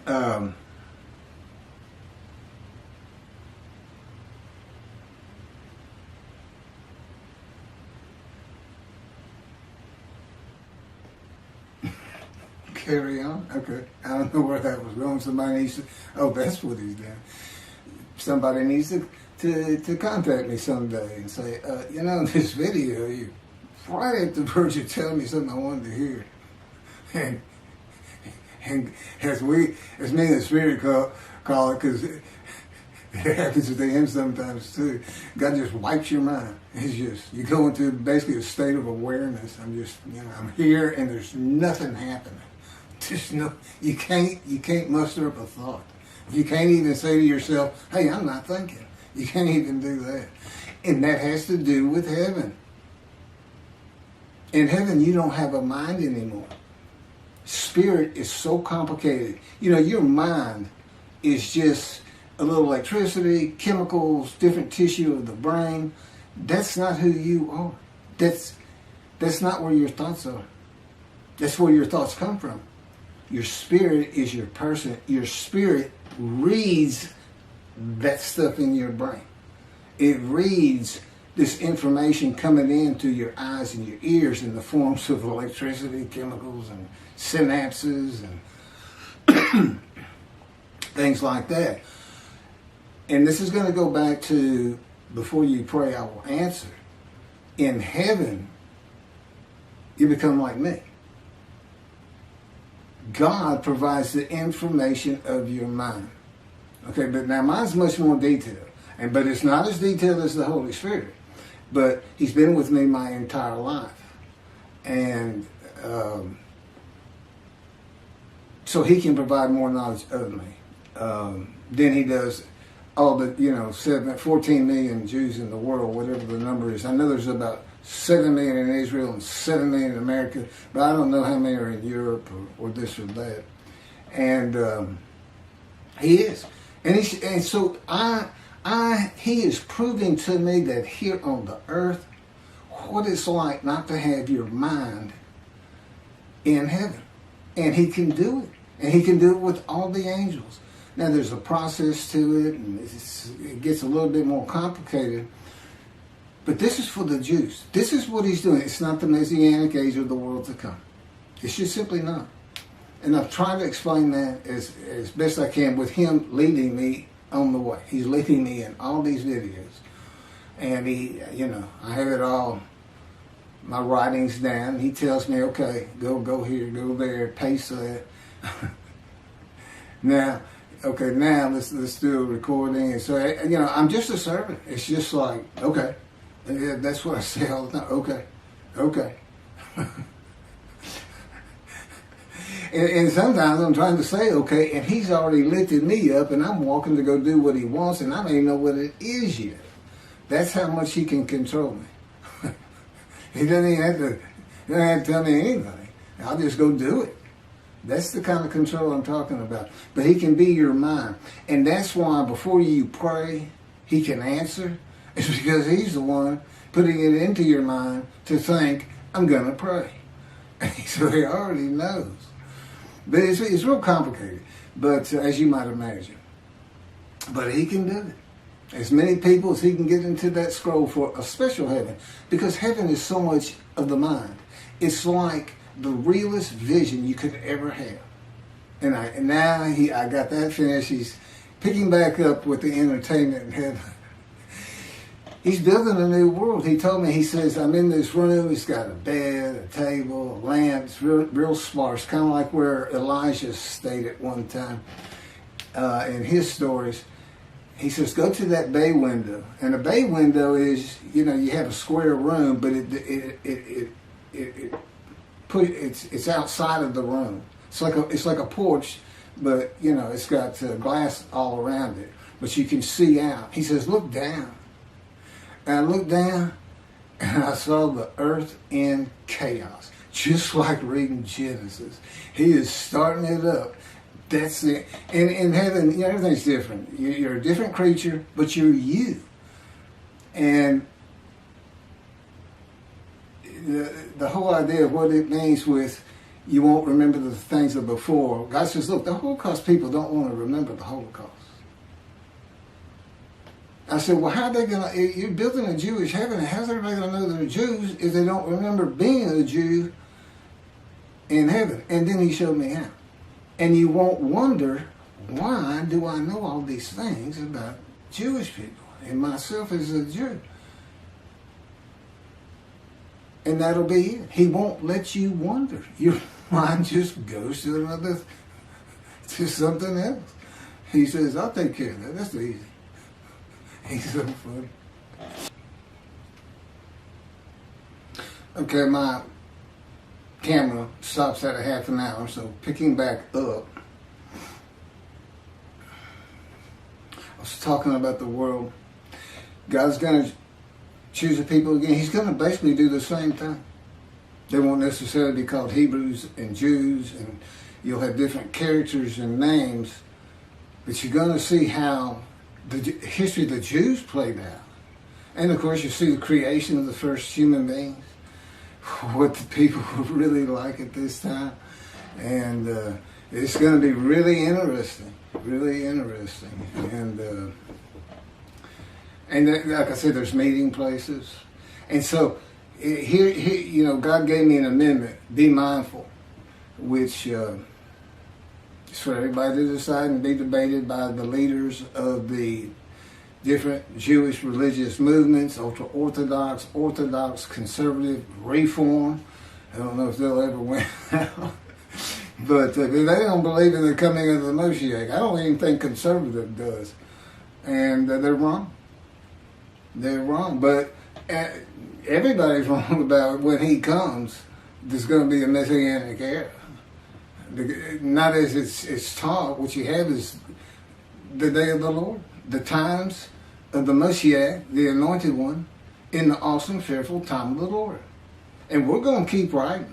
Once this thing busts open, and I'm just going to assume God knows what he's doing, and we're going to end up there, and I'll continue to write books of, you know, maturing, aging, even more, and you know, dealings with the government and helping out here and there. It says that these nations are startled and kings who are silenced. I think I'm not sure if it's chapter 11, but they're going to start coming to me for answers, kind of like a Solomon, knowing that it's not me, Keith McCarty, but actually coming to the belief that in fact the God of humanity, but who has chosen the Jews as his, is with me. I mean, that's it's not I have to pray to him or anything. He's within me. Now he's without me too, but you know, from my perspective, he's just in me with his spirit. There's the three of us. It's a man and divine beings, which God withheld from the Torah. He didn't want you to know. It's my proof. Just to have this knowledge and to be able to point to so many different places in the Hebrew Bible and say, well, look, that's what this means. And nobody even knew what it was to question it. And this is how he, you know, back in biblical times, he communicated and had this book, his book, the one the Christians took from him, told you don't know how to read it, that you don't see the prophecy of Jesus Christ and human sacrifice in his description, Isaiah 53. This man of suffering who's accounted plague, smitten, and afflicted. Where? You know, I was on the internet reading articles at one time, and I saw a writing by a Catholic of the cloth. And he said, well, we know that he doesn't fit every verse, but who else can it be? I said, what's with these people? Look at the scripture. You got to match all the verses or you're not him. You know, religious, you know, you get this belief and then that's it. And common sense, reason, and your intelligence don't get in the way. And I guess that's what belief is. You know, God wanted me to be an atheist, by the way, not very much of a religious person. And like in heaven, he can form your thoughts. You'll still feel like it's you thinking. But there's so much to that. You know, it's taken me 13 years to get as accomplished at it as I am. And just being around people, I've always been pretty much of a loner. But, you know, in this role, And I feel like I'm more than ready for it. I'm going to have to be around people. I'm going to have to speak in front of groups, large groups of people. Not used to that. Even this is, you know, talking on a camera and posting it to the to YouTube. But it doesn't bother me at all. He has shaped my emotions and calmed and tempered them in the real by wounding and crushing and bruising and punishment and maltreatment, but more so in his power. It's an incredible feeling. I mean, I can feel it going through me. I can feel it like a pillow when I'm angry. Just the anger just goes away. You know, and listen, God can make you angry. Now, I mentioned I begged for death 1,000 times and I cursed him 1,000 times. I promise you, he can get anybody to curse him. It doesn't take long at all. And he can control your thoughts anyway. He can make you curse him just to make you feel bad. Anyway, verse 12. Anyway, there's entertainment, meeting. It's Jewish heaven, and what he's going to keep your mind focused on is Judaism. I know this is my other hook in the water. I got an amendment to be mindful, so to tell people you don't have to be quite so fanatical. If you had to go to work on Saturday, but you've been doing everything, you're reading, you're doing Shabbat, you're not working on Saturday, you're following the oral tradition for all these things, that suddenly, this would be this is what I would say if I was on a panel debating this with the other religious movements. I would say it would be okay for me to go to work, but immediately I need to find another job. Because God knows I'm being observant. But he also knows, you know, I have children, I have a house note, I have car notes. You know, I can't just lose my job at a whim. And he would understand. That's what you got to do. I mean, you just got to say, he would understand. I am being more than mindful. That would be my idea. But it's for everybody to decide of themselves. You know, everybody's forgiven. You got a clean slate. And as Elijah, I'm supposed to recounsel the Jewish families back to Judaism. And that's what I'm doing in these videos and in the books. Come back. Respect God. He doesn't remember anything you've ever done before that's wrong. Don't let, as Judaism teaches, the evil inclination get hold of you. I don't know, for some reason it makes me laugh. And you know, practice Judaism. Come back. He's here. And look at the proof that you have. You have a Moses in your midst. Because I can't know these things. My words have to be true. And lurking behind all that, hopefully people say, okay, I want to just take a chance on this and try to believe. Oh, that's my other story I left out. I'm all over the place today. Anyway, come back to Judaism. Keep your slate clean. Get into the scroll of remembrance. Be in right standing. And for the rabbis, that means you got to create your teachings on the Messianic era. Read the books that God had me type. Start teaching the matters in it and the things that you hear on these videos about how God communicates with the world. He's in his spirit. A man in divine beings. He's not an angel. It's a man with a task. It can be limited or it can be great. You know, Moses, great. My task, great. You know, it's just all encompassing until I die. They're not going to leave me. If you ever see me, you can bump your friend and say, hey, I know where God is. He'll say, what are you talking about? I know where God is. Where's God? See that guy over there? He's all around him. Wherever he goes, God goes. Wherever Moses went, God did. That's how he walked amongst the tents of the Israelites. You know, it was Moses walking by, but God's spirit was in him, and God's in the spirit, and he's sitting there talking to Moses. We need to check these guys out in this tent. We need to talk to the leader of this group. Let's go over here. In other words, Moses is just his whole. There's no reason for me to believe it's any different for him than me. And it's an incredible thing, you know. And Isaiah went through. Look at the book he wrote. It is not easy working for God. He, as I mentioned, my first draft of Isaiah 53, he irritated me so bad. Things, just little things. delete those 5 pages. I said, I want 2 days on those 5 pages. He said, yeah, I know, but I decided I don't want them. Anyway, I ended up trying to throw the computer out of the window. I didn't really want to, but I was so mad. I think I would have if he let me, but my arms wouldn't move. The power he has all around me and through me.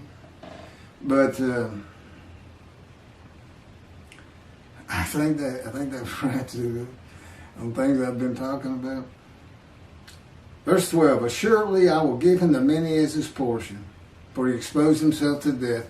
And again, I had the cancer, he was behind it, he crushed me with cancer, I had bullet wounds, and so my portion is the many, and that means the people who made righteous are going to follow me because he's going to appoint me a ruler amongst the flock. And then they become a multitude, and I hope it's a lot more. I hope it's the largest multitude anybody ever saw. I hope somebody says, that's not a multitude, that's a mob. That's, whatever it turns out to be. And I hope to make a living this way. Writing and speaking, synagogues, seminars, groups, just groups in general, big groups, small groups. Just say donate what you can or what you will or what you feel good about. We need it.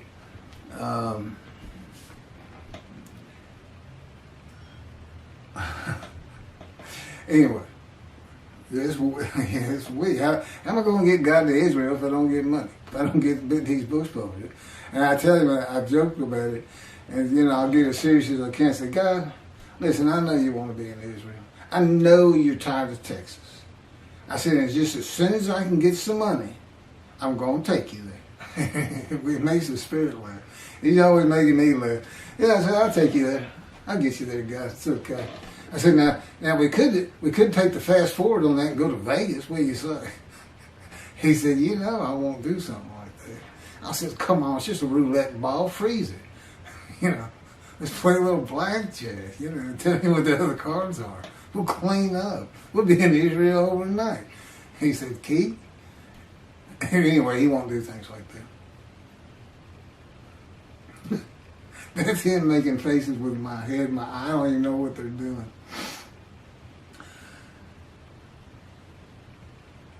So those are the witnesses. They're the many in the multitude, and hopefully we'll be followers, not necessarily on social media, but.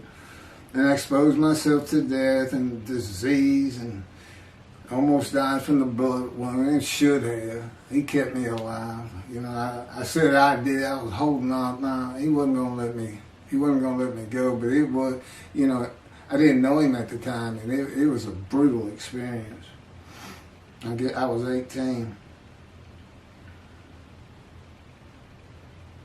Numbered among the sinners. Oh, I've already gone over that. The Christians say, that doesn't mean he was a sinner. He's the unblemished Lamb of God. That's because he got crucified with a man to his left who was a sinner and a man to the right who was a sinner. So therefore, he's counted a sinner. 1, 2, 3. They don't say 1, 2, 3, I bet. That's not what it's saying. That's not what it's saying. The man's a sinner. And so, having gone through all these verses, I have shown that he doesn't fit one of them. Not one. He doesn't fit them. It's not an end of suffering. He wept one time. And he suffered one day. It was a big suffering, I'll give you that. But, that's not the lifetime. It's not descriptive. Thousands upon thousands of people were being scourged and crucified. It didn't tell you anything. These verses are to identify a person. Crushed with cancer, exposed to death. Jesus wasn't exposed to death. He died. Exposure is you got real close to it. That's not him. And anyway. And the Mayans believed in human sacrifice. I can't get off this. At least they got it. You offer the sacrifice to God hoping to get favor. What favor does he want from the Gentiles? When he offers his son up, what is the favor to him? He got nothing out of the deal. You don't know God. You think he's going to do a deal and not come out on top. God has to come out on top in everything. Jewish people, I know you say you can argue with him because Abraham did. Yeah, go ahead. You can argue with him until you're blue in the face. You're never going to win. There's no winner. I asked him, I said, why don't we play a game of chess or something? Like, he said, Kid, I beat you in like 3 moves every time. It's just not even playing. I said, well, why don't you just kind of like let me win? He said, and the spirit started laughing. He said, that'll never happen. His caricature that he puts into my mind, and this is all explained in the books, of course, these visuals. You know, I'm like a walking visionary, but it's not of the future. There's just always pictures and I can do it to them. I can be trying to think of a store I want to go to, and I can't remember the name, and I just picture it in my mind, and boom, they got it. So it's just a way of communicating. Yeah, but that's good. If I was ever in negotiations with Middle East countries, or I'm dealing with kings, as it says in the scripture, I will, that they'll come to me, and we're trying to get things straight. You know, who knows where the world's headed? They'll be right there. I'll say everything perfectly right for the people in the room and the people before me. Just what needs to be said, the perfect thing. Because he's perfect. And he can have me do and say anything he wants after training me up like this. You know, it's funny too, because I know I've hit on Mr. Rabbi Tovia Singer a little bit, because I'm really upset with the way, because of his Isaiah 53, and because it's such a hindrance to myself, God, and Spirit, to have all the Jewish people believe it can only be Israel, the Jewish people. And I know he's really reaching, I bet he knows he's really reaching on some of that, but it's worth it as an anti-missionary to fight Christianity, to bring Jews back to him. And I know that's what he's doing, that's fine. Like I said, I'm sure I'd like him. He's very personable, but, you know, God has me say things as he will have me say them. And what a great assist he would be for God in this thing. He's got a radio show. He's got all those followers. He's got a nice setup for doing YouTube. You know, I'm in this 40-year-old room that I call the adjunct of the holies of holies. And there's paint peeling everywhere. The pipes are shot.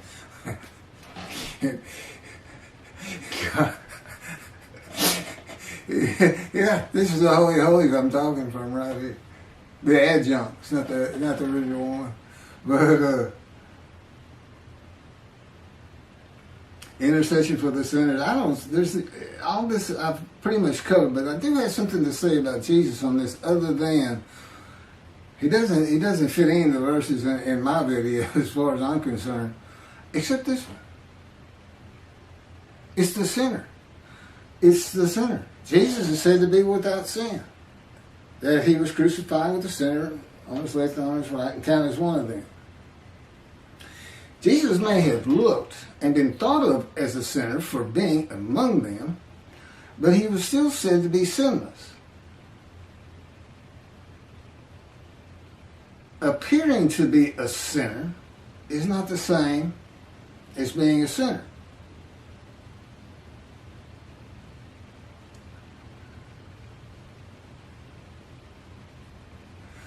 Being said to be unblemished and sinless is not the same as being unblemished and sinless. If somebody saying you are doesn't make it so. And the scripture will tell us contrary. I've already given the biggest example. All the prophets say of me, I shall ride this ass. And the prophecy he's referring to is Zechariah. Pretty sure it's in Zechariah where Moshiach, or the anointed one, he rides an ass in and he defeats Rome, which is what would have happened in Jesus' time, and he's appointed king basically of the world. Okay, defeating Rome and being appointed king is the furthest thing from being spit on, mocked, scourged, crucified, and raised on the third day. I guess raised on the third day would be good. I think it's just a story. But they had Egyptian gods, pharaohs. Anyway, I'm not going to get into all that. What people believe in antiquity, you can go to the History Channel or Google it.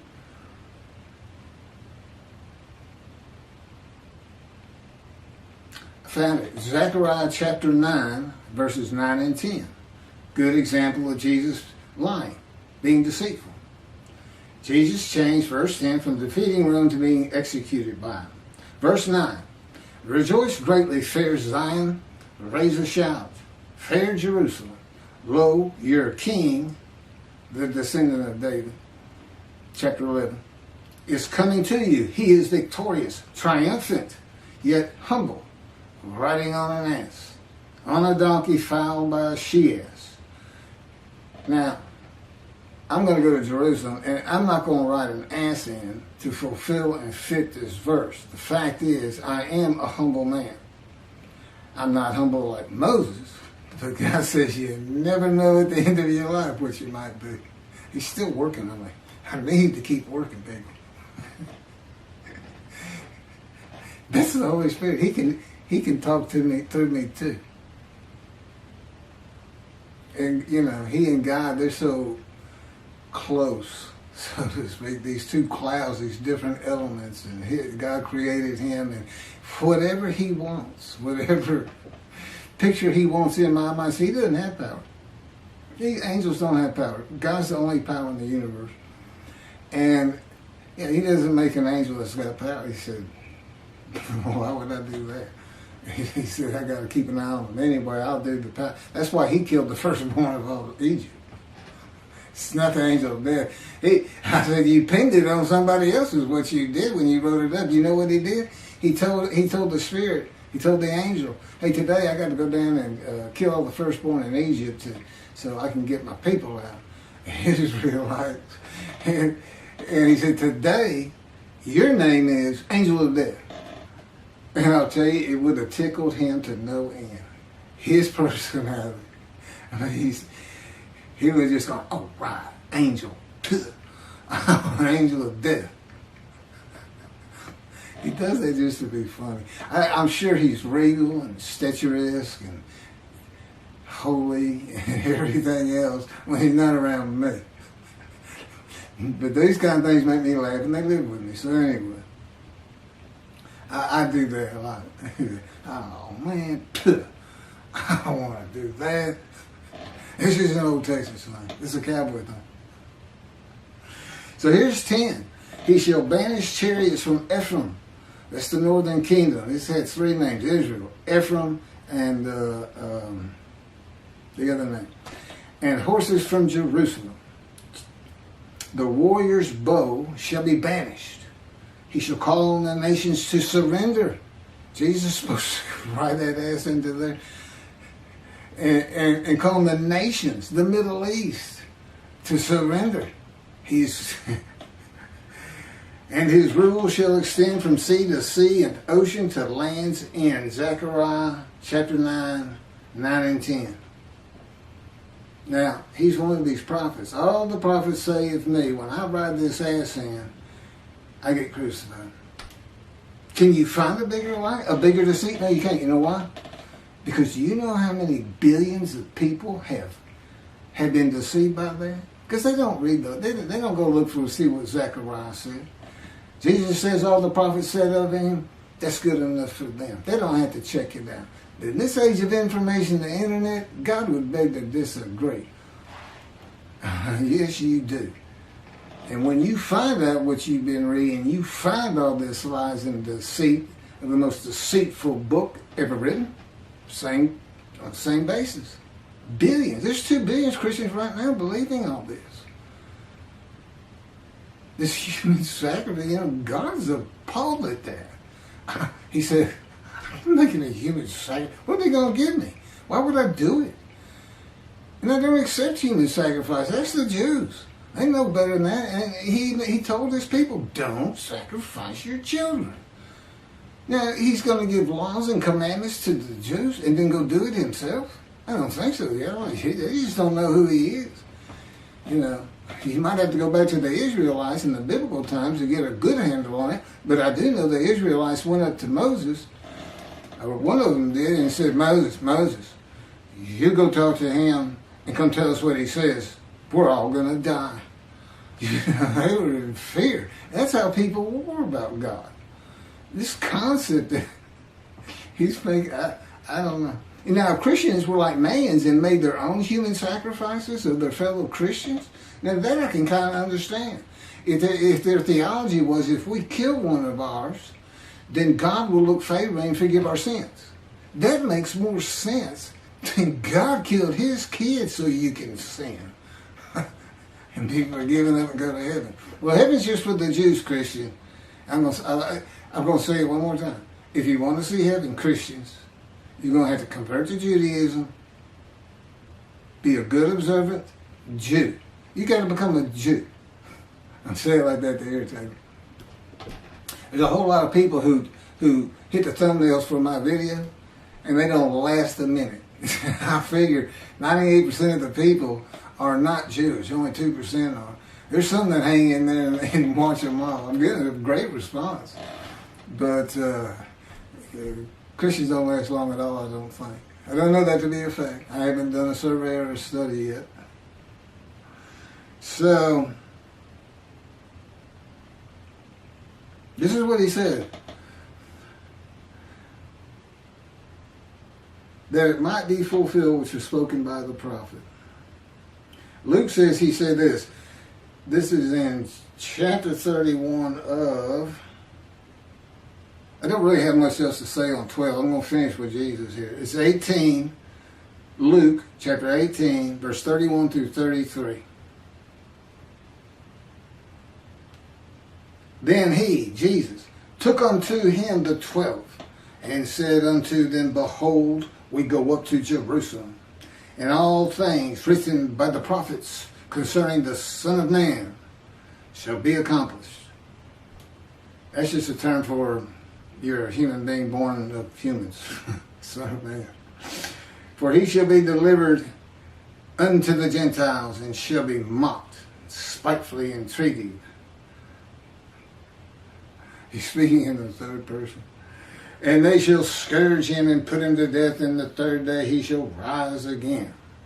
Jesus says all things written by the prophets concerning him are accomplished by his riding and ascent to Jerusalem to be delivered to the Gentiles, put to death. No prophet of the Hebrew Bible wrote this. This is not what Zechariah said. The Hebrew Bible, Great Scroll of Isaiah, the Apocrypha, that's what I was looking for, and the Pseudepigrapha are all the possible scripture that Jesus could be referencing, and not one book mentions a Son of Man, God's righteous servant of Isaiah 53, a Son of God, a man who is God, or any man to be delivered to the Gentiles, mocked, scourged, and put to death. A man who dies for the sins of other men, any man who is to rise from the dead on the third day, or a man who is sacrificed or made to sacrifice himself by God. This is just a big lie. And a manipulation of Hebrew Scripture. And I pointed out another one earlier. The book of Hebrews says that when Israel violated his covenant, including Moses, that he abandoned them. You know what it says? It says he married them, espoused them. Selective reading by religious people. What are you going to do?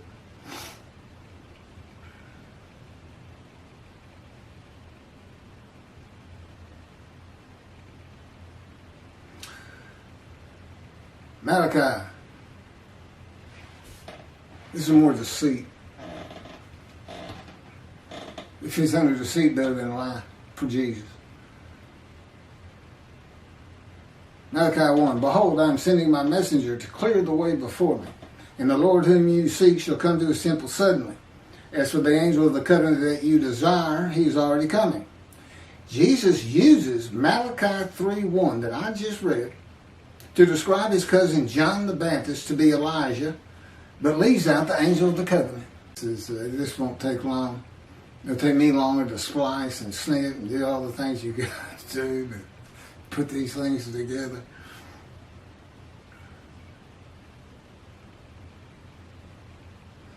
So Jesus uses Malachi 3:1 to describe his cousin John the Baptist to be Elijah, but leaves out the angel of the covenant.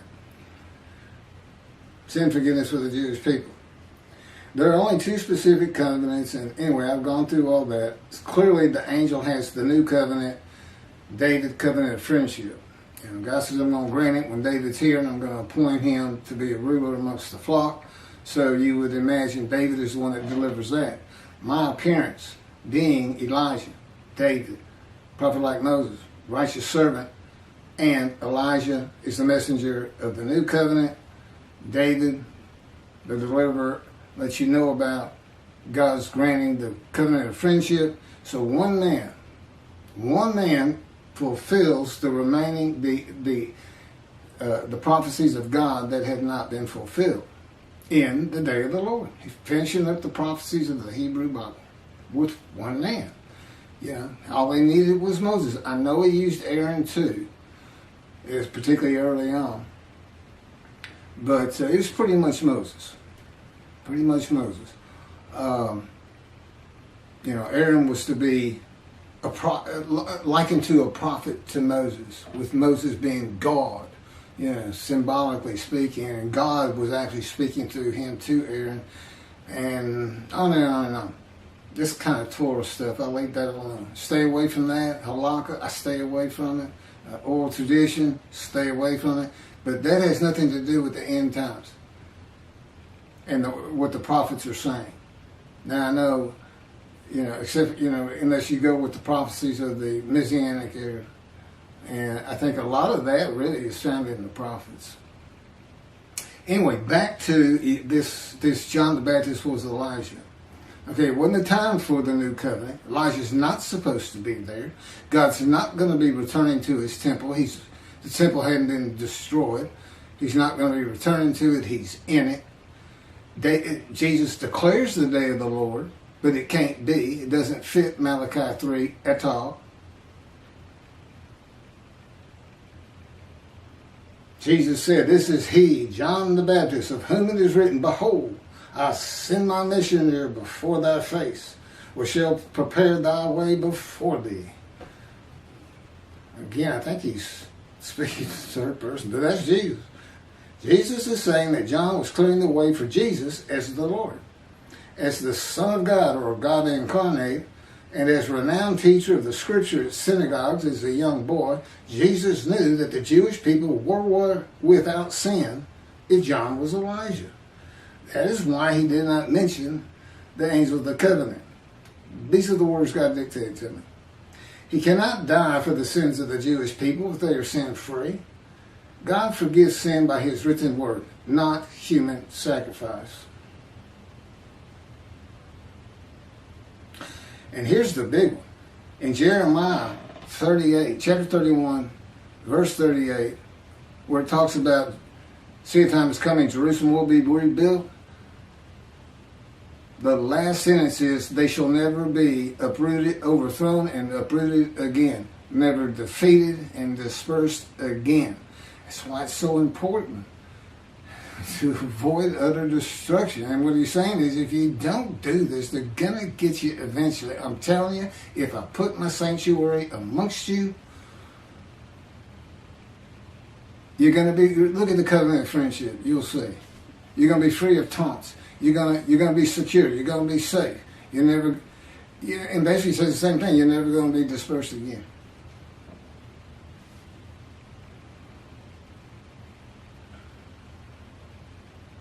So, if Elijah's there, and he's supposed to have the covenant, it means it's the day of the Lord, and the Jews will never be defeated again. Well, what happened? Well, you had 3 revolts by the Jews against Rome, some 40 years later in 70 Common Era, and that's when the temple was destroyed.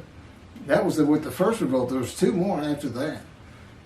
50,000 were murdered and crucified and killed with swords and arrows in the first revolt. It was huge, and but Rome won, and the Jews were dispersed. That's where the diaspora started, and that's what God had Jeremiah writing for when he said, "Write this down. Get some parchment and a stylus. Write this down. See, your time is coming." He told the Jews, "I'm going to redeem you. I've got a day. I got a guy. I'm going to have a guy again. See, right here, it's 53. I got a guy. It's got a crazy description on it. It's going to do all kinds of things. And Isaiah couldn't have written it unless God told him, okay, now I want this. Here's verse 5. Here's verse 10. Right? Okay, right there. You know, they're probably going back and forth. Isaiah maybe even said, well, how about this? And, you know, God would listen to him, and then God say, okay, now write what I said to write. That's pretty much how it goes. Okay. So anyway, John the Baptist can't be Elijah. Period. Jesus doesn't mention the angel of the new covenant. He knows full well the Jews are forgiven of sin. He knows full well. He can't not know, especially if he's God incarnate, or this great mind that can go to the synagogues and teach the rabbis when you're 12 years old. Don't tell me I figured out something Jesus couldn't. It's tough enough to think that someone out there is going to say, well, he's just super smart. Really? I'm smarter than your greatest sages and rabbis? I don't think so. I've never been considered, I'm a smart guy, but I got to work at it. Like, if I'm getting ready for a big test, I got to write it. I got to make a summary of everything I'm learning. It's the only way to make it stick in my head. You know, I'm not an intellectual, but like I said, I'm a lawyer. I did real well in the bar. I'm good at reading and comprehension. But I don't understand radio signals. I don't understand satellites. I don't understand TV. I'll read it and say, okay, that happens. I don't get it. It just won't sink in, and that's the one I let as far as believing. And again, at this long time, but even this, the great belief the Jewish people have that God's actually going to do what he says. But it's not familiar to you. It's not what you're expecting. But I told him after 2 years, we're out walking, and this and that's going on. And I said, you know, I know you're God. I feel your power. I see you teaching me things I'd have never known. But I still can't believe you exist. It just won't sink in. I can't believe there's a God. I can't believe this entity, this living being with this power and absolute knowledge and what he can do with my body and my mind. It's just, it's beyond comprehension. It's inconceivable. Holy Spirit loves me. This is a guy in some pirate show, I think it is. Inconceivable. He's always saying. Anyway, I think I'm done. Now here it is. Here's where Jerusalem's supposed to be built. This is my closing words on Isaiah 53. See, a time is coming, declares the Lord, when the city shall be rebuilt for the Lord, from the tower of Hananel to the corner gate, and the measuring line shall go straight out to the Gareb hill, and then turn toward Goa, and the entire valley of the corpses and ashes, and all the fields as far as the Wadi Kidron, and the corner of the horse gate. These shall be holy to the Lord. They shall never again be uprooted or overthrown. In my job as an oil, gas, and mineral law specialist, I would have to get deeds from 200 years ago and have to figure out things like it's beginning at the third stone by the big elm tree, which of course is long gone. And, you know, this is kind of like that, but God and I went through it as best we could, and he assures me Jerusalem is much bigger than the Jerusalem of antiquity that this is referring to. So, let's get a temple built, and let's never see the Jews defeated and dispersed again. Thank you for listening to all this, and this is my Midrash on 53. There's actually more to it, and there's a lot of other things which I believe we're going to be putting on YouTube here in the future. That's not focused in on 53, but still, it's about the Bible. It's just different things we can still talk about.